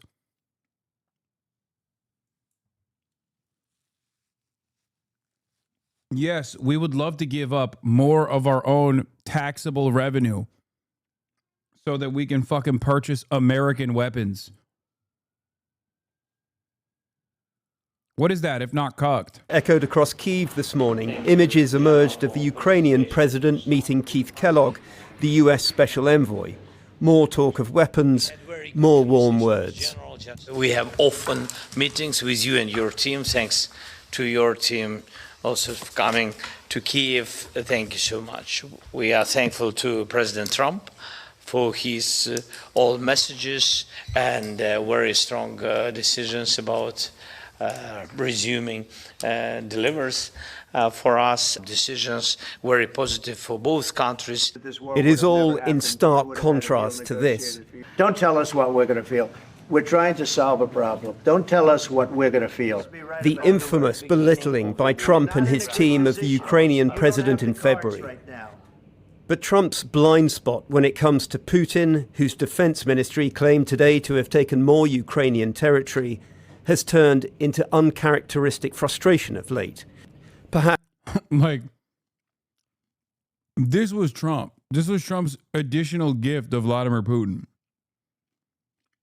sure, part of this is an inevitability, given that there isn't enough manpower on the Ukrainian side. But in the process of just like potentially coming to the table for a ceasefire deal, you just shut off weapons transfers and then simultaneously undermine your proxy, which undermines you. This is the thing that Trump doesn't understand. If you undermine your proxy, you're undermining yourself. Who the fuck negotiates like that?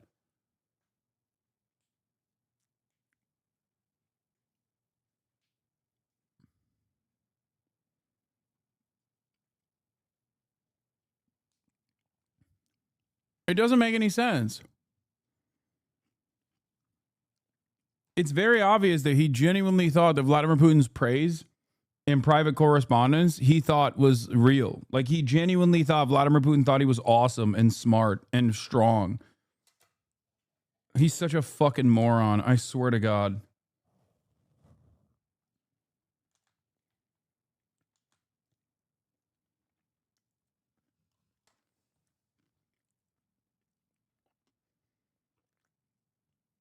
Perhaps Trump sees it as a personal slight, that his attempts at forging a ceasefire have been repeatedly rebuffed. My conversations with him are always very pleasant. They say, isn't that a very lovely conversation? And then the missiles go off that night. I go home, I tell the First Lady, and I spoke to Vladimir today. We had a wonderful conversation. She said, oh, really? Another city was just hit. So it's like, look, he's... I don't want to say he's an assassin, but he's a tough guy.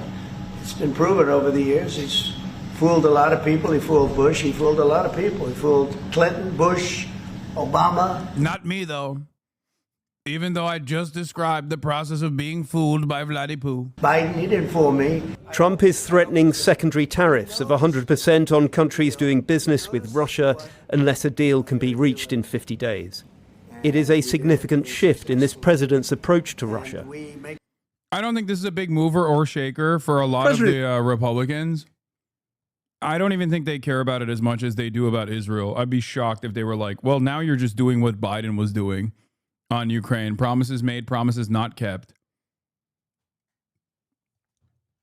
It's entirely, I would say,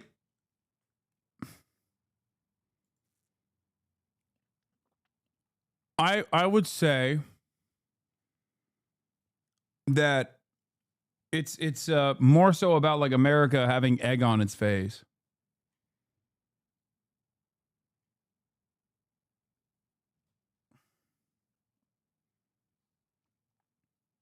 They'll just basically it undermines America's position. Some in his fan base will still go, brilliant move, Mr. President. I don't think this is a big break-off point for a lot of people. I don't think they give a shit about Ukraine one way or another.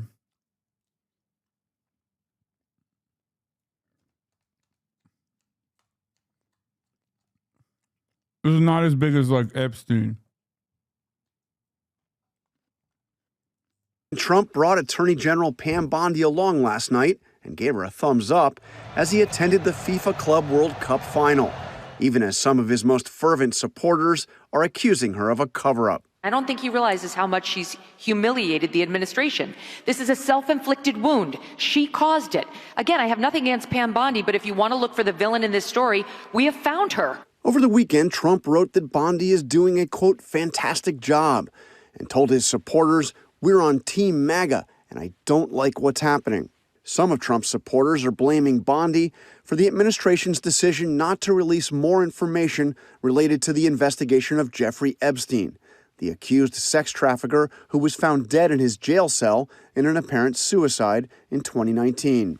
Trump, like many other New York celebrities, had some association with Epstein.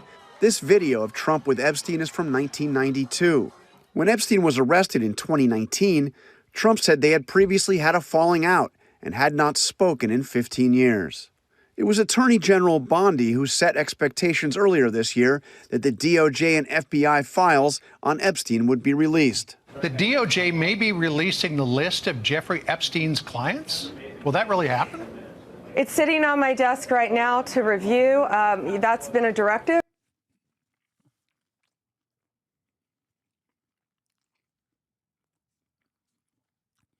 I don't understand. Why do they even go this hard? Like, I don't... Like, I never thought that they would release these files. I told you that it was not going to happen because of who would be implicated.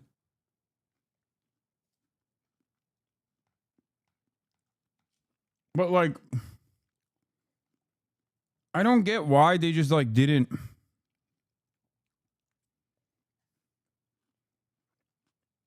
I don't get why they went so hard on it, where they were like, oh yeah, we're going to release it. The only thing I can think of is, like, maybe they thought genuinely that it wouldn't, like, implicate Israel too much, and then Israel came in and was like, you can't do this. You know what I mean?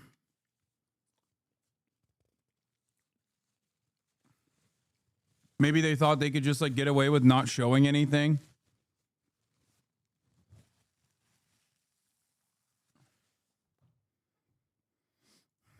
Oh, yeah, this was my favorite post. As a former Israeli prime minister, with the Mossad having reported directly to me, I say to you with 100% certainty, the accusation that Jeffrey Epstein somehow worked for Israel or the Mossad running a blackmail ring is categorically and totally false. Oh,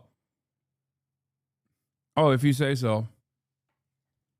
Yeah, now I 100% believe that he was a fucking Israeli asset, bro. Get the fuck out of here. This is like, this is even worse than when Kash Patel came out and was like, wouldn't you trust me, Joe? If I had something, I would reveal it.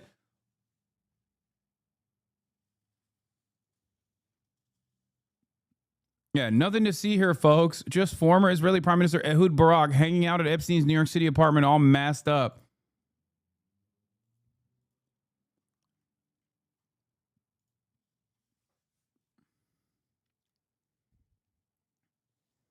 Epstein's conduct, both the criminal and merely despicable, had nothing whatsoever to do with the Mossad or the state of Israel. Epstein never worked for the Mossad.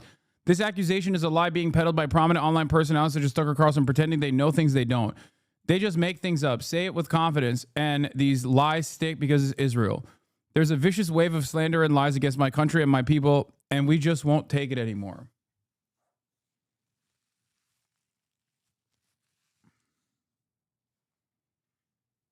Yeah, Jeffrey Epstein was just like a prolific pedophile only for himself. And all of the other famous people, powerful people that were in his orbit were just there simply because they really enjoyed his company. Former Prime Minister of Israel, Ehud Barak, included. You guys don't understand. He really loved how sick the vibes were.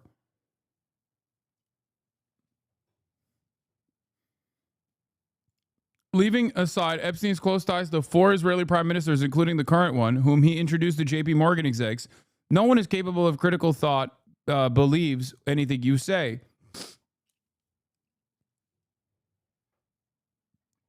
That's because you and your fellow Israeli leaders have told too many lies, stolen too much land, and cried anti-Semitism one too many times.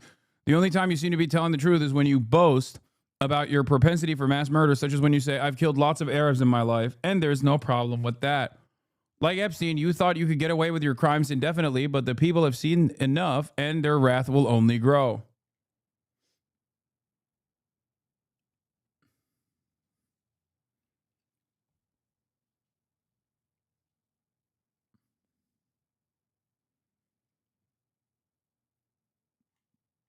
It's so funny because, like, you know this is a big deal that is targeted the normie sphere, because you got motherfuckers like Penguinzo, also known as Moist Critical, also known as Charlie, coming out of fucking hiatus, and instead of like, I don't know, whatever the fuck he was doing, because he's like, he hasn't really been doing a lot of like drama stuff or anything that's like related to politics at all, and has basically decided to finally fucking make a statement.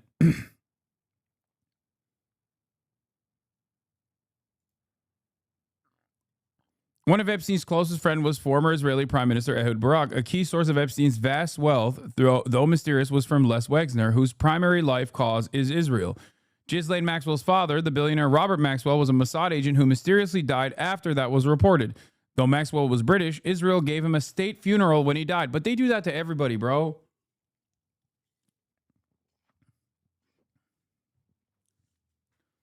Who amongst us hasn't gotten an Israeli state funeral, bro? Chill. Epstein got the red carpet treatment when visiting Israel. Epstein bankrolled major investments in Israeli tech.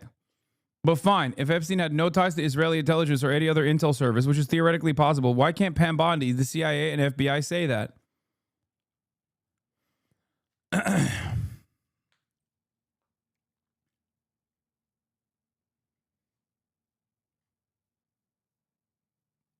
I just don't get it.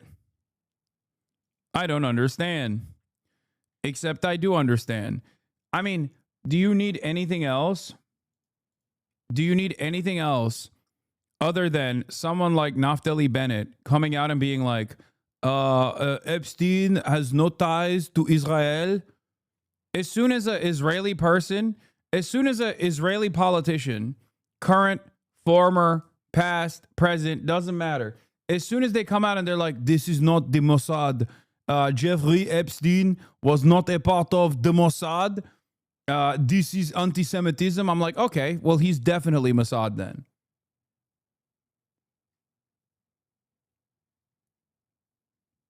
As soon as you hit that line, I'm like, okay, now I know for sure. Because, sorry, after this many months of unlimited baby murder, when Israel says something, just know that the opposite is 100% true. If Israel said to me that it's raining outside, I would assume it's the most beautiful sunny day of all time. Okay? If Israel were to say to me that the water is drinkable and you must drink it, you need it for hydration, I would never drink water ever again.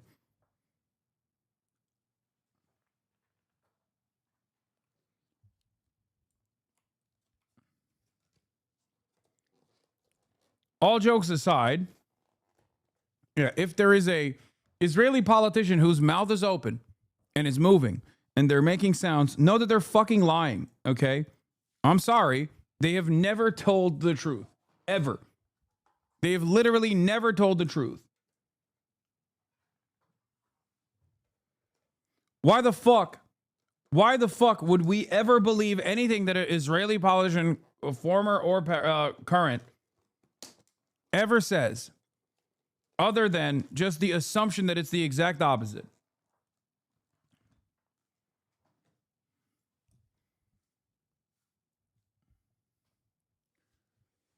I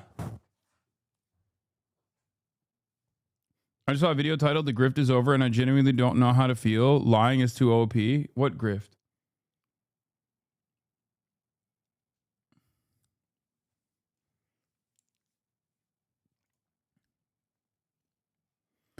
Jean-Luc Brunel, a co-conspirator of Jeffrey Epstein, was found hanged in his prison cell where the security cameras were not working. He is pictured on Epstein's private island wearing a hat which reads, Israel Army. What do you mean? The only thing that annoys me about this Israel stuff with respect to Jeffrey Epstein is that a lot of people like Tucker Carlson will fucking make it seem as though he was just a Mossad guy and he wasn't also a CIA guy. And even the same with like Benjamin Netanyahu. I hate that. I hate when ban that chatter. They're trying to promo scum slop tuber video. What is it?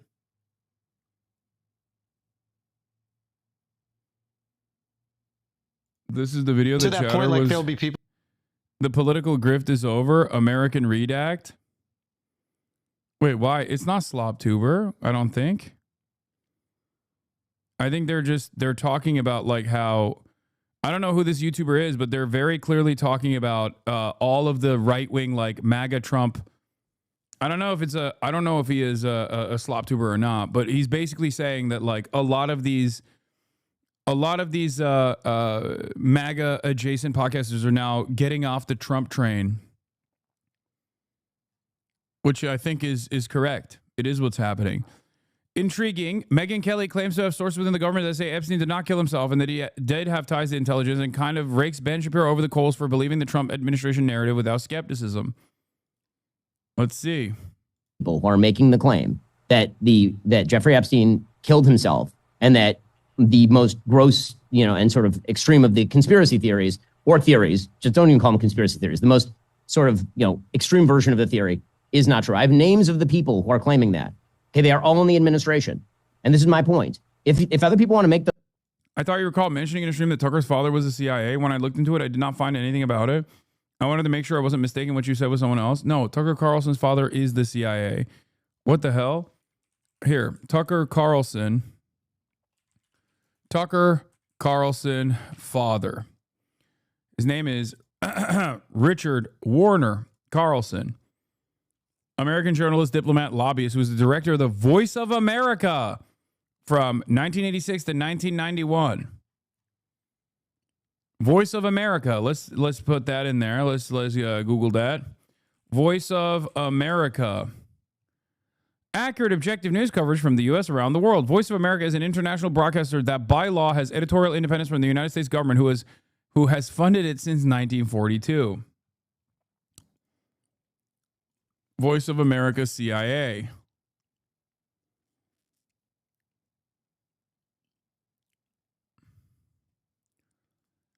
CIA.gov. Intelligence support for the Voice of America with regards to Soviet jamming. Voice of America was established in 1942 during World War II, building on America's use of shortwave radio during the war. It initially served as anti-propaganda tool against Axis misinformation, but expanded to include other forms of content like American music programs for cultural diplomacy. During the Cold War, its operations expanded in an effort to fight communism and played a role in the decline of communism in several countries. Throughout its operations, it is aimed to broadcast uncensored information to residents under restrictive regimes, even airing behind the Iron Curtain. In response, some countries began investing in technology to jam VOA broadcasts. In 2017, Russia designated VOA a foreign agent, requiring it to establish a Russian legal entity. It was blocked in Russia along with some other Western international broadcasters in 2022.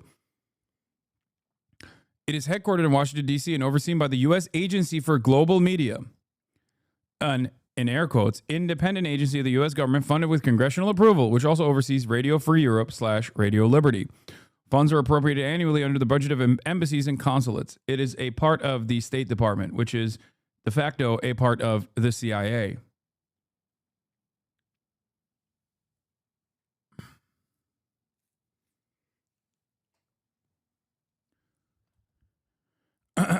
When you see like Radio Free or Voice of America, know that it's a CIA outlet. I mean, straight up, it's not even like hidden.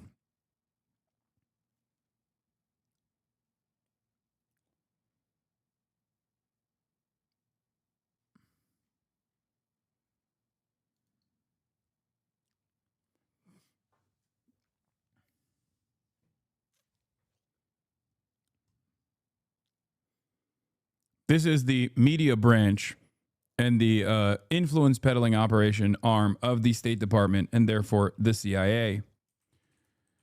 Tucker Carlson father.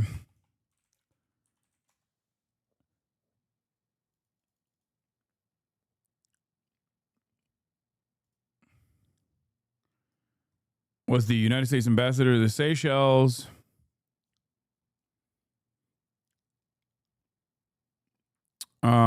Investigative reporting, banker, mayoral campaign, Voice of America. In the summer of 1986, U.S. President Ronald Reagan announced his intention to nominate Carlson as an associate director of the United States Information Agency to succeed Ernest Eugene Pell. Carlson became director of Voice of America, a U.S. government-funded, state-owned multimedia agency which serves as the United States federal government's official institution for non-military external broadcasting. It broadcasts 24 hours a day in nearly 50 languages to more than 130 million people around the world.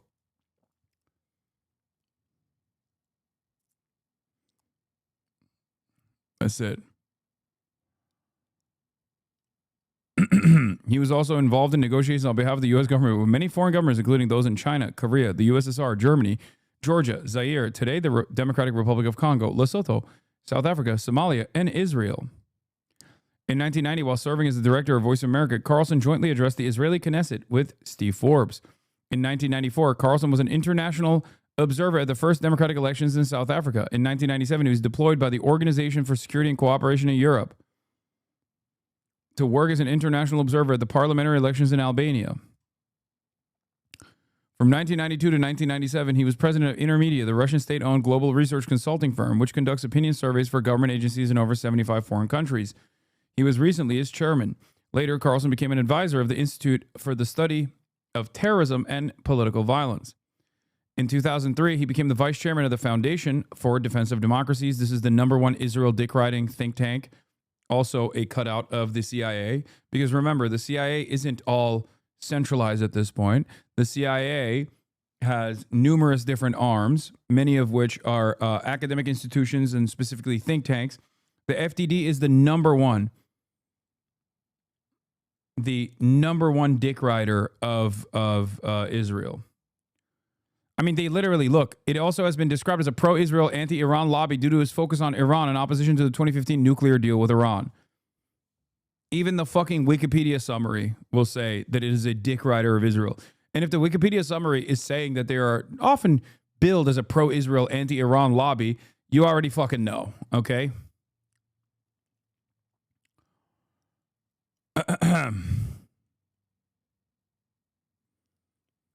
In 2021, Carlson reported to be on the board of directors of Policy Impact, a lobbying firm. The firm has lobbied the United States on behalf of the Viktor Orban government in Hungary.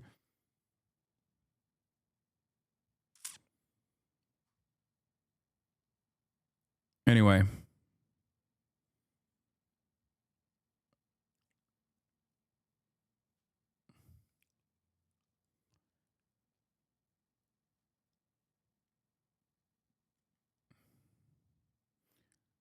Let's get those to this. claims that are counter to that, then they should provide evidence or at least put their names on it so we can question them about that as well. Because otherwise, we're just in the realm of pure speculation. And frankly, I just don't find.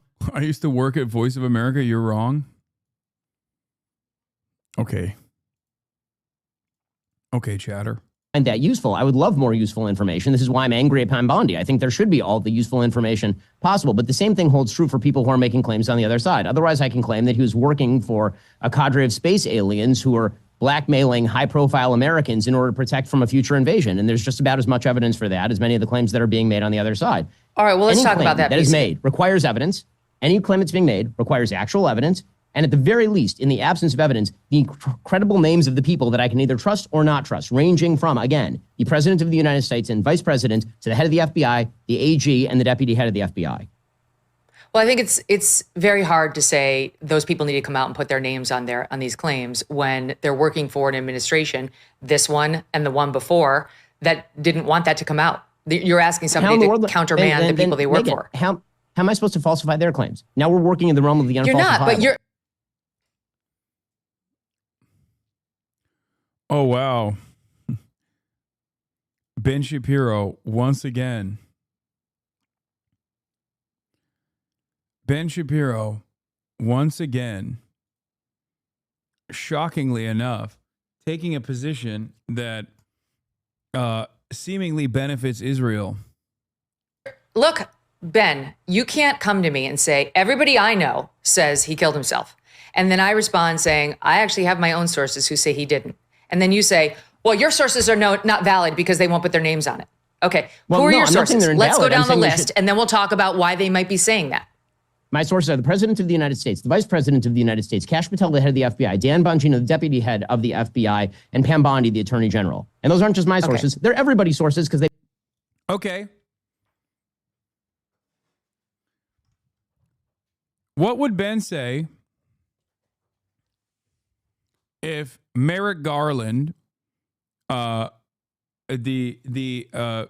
FBI head under Biden, Kamala Harris, and Joseph Robinette Biden were all saying that Jeffrey Epstein actually killed himself? Please don't look at this at all. There's nothing to see here. Like, the only reason why Ben can get away with saying this is because he assumes that everyone in the audience is on board with all of these people and thinks that they are infallible.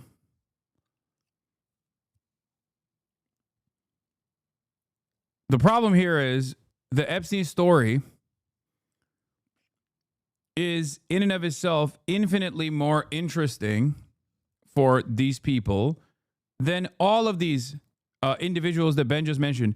I would go so far as to say even Donald Trump.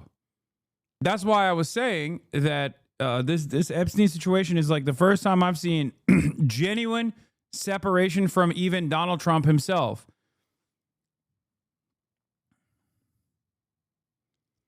If the Israeli media Twitter account tweeted that Epstein didn't kill himself, Ben would die defending that position with no evidence.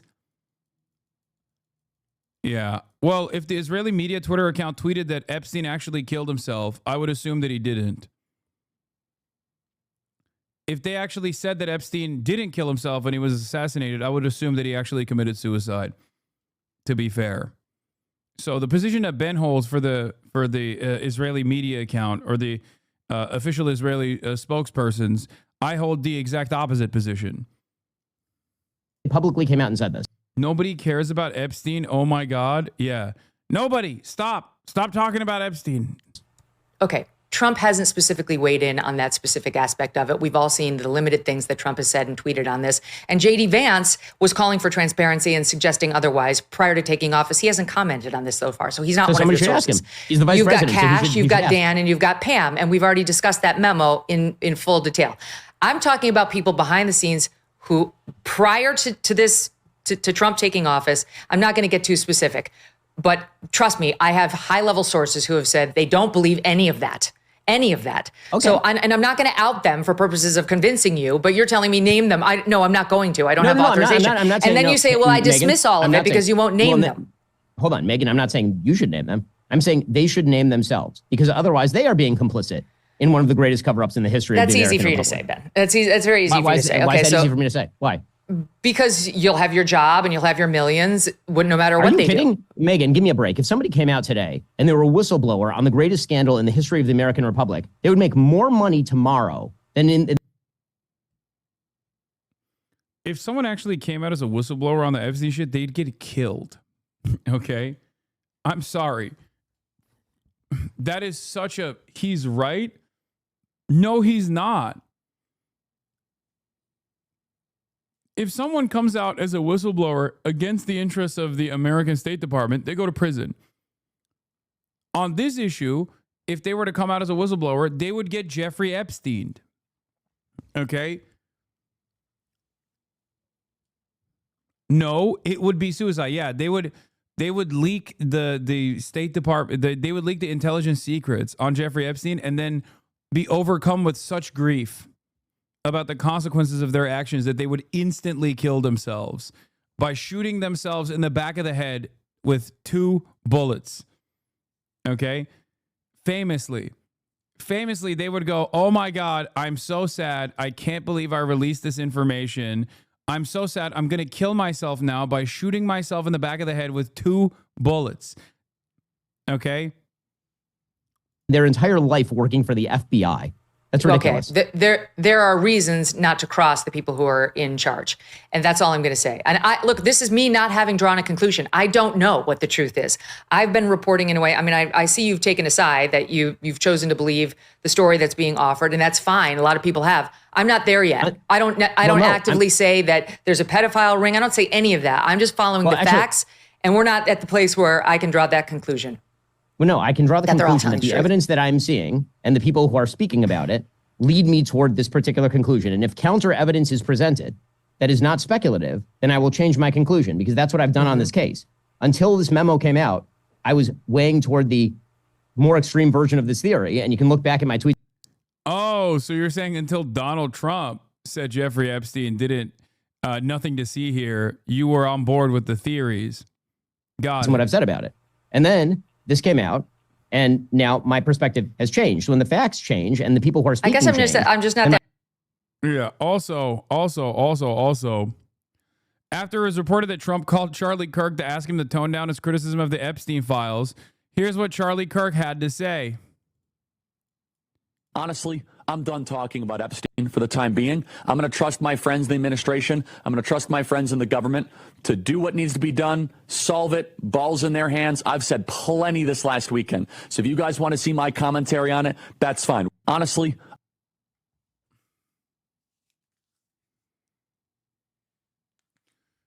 Trump has been making boss calls. Trump has been making boss calls on this to be like, dude, shut the fuck up. Shut the fuck up about Epstein. But here's one man who will not. Here's one man who is unbowed. Alex Jones, does Israel have blackmail on Trump? My integrity's king. We're 8-9 days into this whole Epstein attempted gaslighting by the DOJ cover-up, exploding, endangers the entire Trump administration, attention America and Western civilization, and by extension the entire world. I want Trump to succeed desperately. I support 95% of what Trump's doing. I think he's a great man. From all research, he's not. Uh-oh. As soon as we started talking about Jeffrey Epstein, we got stuttered.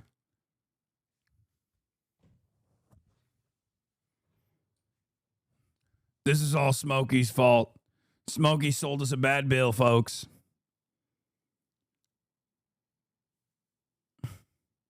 He sold us a bad bill. 2 days in a row, we're getting hit by attack helicopters. Once again, I'm going to fix it now. We got to test out the delay. Folks, what is the delay at? Write this number if you see it. Number 4. Top number 4. We're testing out the delay. 2, 3, 4. Okay, we got a 4-second. We got a 4-second delay. It's not that bad. I'm still gonna fucking hit the.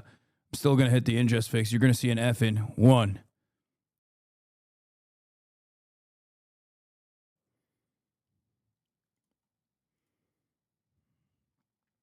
That's right.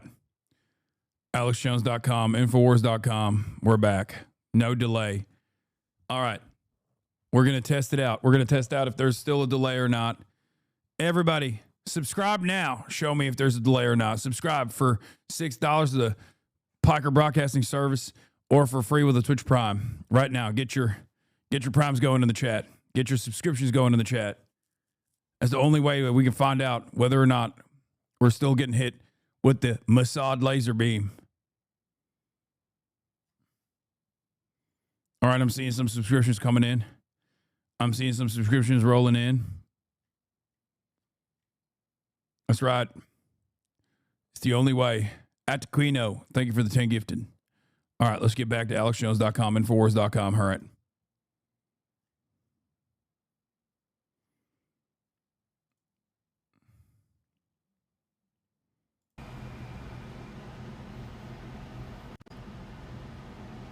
Eight, 9 days into this whole Epstein attempted gaslighting by the DOJ cover-up, exploding. It endangers the entire Trump administration and by extension America and Western civilization and by extension the entire world. I want Trump to succeed desperately. I support 95% of what Trump's doing. I think he's a great man. From all research, he's not connected to Epstein in any illegal activity. He always says this. He always fucking says, look, I've done my research. Trump is not connected to Epstein in any way, but maybe he's been blackmailed by the Mossad. Who knows? But all the 180s and all the flip-flopping that we've seen has blown this into a new level of Streisand effect.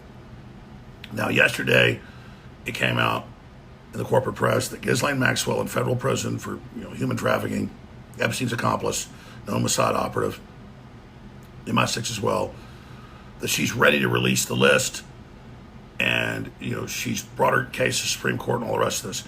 Number one, I don't believe anything that comes out of her mouth. She is on record a human trafficker, and you don't take somebody that's in prison and then take what they have to say later. So, yeah, I'm defending Trump right there. But you look at this headline, the deep state is attempting to blackmail Trump. It doesn't mean they've got something, but they have had control, like Trump said, the Democrats, of the file. They took out whatever they wanted and added whatever they wanted into it. So that's true. So a bunch of people are pissed off at me at one side saying, look, you're defending Trump when he said on Truth Social 2 days ago. Dog, we listened to you yesterday. You quite literally said, oh, I never thought about this angle that the Clintons and the Democrats might have fucked up the Epstein list. And now he's like, of course they did. Like yesterday, he was like, oh, what a brilliant way to talk about this, Mr. President. I didn't even think about that. And now today's like, obviously, it's an established fact that Obama the demon, polluted the Jeffrey Epstein list, the client list, with every Republican, including Donald Trump. That they've had the file, just like Russiagate or anything. They falsify stuff. You can't believe it. That's a real issue. Oh, okay. Yeah, Obama, he smells like sulfur. I smelled him, folks. They could have done that. I don't know they did that. I'm simply wargaming every angle of this. But then you look at all the bizarre behavior. Yeah, he's wargaming every angle. That's why he's glazing Trump, and he's finding a way to just like align with Trump on all of it. Behavior of them raiding the FBI offices, the FBI raiding itself in March, getting all those documents and videos, them telling us there's 14 terabytes and hundreds of new victims and Epstein raping kids. And now Bondi's like, you know what? You just want to see child porn. You just want us to release child porn. Nobody ever said that. And, Trump at that press conference last Tuesday, you just asked a question about him working for an intelligence agency, Epstein. You're standing on the graves of dead kids. How dare you? I mean, this behavior, you couldn't make people think you were guilty more. Trump's enemies couldn't do something like this. So I'm godsmacked. I am dumbfounded at a certain level. But now that she's come out and done this, you got Dershowitz saying, "Ooh, you better pardon her," and all the rest of this. But Dershowitz like, "Release the file. I'm not in it." Well, okay. Well, I mean, what is in the file? How does Dershowitz know? I'm not saying Dershowitz is guilty. There's never been any evidence of that. I'm saying, how does he know the Democrats didn't add something to that? I mean, Adam Schiff had to get pardoned because in the J6 fake committee, he created fake emails and fake speeches and fake phone calls of Trump. Remember all that? The fake mafia calls? I mean, when I testified for the J6 committee, I said, you're not a real committee, you're criminals, and I take the fifth, not because I'm hiding something, but because you will claim I committed perjury and you're frauds. And I took the fifth 98 times. At the start and the middle, they kept saying, why don't you answer questions? I said, again, you're criminals, Liz Cheney, all of them. Notice they destroyed all the video of that because it's so embarrassing of me right in front of them to their faces telling them that. Now, you're never going to see that because they destroyed it, which is another crime. So I'm not going to sit here and pretend I know all the answers, exactly what's going on here. I just call balls and strikes, as I've said. But we've got a major, major issue here. And Ghislaine Maxwell and Jeffrey Epstein were on record Mossad. So was her dad. You can look all this up. And so with the huge Israel lobby coming in right now, the Trump administration and all the rest of it, the Democrats have been basically defeated politically. Trump finally got rid of a bunch of them in the bureaucracy. But now Israel is sliding in with Netanyahu to try a hostile takeover of America. That's undoubted right now. And that's breaking everywhere. And that's great news. Tucker Carlson and others exposing him. And I've never said Israel runs everything or is the worst thing in the world or, it's one monolithic thing. I'm not even against Israel's existence. But now Israel is trying to get us into a full war with Iran and by extension Russia and China. And Israel is exerting itself. You see all the signs. So now I'm like, yeah, Israel is making a move on America. China's been the main threat. But now Israel is so heavily engaged here that I've got to just say I'm a loyal American. And yeah, Israel's trying to move on America. So, and it's clear, all the evidence points towards Israel, Netanyahu using threats of what's in the file. Not that Trump did something, but he's been in reports the FBI put out. Something is there. And I told you over a week ago, I said, it's Trump, not Bondi, not Patel, not Bongino doing this. It's Trump. And Trump on Truth Social and now in statements has said, yeah, it's me. I want to move on. I want this shut down. So they are trying to blackmail Trump, and he's acting like they've got something. Superman made everybody woke faster than expected. Yeah, Trump didn't do anything, but he's being blackmailed. With what? With what? Is Israel blackmailing Trump? With what? What could you possibly even blackmail Trump with? I mean, we know Alex Jones will defend Trump, even if it came out that he was like fucking children. So what could Israel have on Trump if he's blackmailing Trump?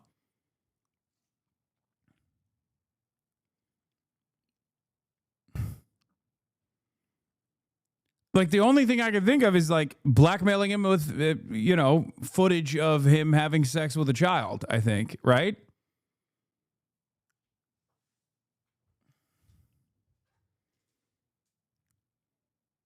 So then maybe he is involved with Jeffrey Epstein. And that kind of undermines the first point that he made.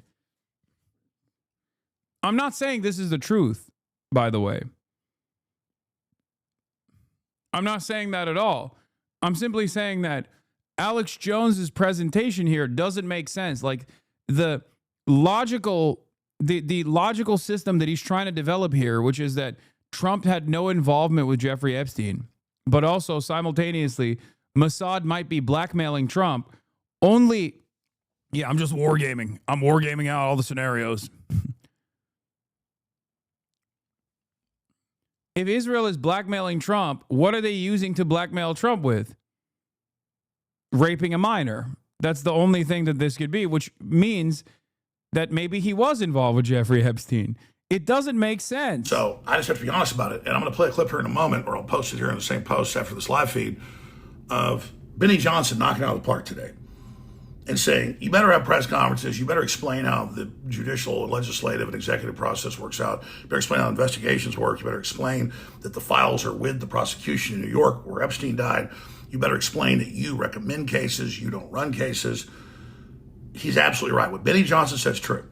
And then what Glenn Beck said, he said, listen, we can't lose our soul over this. Yeah, we get Trump's doing a lot of good, but we know this is all there. We know that there was blackmail. We know there were intelligence agencies. We know this video of him from around the corner doesn't show that he didn't kill himself. We know this, so you're insulting our intelligence.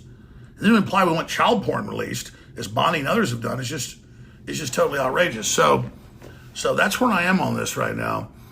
And I'll play the Beck clip, or post a Beck clip here as well. But then you've got Charlie Kirk, who I think is a great guy and so much to get Republican voters on. I love him. He's like, I trust Trump. I trust the administration. I'm not asking any more questions. And I'm not talking about Epstein anymore. Well, that's the message I reported last week. But Carl Seraphin, I got reports myself from people, but he also had his reports and some public reports of major talk show hosts, influencers getting calls saying your access can be cut off at the White House, Susie Wall stuff, if you don't stop, and the FBI calling people. Well, that's a cover-up. So we don't want to be aiding the Democrats here, but we're not in a cult like Democrats that go along with corruption. So here's Benny Johnson. I'll post it in this, under it. Here is Beck. Benny Johnson keeping his soul, Beck keeping his soul. And I'm not saying Charlie Kirk's losing his soul here, but I'm not going to question my friends. I mean, if my wife didn't show up for 2 days and just showed back up at the house, I'd say, where you been? If I had a business partner I'd known for 20 years, a great person, all of a sudden a bunch of money's messing up, I'd say, you know where the money is. I mean, when people start telling you don't ask questions, you got a problem. Remember all the New York Times articles and Washington Post articles? Asking questions is bad. Doing your own research is bad. No, it's good. So I don't want to be focused on this. But everything Trump and them have done the last few months with Bongino and them, like during the headlights on that Fox interview, has triggered all this. And I said, like, if you want it to go away or you don't think you can prosecute people or it's a national security issue, I'm not defending that, but I understand that. Just shut up. Shut up. Instead, Trump, hey, I've done a great job, True Social, leave it alone, drop it. They're going to have congressional hearings now. They're coming after you. I've never seen such a self-inflicted wound. So Benny Johnson nails it. Glenn Beck nails it. And Charlie Kirk, I'm just not going to question my friends. And I understand that thought process. I don't agree with it, but hey, Trump's doing so much good. We've seen him try to. Alex Jones trying to desperately defend Trump while simultaneously imply that he probably had sex, like he probably raped children, and therefore under like Mossad supervision is so funny because you're basically saying the worst thing about Donald Trump. You're taking the long road into saying Donald Trump is involved with Jeffrey Epstein. Like you're trying to say he's not involved with Jeffrey Epstein and then literally saying he was absolutely involved with Jeffrey Epstein. This makes no sense. how can you arrive at this position where you're like supposed to be the moral compass, the North Star of leading conservative conspiracy theorists? Okay, well, and you have this approach to the subject matter where you keep saying Jeffrey Epstein is not involved with Donald Trump in any way, except for the fact that the Mossad might have captured Trump on video and has blackmail on him, which is causing this kind of division to take place.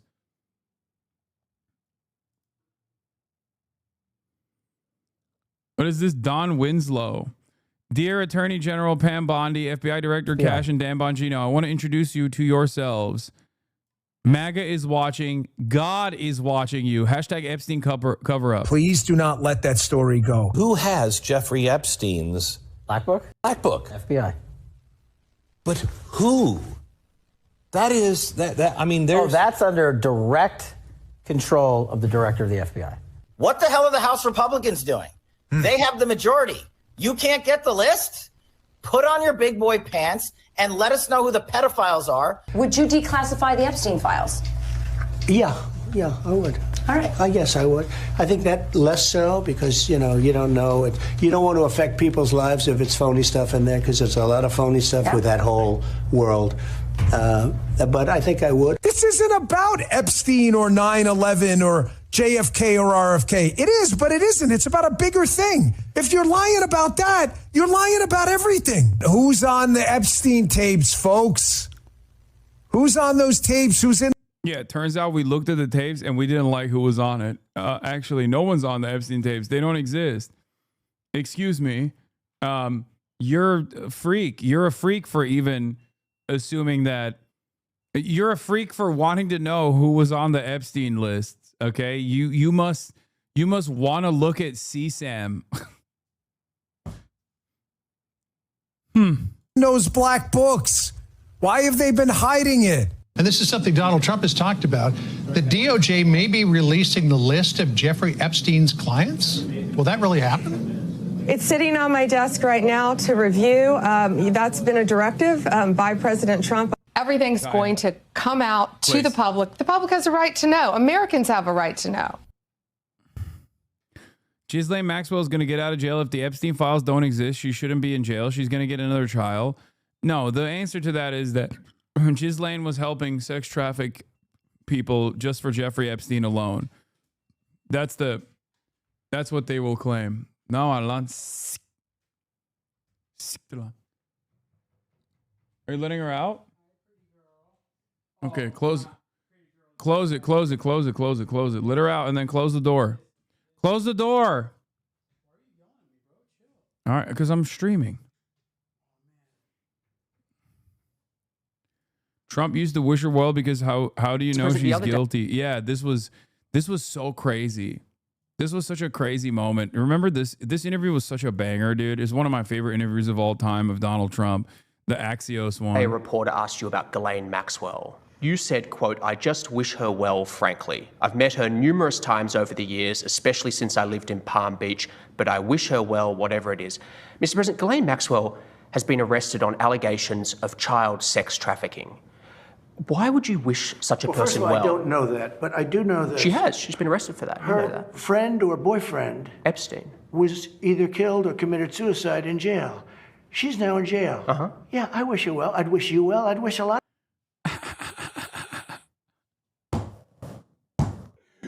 Her friend is in jail and then commits suicide. Her boyfriend is so sad. Is so sad. Who wouldn't feel sad about that? Bro, wait, hold up. We got to run it back. Dude, listen to allegations of child sex trafficking. Why would you wish such a person first of all, well? I don't know that, but I do know that. She has. She's been arrested for that. Her you know that. friend or boyfriend, Epstein, was either killed or committed suicide in jail. She's now... By the way, this was under his watch. He says either killed or committed suicide in jail. Your jail. It was a federal prison. At this point, he was still president. And it had happened not that long before this interview was conducted. It happened under his watch. In jail. Uh-huh. Yeah, I wish you well. I'd wish you well. I'd wish a lot of people well. Good luck. Let them prove somebody was guilty. I mean, do you know that? Oh, so you're saying you hope she doesn't die in jail? Is that what you mean by wish her well? Her boyfriend died in jail, and people are still trying to figure out, how did it happen? Was it suicide? Was he killed? And I do wish her well. I'm not looking for anything bad for her. I'm not looking bad for anybody. And they took that and I mean, she's made a child it alleged child sex such a trafficker. big deal. But all it is. Oh my God. Oh my God. It's so good. It's so good.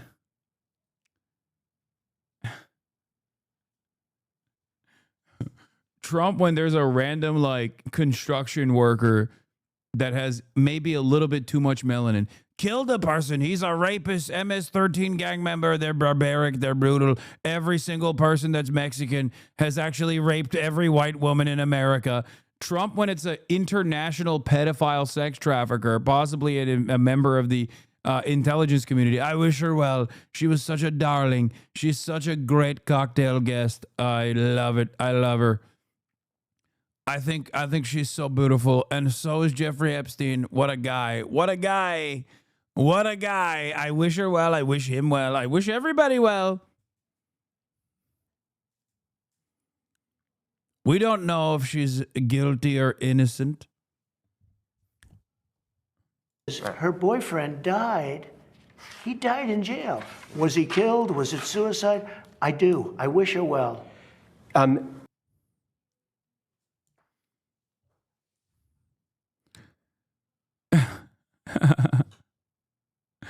One of the best interviews ever conducted, straight up, where Jonathan Swan isn't even like trying that hard. What is this? Beitar is not taking the Superman well. I am a man boiling with rage. Yesterday, I went with my son to watch a new Superman movie. Superman, the ultimate superhero, a character created by two Jewish immigrants, Jerry Siegel and Joe Shuster, in the 1930s. A character is supposed to represent hope, justice, and light. The actor playing Superman, Jewish. The studio, owned by Jews. Even the character of Superman himself, symbolically and historically, is considered to have Jewish roots, a refugee sent from crisis and war to save a better world, created to empower the Jews who returned from the Holocaust. And what did the pathetic progressives in Hollywood do? They trampled all over this. Instead of presenting a character who defends the weak and fights for justice, they turned into a disgusting political caricature where Israel, under a different name, is portrayed as a fascist state, a warmonger, and a close ally to the U.S., which sounds a lot like Israel to me, which supplies advanced weaponry to fight poor and miserable farmers, the good Palestinians, with pitchforks and stones. Again, quite similar to the reality that is unfolding. By the way, the Forbes wrote an article on this as well, by the way, and they put me in the headline. Whether Superman, DC's new blockbuster, made a splash at the box office this weekend serves a metaphor for Middle East unrest as animated political figures on the right and left, from Ben Shapiro to Hasan Piker, despite the director denying any direct reference.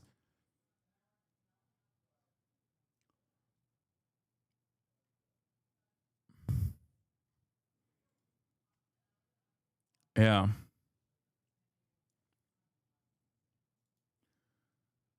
U.S. envoy Tom Barak defended Syria's new ruler al-Sharaa, comparing him to George Washington after a Lebanese journalist questioned his rise to power. Oh my God! You already know when a right wing government considers a Muslim group to be similar to the to the founding fathers. Let me tell you, folks. When that happens, you already know what's about to take place, okay? That's exactly what happened with the Mujahideen. Anyway, let's get back to the story at hand here with Jeffrey Jedediah Epstein and the drama by President Trump. But in a big reversal, the DOJ and FBI have now announced the end of their investigation, writing that a review found, quote, no incriminating client list and, quote, no credible evidence that Epstein blackmailed anyone, and confirming that he had died by suicide. As for that so-called client list, I was asked a question about the client list, and my response was, it's sitting on my desk to be reviewed, meaning the file along with the JFK, MLK files as well. That's what I meant by that. For years, many Trump allies, including his now FBI Director Kash Patel, pushed for the release of the government files on the Epstein case, insisting they would implicate prominent Americans in a sinister plot. Here's what MAGA star Dan Bongino, now the deputy FBI director, said in 2019. The questions surrounding this alleged suicide are numerous and are worth entertaining and worth getting to the bottom of quickly. According to multiple sources, Bongino had a heated argument with Bondi at the White House last week and has told friends he may resign. Last night, Trump said he thinks Bongino is still on the job. Is Dan Bongino still your deputy FBI director? Have you spoken to him? I think so. I did. I spoke to him today. Dan Bongino, very good guy. I've known him a long time. I've done his show many, many times. And he sounded terrific, actually. No, I think he's in good shape. In his Truth Social post expressing support for Pam Bondi, Trump said that people should not waste time and energy talking about Jeffrey Epstein. But George, judging from the response to that post, it appears that many of his own supporters are not ready to take that advice. Yeah, this does not seem to be going away. Okay, John, thanks very much. Many people, including me. We already watched this. You got Bondi, you got Patel, you got Barr. All of these people work for Trump, okay? So if they're covering up for somebody, who do you think they might be covering up for? So you think they're covering up for President Trump? People look at all of us. Everybody is looking at little pieces of this and coming up with kind of theories. But people really take the time, because there's a lot of facts, there's a lot of information. People who take the time and really investigate this thoroughly all come to the pretty much conclusion that maybe Trump was behind this. Wow. Maybe Jeff was killed to quiet him. You think President Trump has something to do with Epstein, with your brother being killed? Someone said sus last name. Dog, that's his brother. Mark Epstein is Jeffrey Epstein's brother, chatter. I wouldn't write that off. Because if you look at all of the evidence we have and all of the facts, not opinions.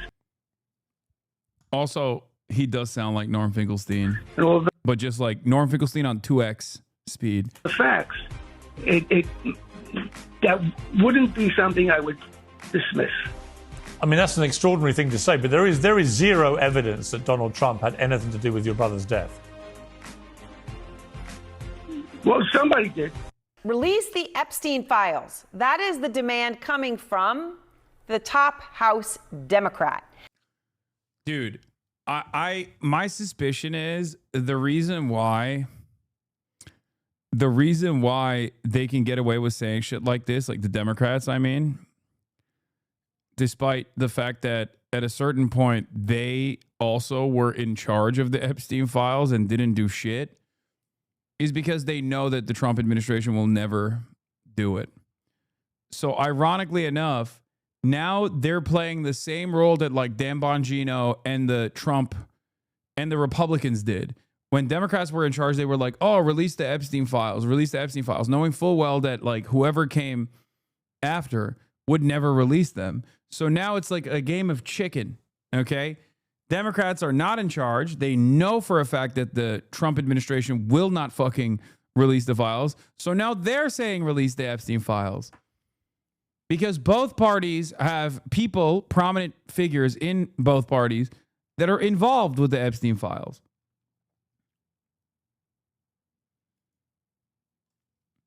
Texas Governor Greg Abbott says emails with Elon Musk are too intimate and embarrassing to make public. Wait, what? Were they fucking? What the hell is this?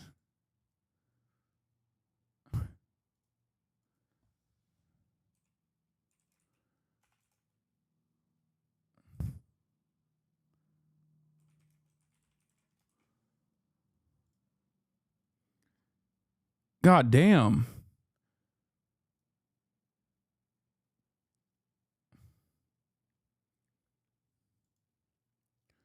They're doing damage control now. Important. I just confirmed that Dan Bongino was in his FBI office at work today and is working on something very important. Dan was in a positive mood.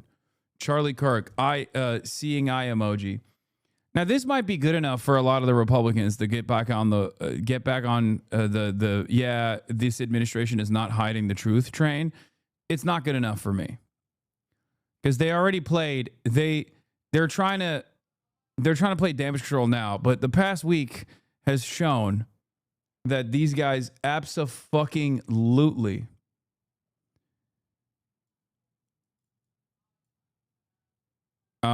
what is this? And we'll look at the Abbott files in a second. But the past week has shown, why do people think you're a terrorist? Easy question, easy answer. My name is Hasan, and I do not unconditionally support America and Israel, and contextualize oftentimes why there are groups out there that resist militarily against American and Israeli violence. That's it. I could have just stopped there, though. My name is Hasan. Thank you for your answer. Yeah.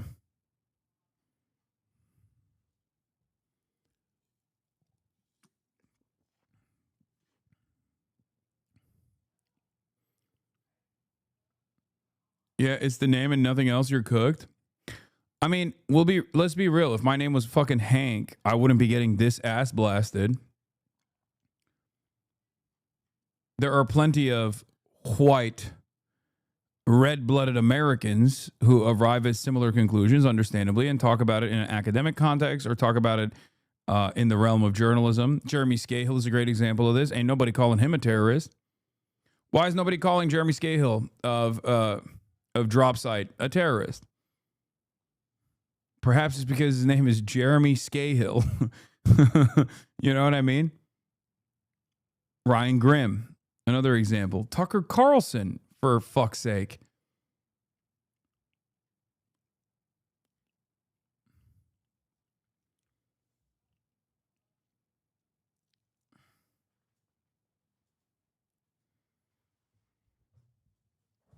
Michael from Pennsylvania.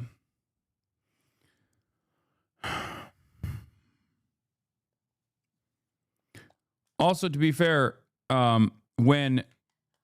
Felix Biederman, Brace Belden, Noah Colwyn, there are numerous people like this.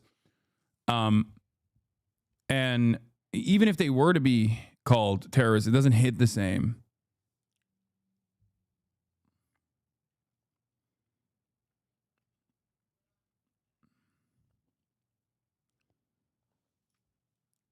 They'll just say that they're like a terrorist supporter at most.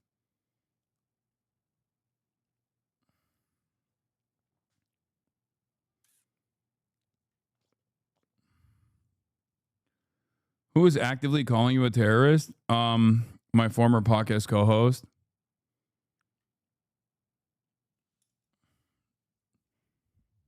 Numerous Israel advocacy groups. Virtually everyone that watches Asmongold, Sex Pestiny, you know, among many others. The entire cadre of slop tubers online.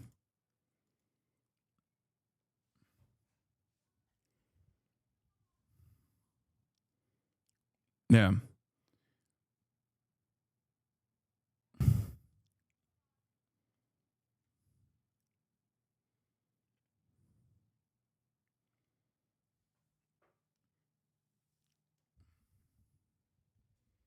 You just activated 5,000 chatters from their slumber.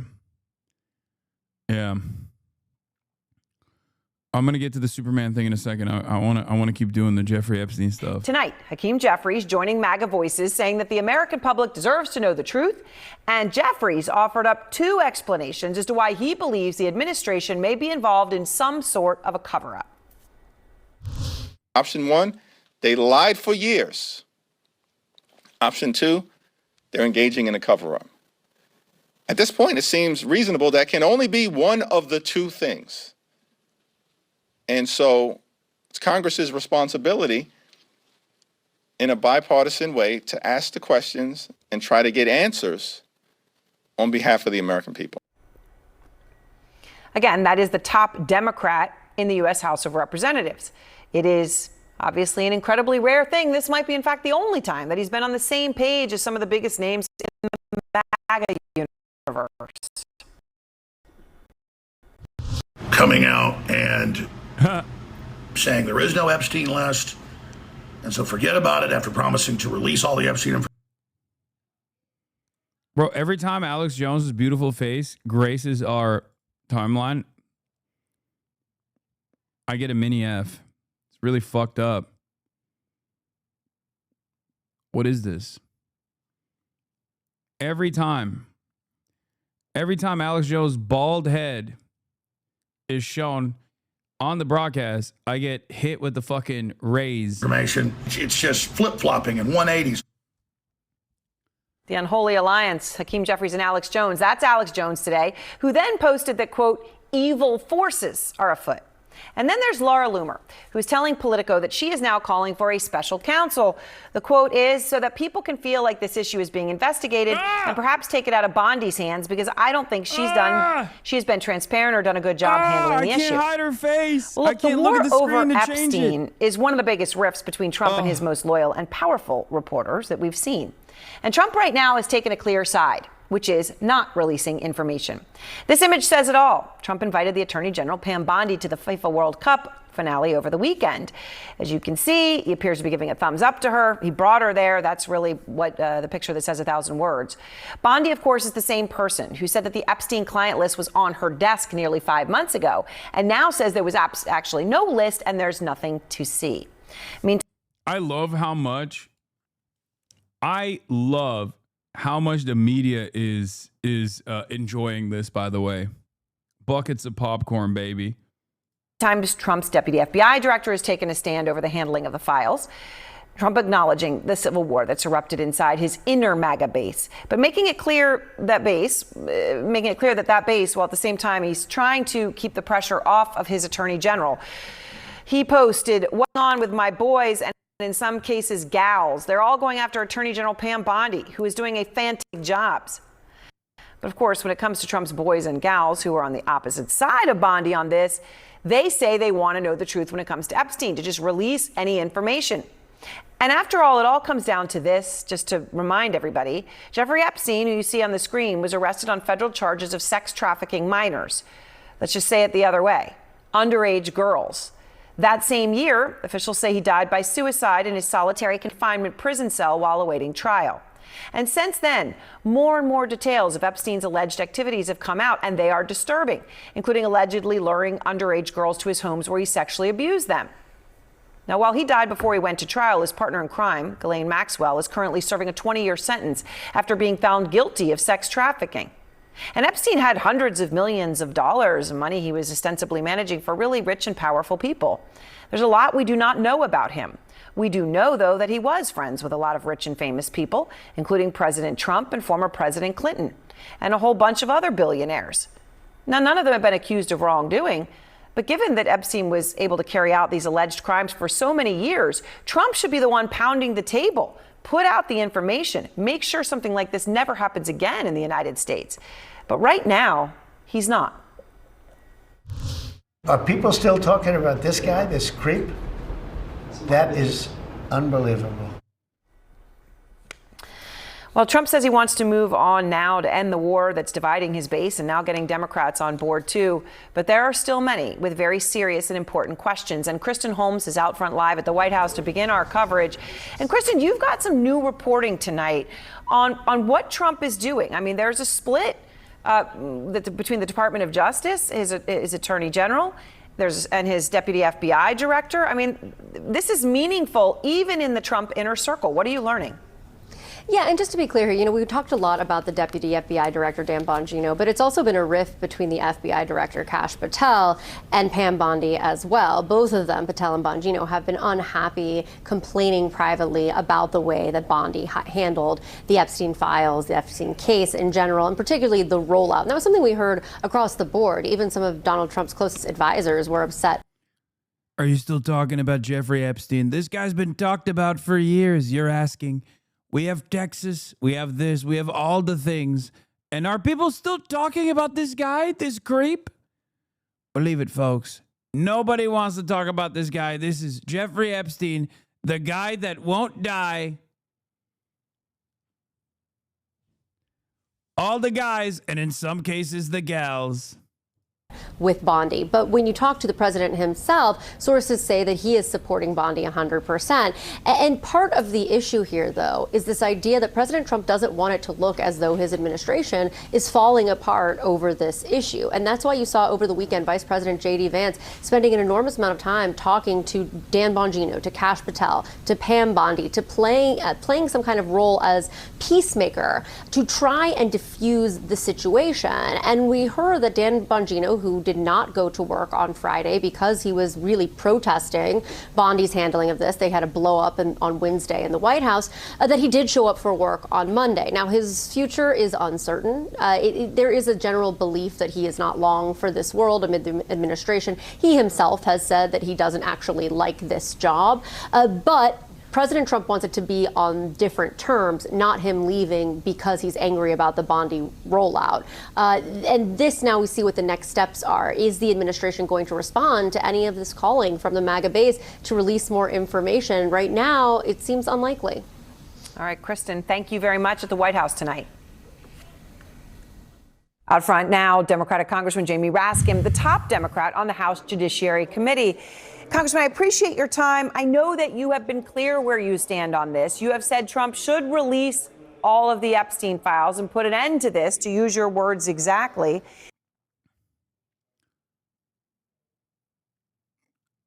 Dan Bongino, for him, his job is like his life.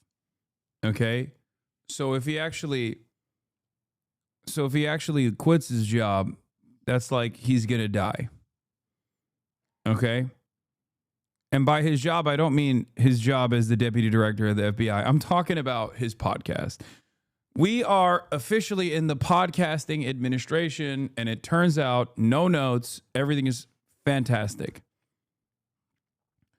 There's nothing funnier than Dan Bongino quite literally constantly talking about how much he fucking hates this job because he's now required to literally defend the administration when he had the best podcast gig on the planet.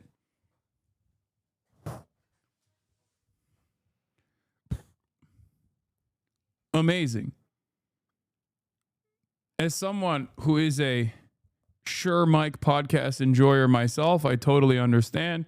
I would never want to have a real job either. Okay? Then the DOJ comes out with this memo saying there's no client list. Epstein wasn't murdered. We're all good here. Let's move along. Why don't you believe them?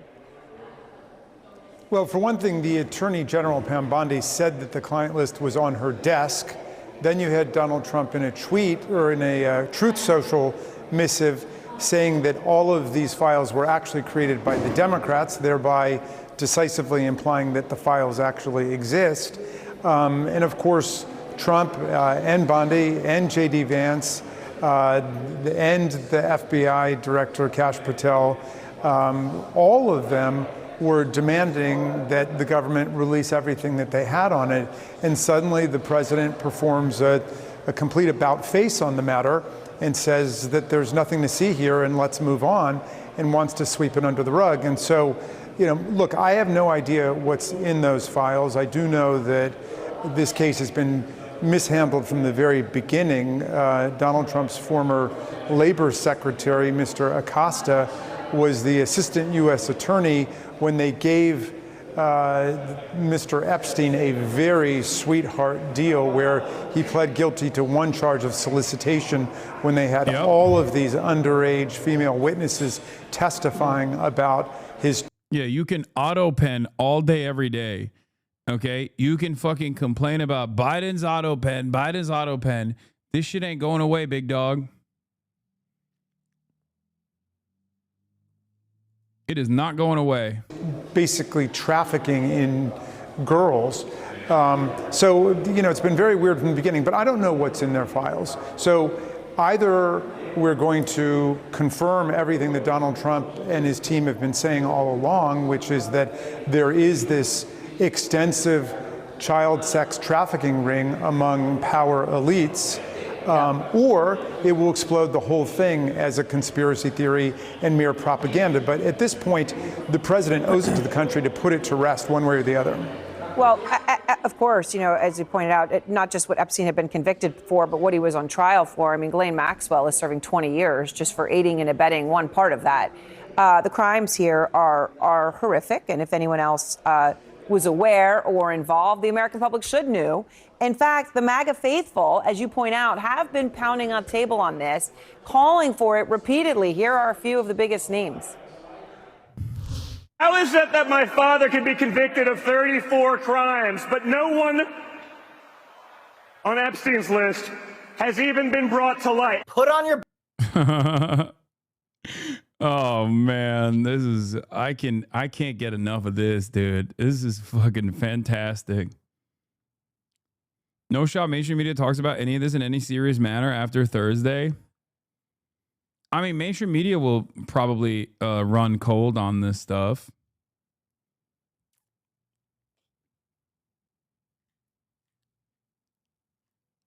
But that doesn't mean independent media is going to let it go. Dude, they've talked about Jeffrey Epstein nonstop. They've talked about Epstein literally when the media wasn't talking about it. It's a major plot point for independent media. Big boy pants and let us know who the pedophiles are. What the hell are they hiding with Jeffrey Epstein? I mean, it's the president's son. It's the head of the FBI. It's the deputy head of the FBI now. I mean, those are the three. Like, the one thing I can foresee, I don't like the misdirection narratives sometimes when people be like, oh, do you think the Jeffrey Epstein stuff is just like a case of misdirection so people don't talk about the ICE raids? But I think it's the exact opposite. I could see Trump doing something fucking insane just to, because he recognizes that like he's on shaky ground with his base for the first time ever. And, you know, screaming about Biden's auto pens is not going to do it. So I could see him doing something totally fucking nutty, like, I don't know, invade Greenland or something militarily so that everybody talks about that instead of this shit. I could see him doing that on this issue, nothing else. Because redirecting the attention away from Jeffrey Epstein is more important than talking, like consistently allowing Jeffrey Epstein to be talked about.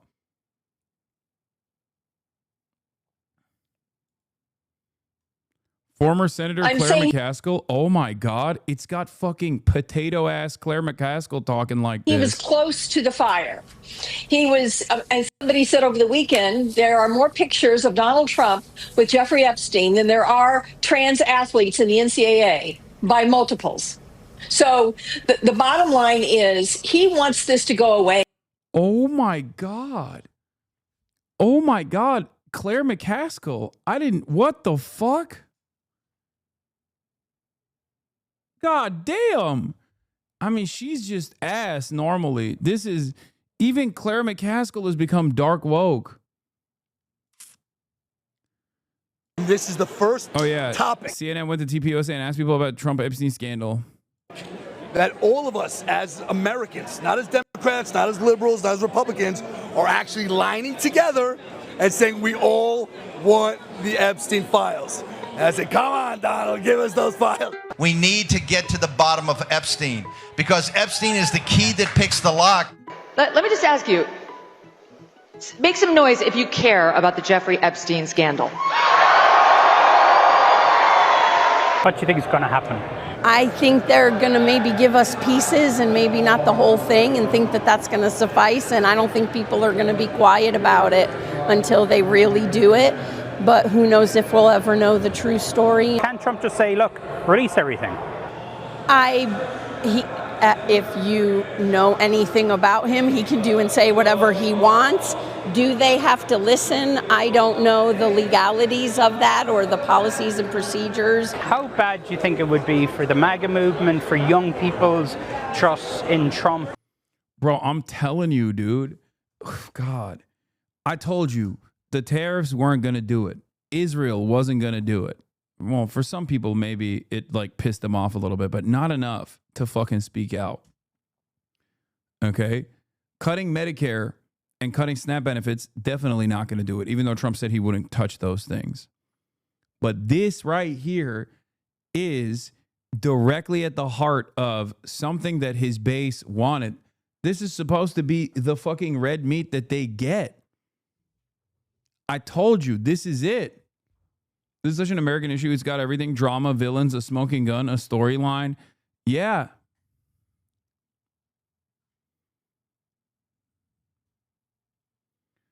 Why do you think CNN talks so little about Epstein during the Biden admin? What do you mean?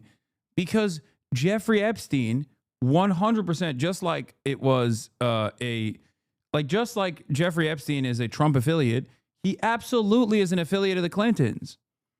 And CNN is the Clinton News Network. I think the only reason why the media feels confident talking about it like this is because they know that Trump is not going to fucking release any information.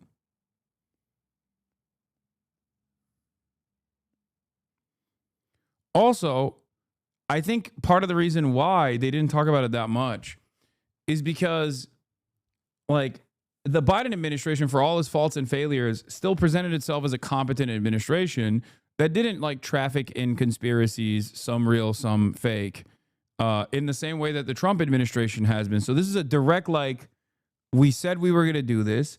Trump has a fairly high success rate of, like, delivering on certain promises exactly like this one. And they flexed so much. They constantly and stupidly talked about Jeffrey Epstein being just like a liberal thing. And I think the administration realizes it's not just a liberal thing. So now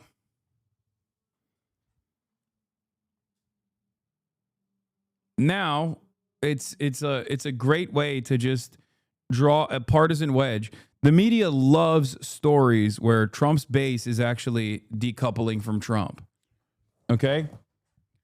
The media loves stories like that. They will do endless articles about, like, this is the time where Trump is, this is the time where Trump's base is yelling at him. So this is a perfect story for them to keep covering. If by the end of his term they don't release everything they know about Epstein.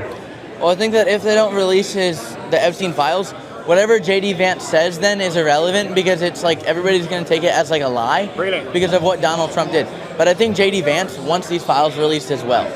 And I think that Donald Trump, he promised them, so he needs to do it. No matter who's on them, we need to release the Epstein files. It's Trump's decision. It's Trump's decision. I think again, and I'm not going to make the decision for the president. It's not my job. It's not my place. But I do think the way that I'm seeing it played out is that Bongino will be here and Pam Bondi will be the fall guy. You think that's fair? I don't think anything's fair in politics. This guy's so funny.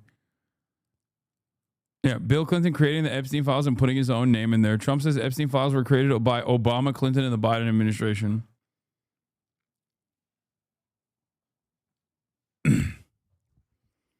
Yeah, while Bill Clinton was creating the Epstein files and putting his name on there, he also happened to be frequenting the Lolita Express quite a bit.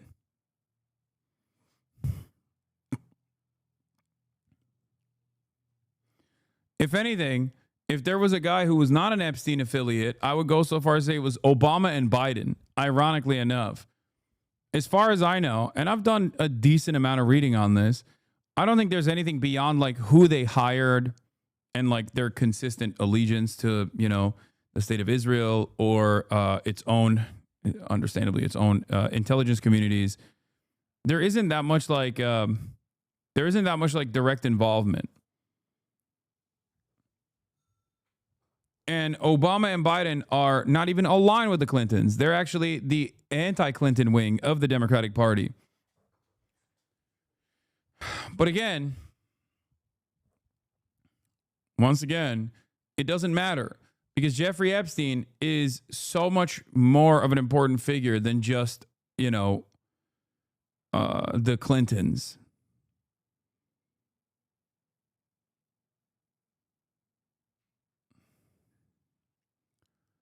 Because if the speculation is correct, then Jeffrey Epstein is a asset for both the CIA and also the Mossad.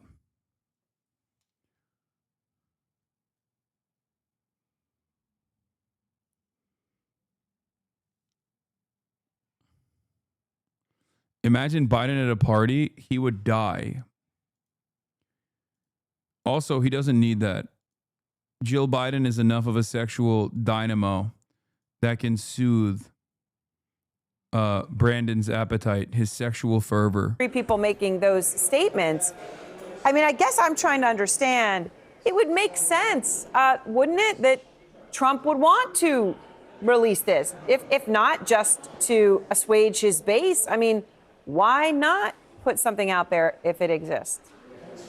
Well, he was with them in demanding that these materials be released to the public. And now all of the questions that his son was asking and that Kash Patel was asking and Dan Bongino were asking are now directed at Donald Trump himself and at Attorney General Bondi. They want to know why, now that you have the reins of the government, you're not just going public with it.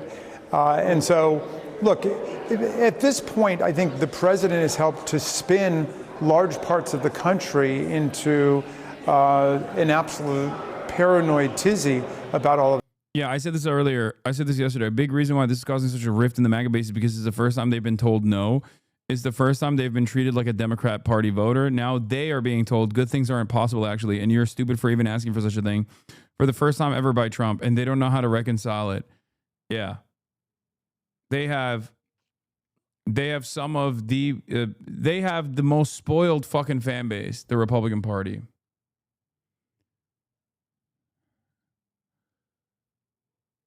So yeah, they're pissed off. They're pissed off because the spoiled fan base is not getting what they want. This again, we don't know what's there and what's not there, but we need to resolve it. It's kind of getting to be an ungovernable situation, and the president should go ahead and release whatever they do know about whether there are outstanding sex abusers out there who have not been picked up for the crime. President Trump offering his full support to... Holy Toledo. My goodness gracious. Entered on top topics searched alongside Trump on Google. His Attorney General Pam Bondi inviting her to attend a soccer match in New Jersey today. All of this amid a MAGA world revolt over Bondi's handling of the so-called Jeffrey Epstein files. A Justice Department memo concluding there is no evidence of a client list for the disgraced financier and convicted sex offender. CNN Chief Data Analyst Harry Enton is here to run the numbers. Harry, good to see you. Nice to see you. I am wondering, how much interest is there in the so-called Epstein files? Well, if my buddy Vin from Jersey is any sign, there's a lot of interest. He won't shut up about it, but he's not the only one who won't keep quiet about it. What are we talking about here? Why don't we take a look at Google searches for Jeffrey Epstein? Take a look at this. Today versus a week ago. Up like a rocket, up 1,900%. My goodness gracious. And get this, it is currently the top term topic being searched alongside Donald Trump today. If Donald Trump, who is begging, asking his supporters to drop it, he is not getting his wish whatsoever. His supporters are not dropping it. Interest in this story is at basically an all-time high. And of course, this is such an interesting story because it is one that unites different parts of the far right. It's one of the few stories that actually brings together folks like Steve Bannon and Elon Musk. They all are wondering what the heck is going on here. And at this particular point, Donald Trump has not figured out a way to solve this problem and quell the problem on the right side of his base. So put this interest into perspective when you compare it to other news stories this week. Yeah, okay, so we're talking about right now Google searches for Epstein. What about some other big stories this week? You know, take a look here. Again, we're looking at Google searches today. Get this, searches for Epstein have been, get this, 4 times higher than they are for Grok. Of course, Grok, the whole thing, that of course is part of X, went off on its own, the AI, and started throwing out anti-Semitic stuff, talking about Hitler and all that jazz. But interest far higher for this particular topic than there is, in fact, for Grok, much higher for, of course, Epstein. And then for tariffs, which, of course, have very much been in the news. Get this. Searches for Epstein today have been 7.6 times higher. So interest for the Jeffrey Epstein story through the roof, Jessica. And what's the feeling around if Trump will actually release any of these, any more information, any more files this year? Yeah, so, you know, we can go with the conventional wisdom. We can look at the betting markets, and I think this is part of what's going on, is that a lot of folks are saying, you know what, he's not going to release any more files. The Trump administration's not going to release any more files. Get this, Trump releasing more Epstein files in 2025, according to the betting markets. Okay, they're officially running out of shit to talk about.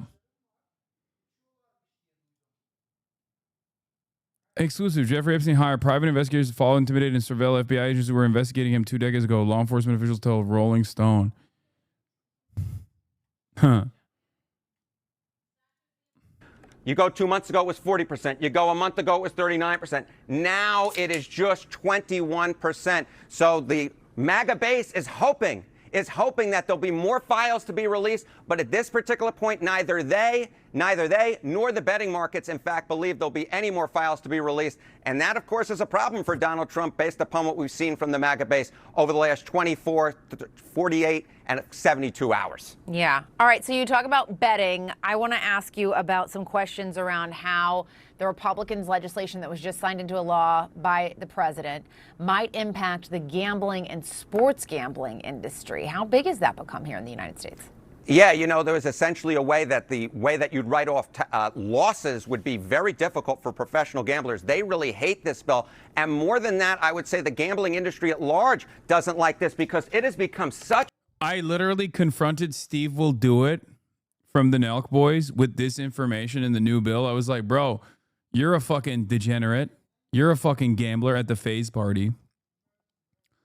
And I was like, how do you feel about your boy now? He cooked you. You know, you can't, like, you now have to report your gambling losses as well, pay tax for it. And he said to me, one of the funniest things I've ever fucking heard. He went, nah, that shit's for losers. I don't lose. I always win anyway.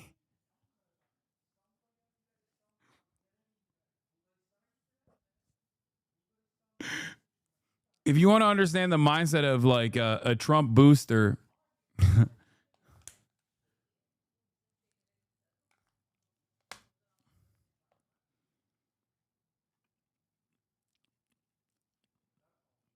that's how you know that's a real gambler. Okay? That is literally the most like gambler brain I've ever fucking seen in my entire life. He said, that's for losers. I always win.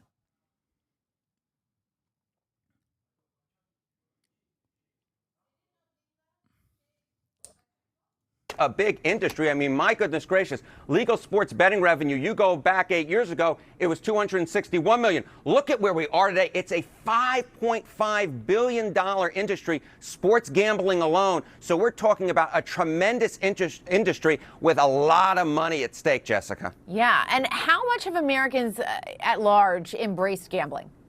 Yeah, I think that this is sort of the key giveaway, right? It's not just gamblers who have embraced gambling. What are we talking about here? Pro sports gambling or betting should be legal. You go back to 2006, it was 42%. Up. We're so fucking cooked. We're so cooked. Like everything, dude, this is one of the most dangerous vices.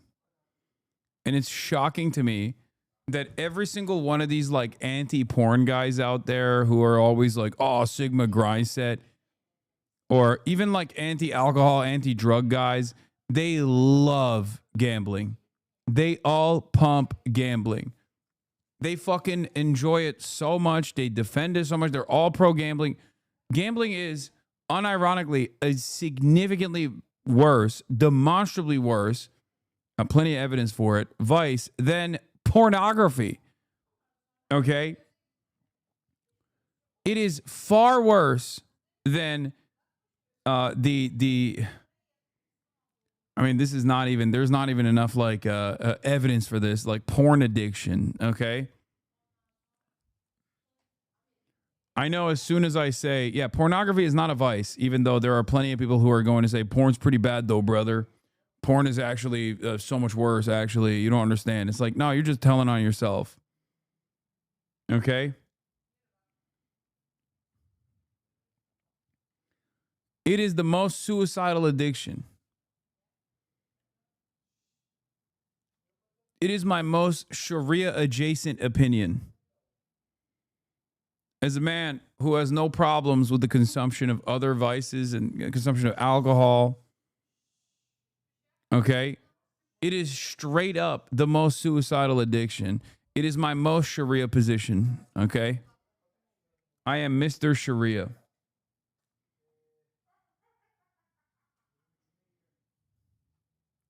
again like a rocket to 58% now. So it's going to be very interesting to see how Americans at large react to the big, beautiful bill. We already know approval for it is low. The more we learn about it, it'll be interesting to see how folks sort of feel about it. When it comes to pro sports gambling, I'm not sure they're going to like it, Jessica. In fact, I might even bet on it.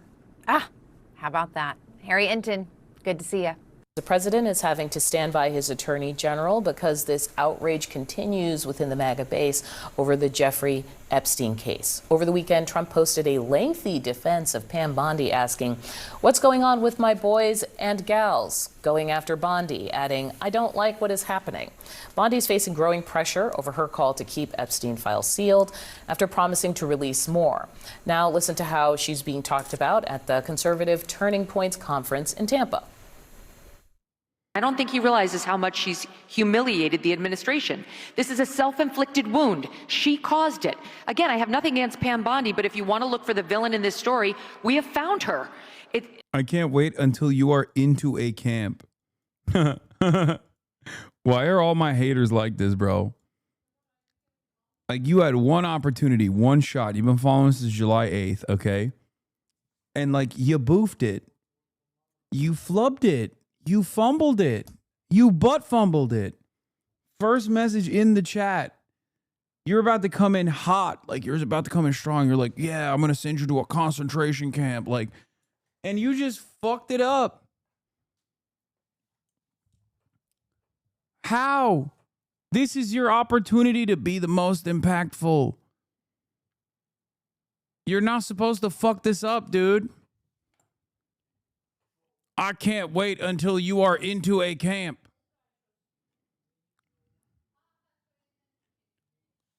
$36,000 people just saw you butt fumble.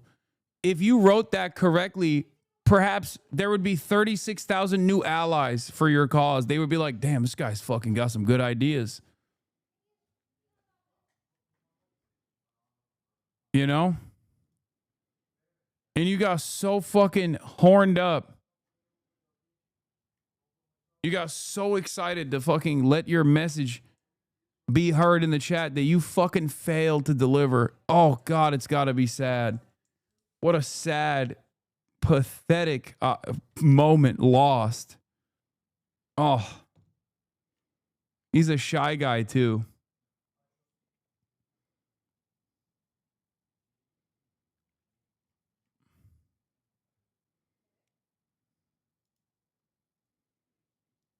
We are so cooked. The Dems are finished.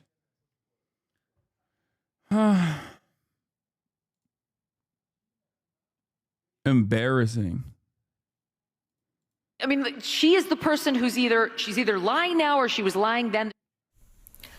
So the cracks are growing in the MAGA base, also hitting the leaders of the FBI. You have Deputy Director Dan Bongino reportedly threatening to resign over Bondi's handling of the case. And Trump, meanwhile, says, look, there's nothing to see here.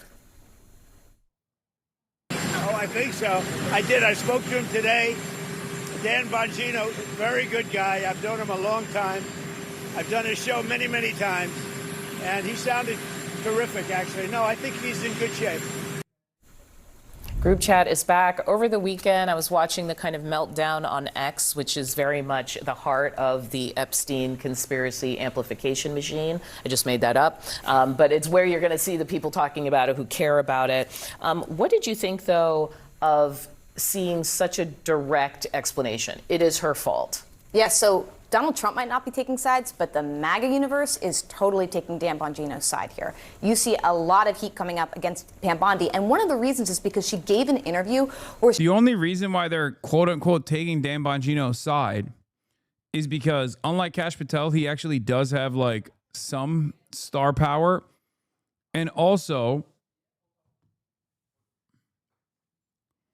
Dan Bongino has actively criticized Pam Bongino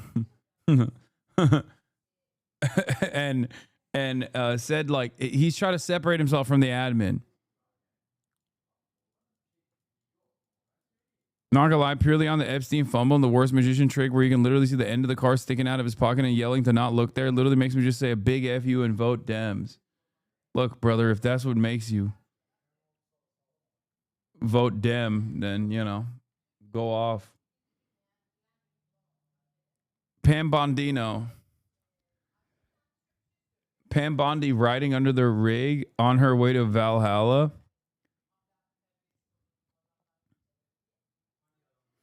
It's just like, it's just so, oh God.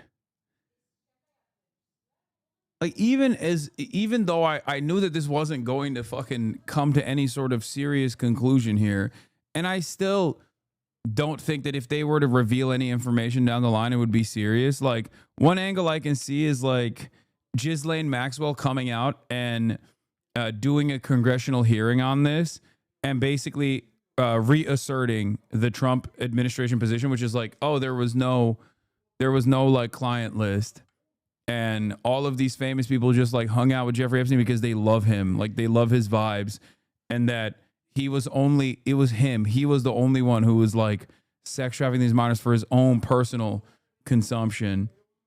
Okay, I could only see that as like as a way to try and bookend this, and I don't think that's going to be enough for a lot of these people. I don't think they're going to believe this shit. I don't think they're going to be like, okay, like, or they might just assassinate her in prison too. I mean, commit suicide.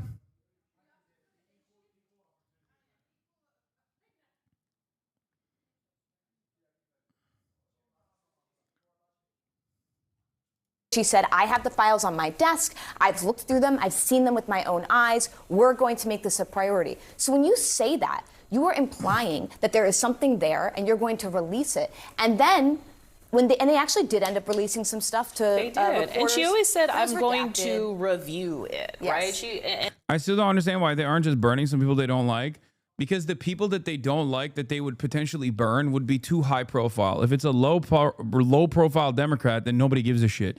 It has to be a high profile Democrat. And if you actually burn a high profile Democrat, then that Democrat could potentially turn around and be like, dog, you were at the party. Like, I saw you raping a minor. You know what I mean? It's mutually assured pedophilia destruction. It's mutually assured pedophilia. MAP. Okay? That's what it is. So, like, it's yeah, it would be, it's like nuclear first strike on pedophiles, outing pedophiles.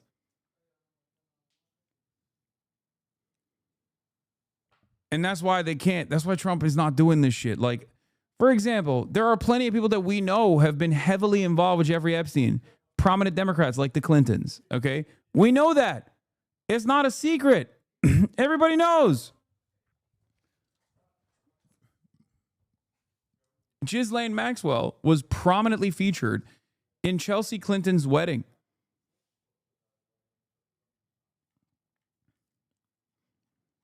Like, it would be super easy for Trump to just be like, oh yeah, the Clintons, they were all over the list. I see it. I've seen it in my own two eyes.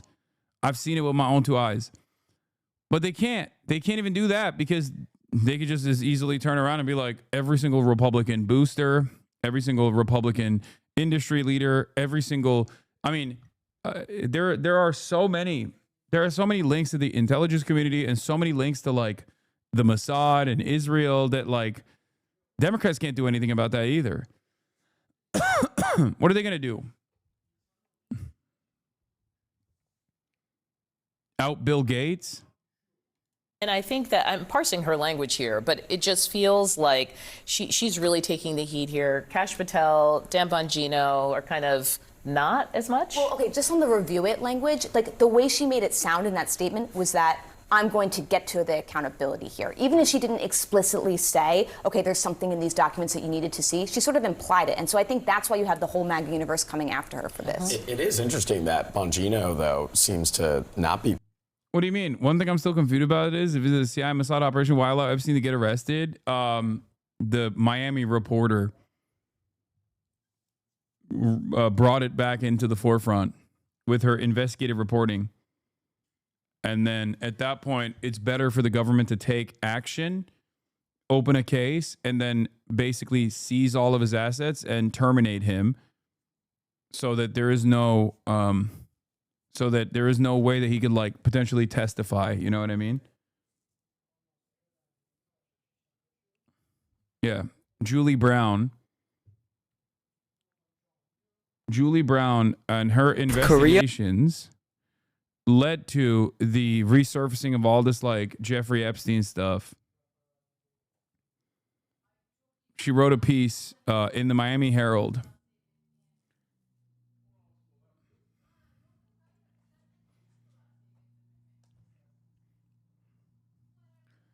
So what ultimately going to happen if the Epstein issue doesn't go away? How does it get addressed? Or will we collectively grow tired of no progress on this front? I think people will still keep talking about it. Taking as much heat when, you know, yes, they've been pointing to those comments by Pam Bondi, but in many ways, Pam Bondi is trying to contain a political sort of firestorm that Bongino also ignited through his podcast, talking about the Epstein files as well during the campaign as well. And now you have him in actually a law enforcement position in government, now seeing the result of fanning the flames of a conspiracy. Now you have the backlash that comes with trying to assert reality to this base. Let me just play really quickly. Our Donnie O'Sullivan was in Tampa and he started like asking around, and here's what people told him. I don't think people are going to be quiet about it until they really do it. But who knows if we'll ever know the true story. Well, I think that if they don't release the Epstein files, whatever J.D. Vance says then is irrelevant because it's like everybody's going to take it as like a lie because of what Donald Trump did. And you also had General Mike Flynn tweeting out, please understand the Epstein affair is not going away. Look, if your entire movement is based on telling people that the government is lying to them about just about everything, you're never going to be able to convince them that suddenly the government is telling the truth. You know, and we've kind of gone behind the curtain here where, you know, if you now run things, it becomes difficult to say, you know what, believe us, oops. Is this a test for the president? Meaning most of the time he can say, like with the Iran strikes, no, okay, this is what I say it is. Is that going to happen here? No, the groundswell is too big. People really want accountability here. And the reason being this idea that there's a deep state, right? That there's government coordinating with billionaires to cover things up. That has been a huge part of the MAGA base's messaging and beliefs for so many years predating this term. I don't think Donald Trump is just going to be able to sweep this under the rug. I do think eventually it'll pass and we'll move on to some other conspiracy. But in the meantime, this is what's hot in MAGAverse right now, and it's very bad for Pam Bondi. Is there other red meat that they can be thrown? Meaning, do you think there's going to be another controversy that will appear this week? Well, I think it will be interesting to see, does it ever, like, you know, metastasize past her and move to Trump, because he gets very angry when the word Epstein is spoken now. Does it move? And you heard that person even saying, well, which is why it's a perfect opportunity to consistently bring this up. For all of the reporters out there, this is a wonderful opportunity for many of you. Also, here it is. Libs of TikTok finally commented about Epstein and totally left out Trump. She knows he did it. Libs of TikTok says, breaking, Ghislaine Maxwell offers to testify before Congress on Epstein's sex trafficking scheme. Maxwell was convicted in 2022 for child sex trafficking charges and is currently serving 20 years in prison. She was the only person to be convicted of charges related to Epstein's sex trafficking scheme. Now, Kennedy. Yeah, Trump says he will release the Epstein client list if elected. The Democrat elites are shaking right now, says Libs of TikTok. But a lot of big people went to that island. But fortunately, I was not one of them. It's just very strange for a lot of people that the list of clients that went to the island has not been made public. Yeah, it's very interesting, isn't it? Probably will be, by the way. Probably. So if you're able to, you'll be... Yeah, I'd certainly take a look at it. Now, Kennedy's interesting because it's so many years ago. You know, they do that for danger, too, because, you know, it endangers certain people. Supreme Leader Kim Jong-un has never been to Epstein Island. Another major W for Jusha. It's true. It is true. That's right. Et cetera. So Kennedy is very different. Yeah, notice how he very quickly flips it off to Kennedy to talk about how, you know, that happened a long time ago, but we can release that one because it happened a long time ago. Different from the Epstein thing. But yeah, I'd be inclined to do the Epstein. I'd have no problem with it. Yeah, that was a fucking lie, I guess. Son of a bitch. This is how I felt when he didn't arrest Hillary Rodham Clinton. She was so goddamn annoying to me because he just kept saying, lock her up. And then he came into office and he didn't lock her up. That was so lame, dude. And obviously, like, MAGA did not punish him for that, right? They should have, but they didn't. I believed him. That's why I voted for him illegally numerous times, okay? I was like, oh, he said, lock her up. And I want that.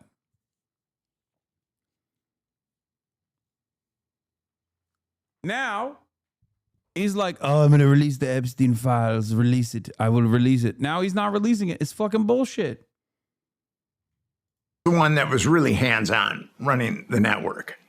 But he was also How Ghislaine Maxwell helped build Epstein's network. Oh, God, this is Sean Ryan, who literally is basically a mouthpiece for the government. But let's see what they're talking about here. spy for Israel and...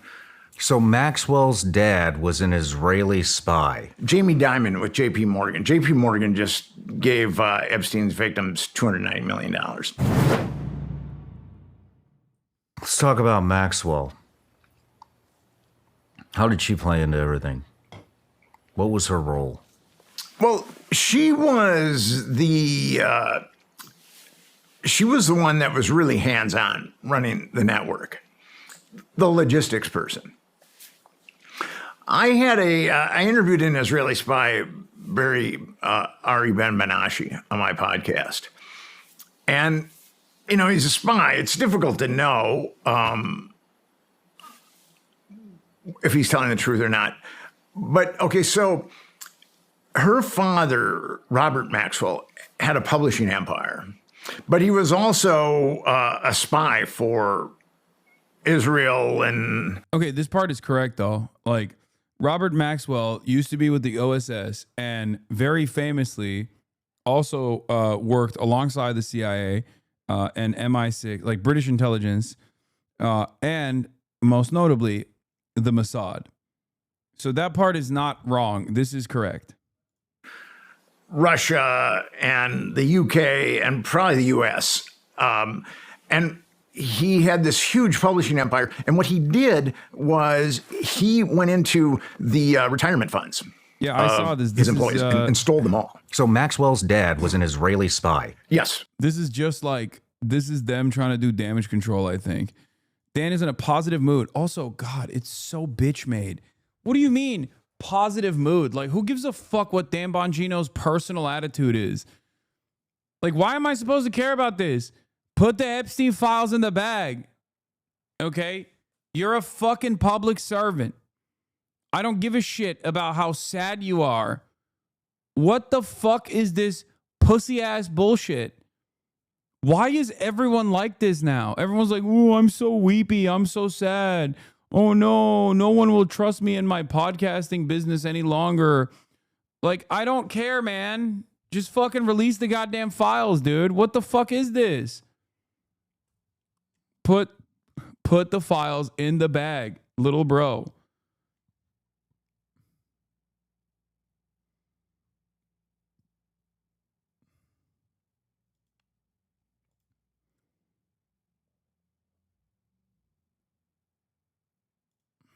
Who was running logistics for Jeffrey Epstein. No. So he was a spy for sure. And then he had a huge publishing empire. But his daughter was running logistics for Jeffrey Epstein, yes. Who has been named by government officials that he's untouchable because he's in intelligence. Yes. So there's a line There's right a there. nexus there, yeah. Yeah, who was the government official? Oh, that's right. At the time, the government official was the South Florida prosecutor, Alexander Acosta. You might actually know that name if you paid attention to the Trump administration the first time around, because he became the Trump Labor Secretary, Alexander Acosta. That's right. He's the one who said, this is a secondhand account of his, that Jeffrey Epstein had belonged to intelligence. He also has not really said anything else since then. He just kind of resigned after the Jeffrey Epstein stuff popped off. And Maxwell had a yacht called Lady Ghislaine, which was named after his daughter, Ghislaine, who was his favorite child. And that yacht, I think that yacht was also, that yacht was later purchased by another spook, possible government stooge, who was assassinated by the Saudi state. Jamal Khashoggi.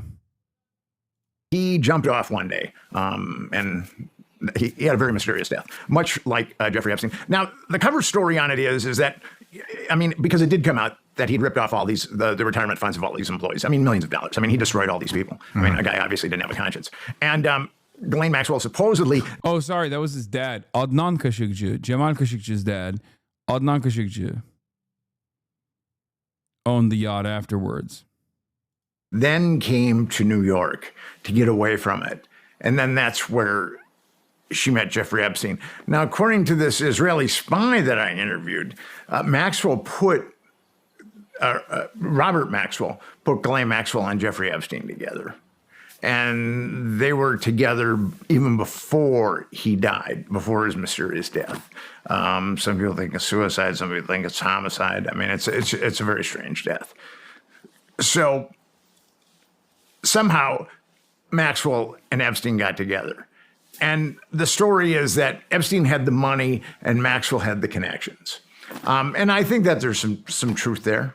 And this guy was a spy for the Israelis, the UK, and possibly the US, and I believe you named another one. And possibly Russia, yeah. And do all these countries... Sorry, I'm going to give you the details. Dancing Hare, formerly Lady Ghislaine and Lady Mona Kay, is a super yacht built by Amos in 1986. Okay?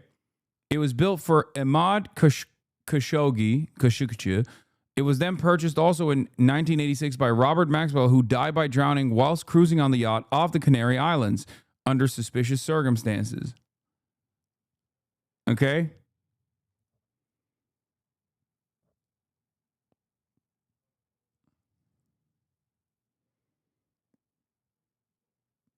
And now, I believe the last owner, or the owner after Maxwell's death, was an Arabian businessman who sold the yacht in 2017 to Anna Murdoch, at one time the wife of Rupert Murdoch.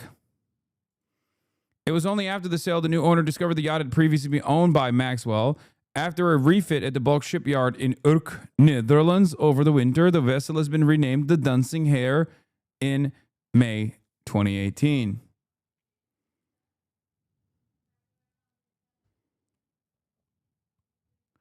How interesting that the yacht previously was owned by his longtime rival who died under mysterious circumstances. Countries have people involved in this trafficking ring? With Jeffrey Epstein, it's really difficult to know. I mean, Jeffrey Epstein was active in Europe, for sure. He was actually buying. I mean, we're not talking renting. He was buying young girls in Eastern Europe.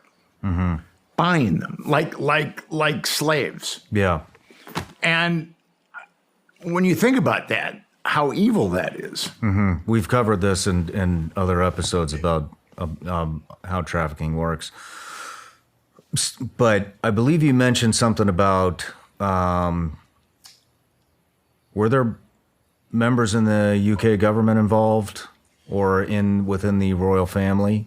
Okay, so definitely Prince Andrew was part of. I mean, he was pandering. Epstein was pandering girls to Prince Andrew, and who is a thoroughly repulsive human being. I mean, I did some research into him, and anybody that ever worked for the royal family loathes Prince Andrew. What was he into? What was his deal? He liked underage girls. That was his thing. But he's just a nasty, foul human being. I think a lot of the people in the royal family are probably nasty, foul human beings. I think Andrew is probably a little special that way. He's probably a little nastier and more foul than his siblings. Because just from, and this is very strange. So here's a guy that molests underage girls, but he has all these teddy bears. And his, the butler, or whoever takes care of the house manager where he lives, they're supposed to have the teddy bears on his bed in a certain way. And if the teddy bears aren't on his bed the way that he likes them, then he has a conniption. So he likes to molest little girls, and then he likes teddy bears on a certain way on his bed. So that's kind of And according to Andrew, he doesn't sweat either, according to the BBC interview. So, which really, I mean, there was that BBC interview where he attempted to acquit himself, and he came across as such an idiot. I mean, you could tell that. It's like Jamie Dimon with J.P. Morgan. J.P. Morgan just gave Epstein's victims $290 million. Yeah. And there was a New York Times article where Jamie Dimon was talking, and you could tell that the guy was lying. I mean, it didn't take rocket science to figure out. And then, he's saying, of course, we had nothing to do with Jeffrey Epstein, blah, blah, blah, blah, blah. And then all of a sudden, there's this $290 million settlement. So obviously, these banks were integral to what Jeffrey Epstein was doing. And they knew, according to these lawsuits, these banks, JP Morgan, Deutsche Bank, they knew exactly what Jeffrey Epstein was up to. How do you think they were involved? Well, I think that some of the executives in those banks, like Jess Staley, I mean, were involved. I guess this guy didn't listen to the famous interview of Prince Andrew where he said he's incapable of sweating, or other defenses such as, oh, I was not wearing my child fucking suit that night, so clearly I'm exonerated 100%.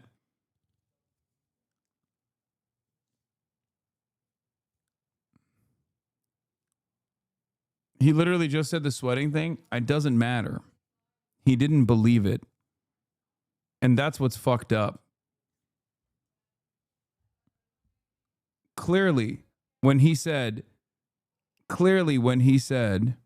oh, I wasn't wearing the proper nighttime attire in this photo that I normally would use if I were to do such a thing. That was when I believed that.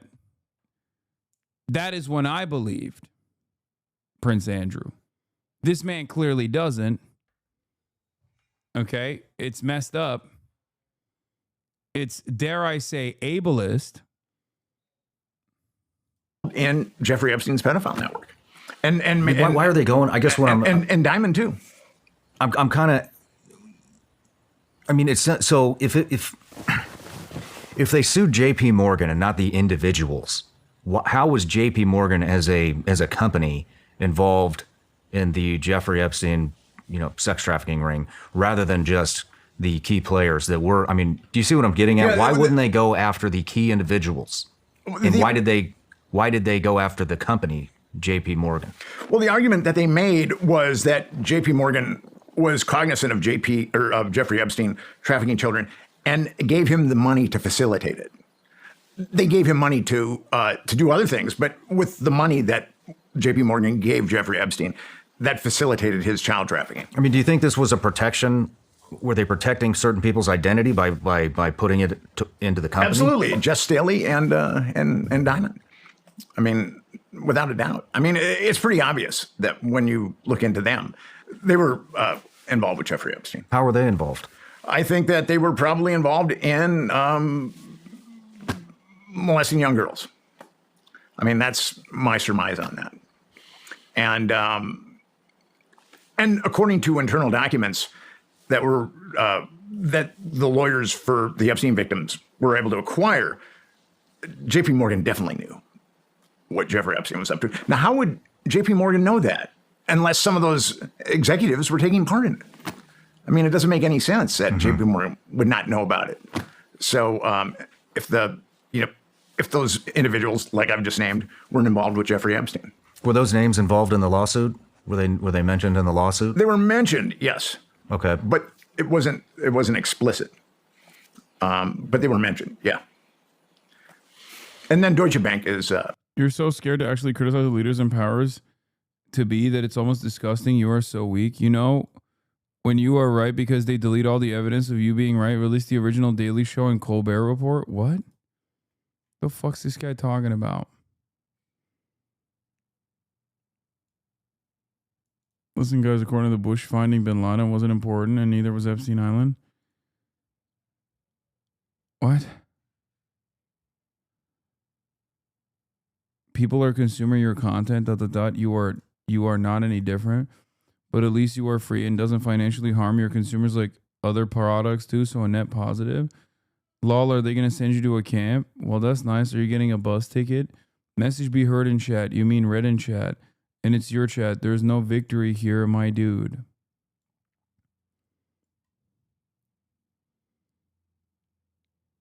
Don't read. Is your TVU still on when you start a stream? Draining battery. Stop reading schisms. No, I turned it off. Also, it wasn't draining battery anyway.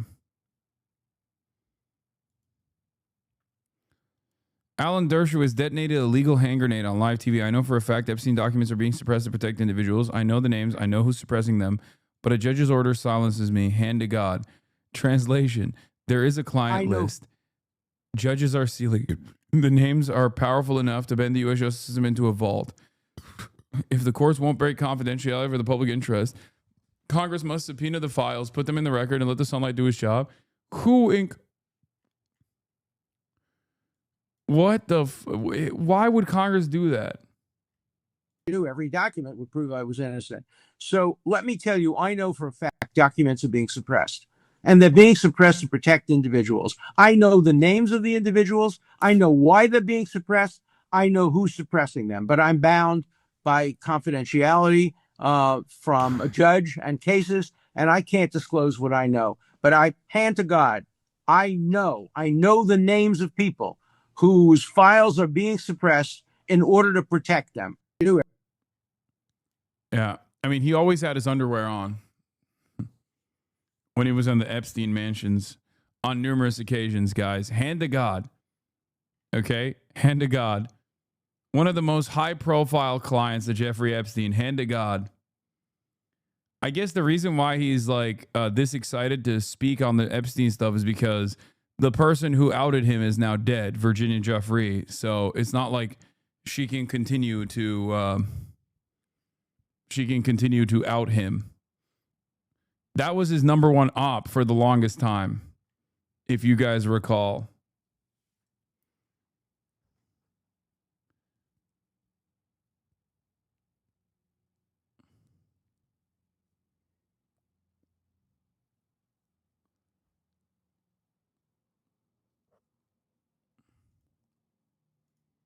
Also,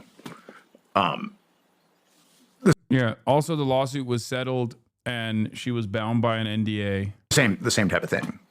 They were aware of Jeffrey Epstein, and they're going to give up millions of dollars to. I think they're only going to give up $75 million. That's it? Yeah. How many victims is this going to be dispersed to? We don't. I don't really know those numbers yet. But there's multiple tragedies here.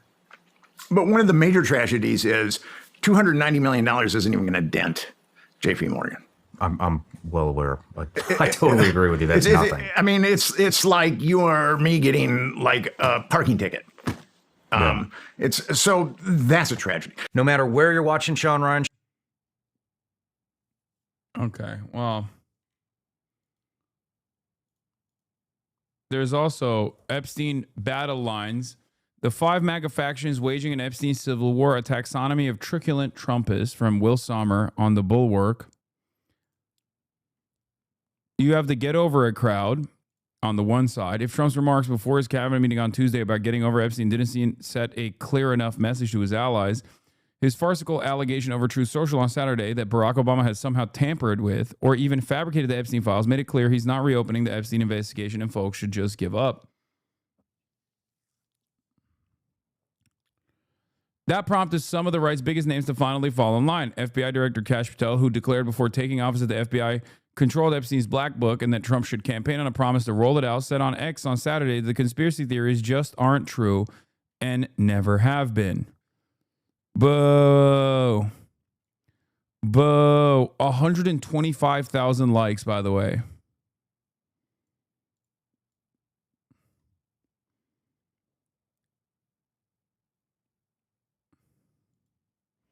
But no one swung on Epstein harder or more clumsily than Charlie Kirk himself. As the possibility of Dan Bongino's resignation loomed, Kirk appeared at the conference event on Friday alongside MAGA travelers Jack Posobiec and Steve Bannon to fume together about the lack of Epstein discourse.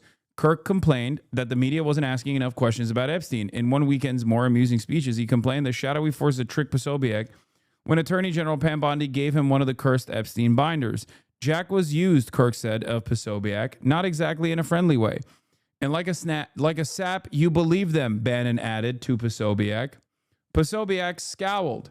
But then Kirk started the shift. On Saturday, the same day, he reportedly received a phone call from Trump attempting to rein him in. Kirk said he had reviewed an email exchange about the memos released that supposedly cleared Attorney General Pam Bondi of being implicated of any kind of cover-up. That Kirk is being used to vouch for the credibility of the Attorney General is a remarkable sign of the times.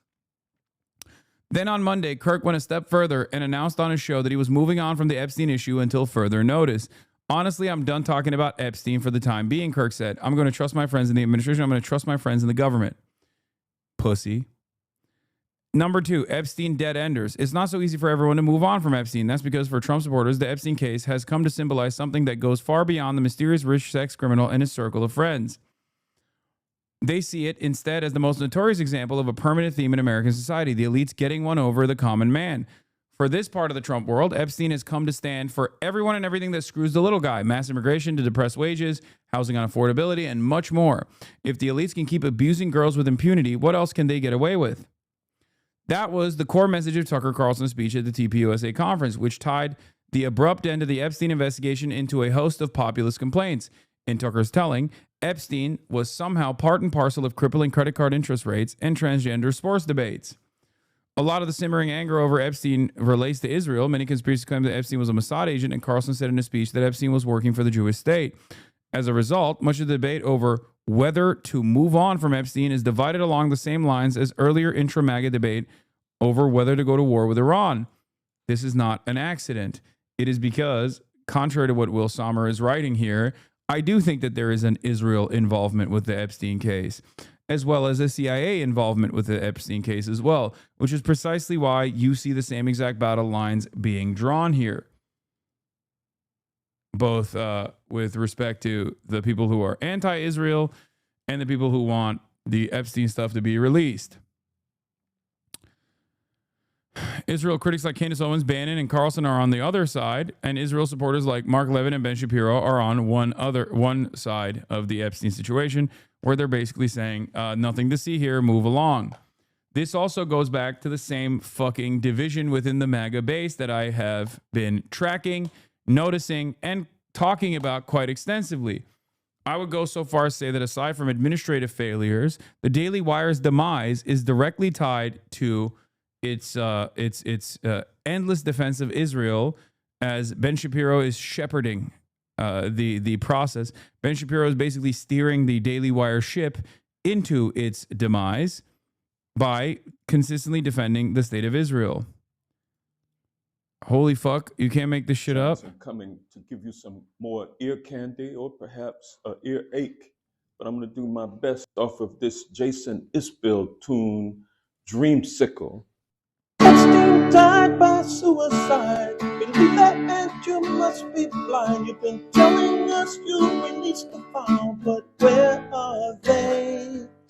We've gone along with what's been told. You've had plenty of time, you're in control. But now you say you will withhold the Epstein file. Don't release them. I take it back. I'm out. For years and years and years, I've talked about the importance of this stuff. But that's finally coming to a close.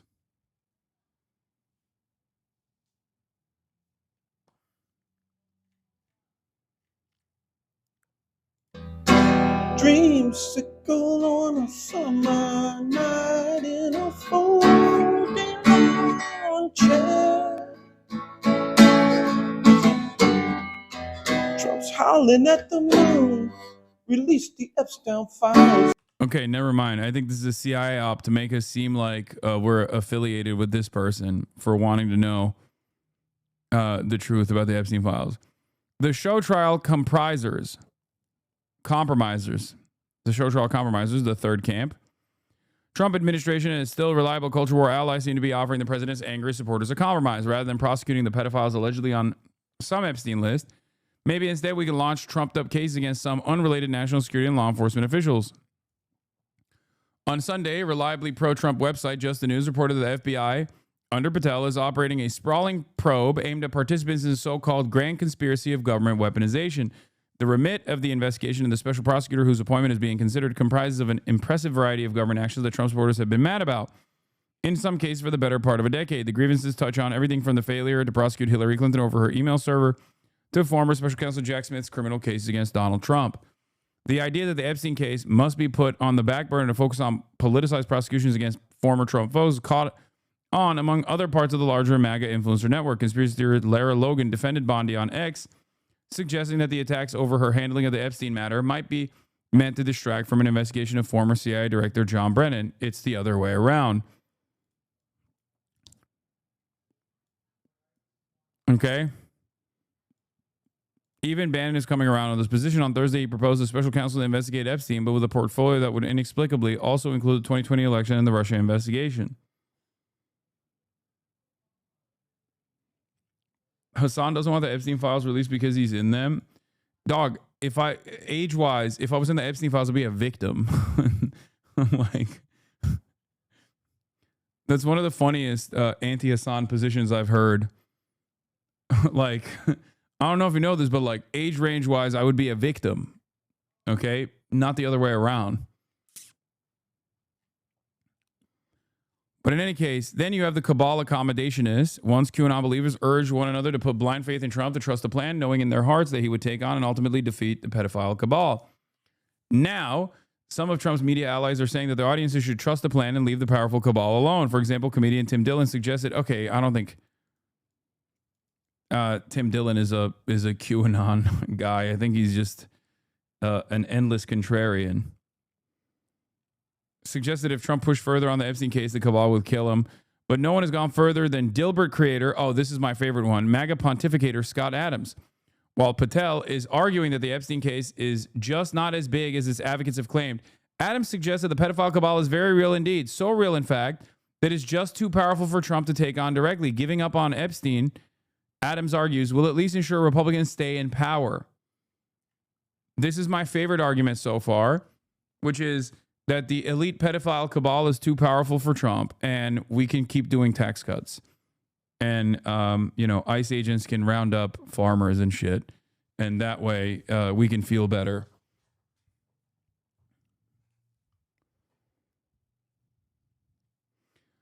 Would you favor full disclosure if you knew it would derail a peace negotiation, Adams? But what peace negotiation?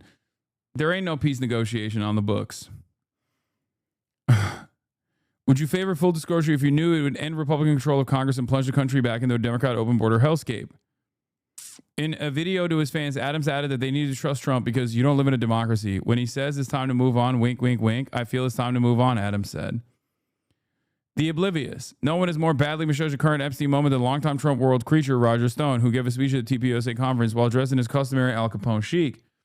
Stone told the audience about a conversation he'd purportedly had with a reporter who kept asking Stone, what about Epstein? In Stone's recounting, he steadfastly ignored the question and touted Trump policy accomplishments. This is literally like people saying to the Biden administration, there's an inflation crisis. There's an inflation crisis. There's a cost of living crisis. And the Biden administration is like, I did NATO. That's it. They are behaving like Democrats. And it's making the base collapse in and of itself. Okay? That's literally what's going on. Come on, watch me. Trump's doing well. Think about all the stuff.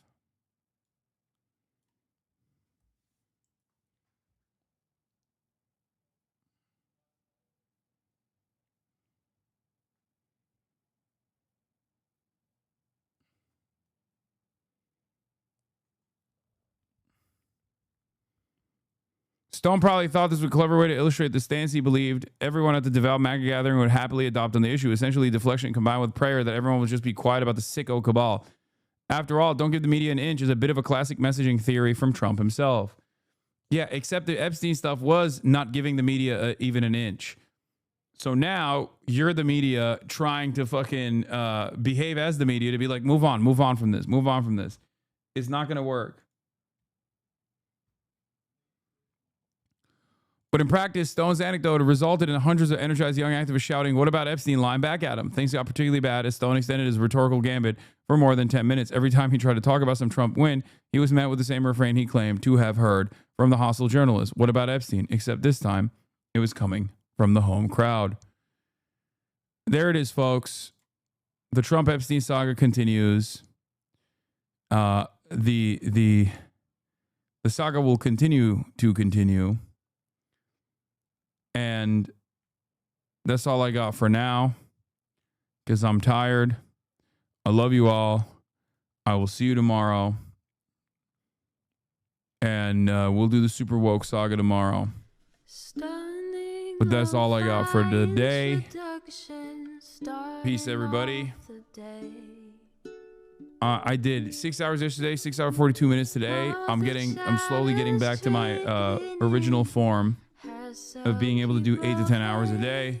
It's taken a lot out of me, especially with all the stream complications, but I will get back to it. Love you all, and see you tomorrow. Peace. Bye-bye. To the topic just begun. There he is again, Hasan is streaming. Hasan is streaming. There he is again, Hasan is streaming. Hasan is streaming. Reviewing the P.O. box, Uncle Uyghur's face. Sudden discord agitprop, great names take embrace. Tiny Bernie Sanders, LGBTQ Air Force. The whole left at your fingertips, on at your door. H3 crowded debate, the Young Turks online show. 3 full fucking years of this, plenty more to go. 90-day fiance talks of champagne bourgeoisie. A Trump rally live reaction, a mass riot at DC. There he is again, Hasan is streaming. Hasan is streaming.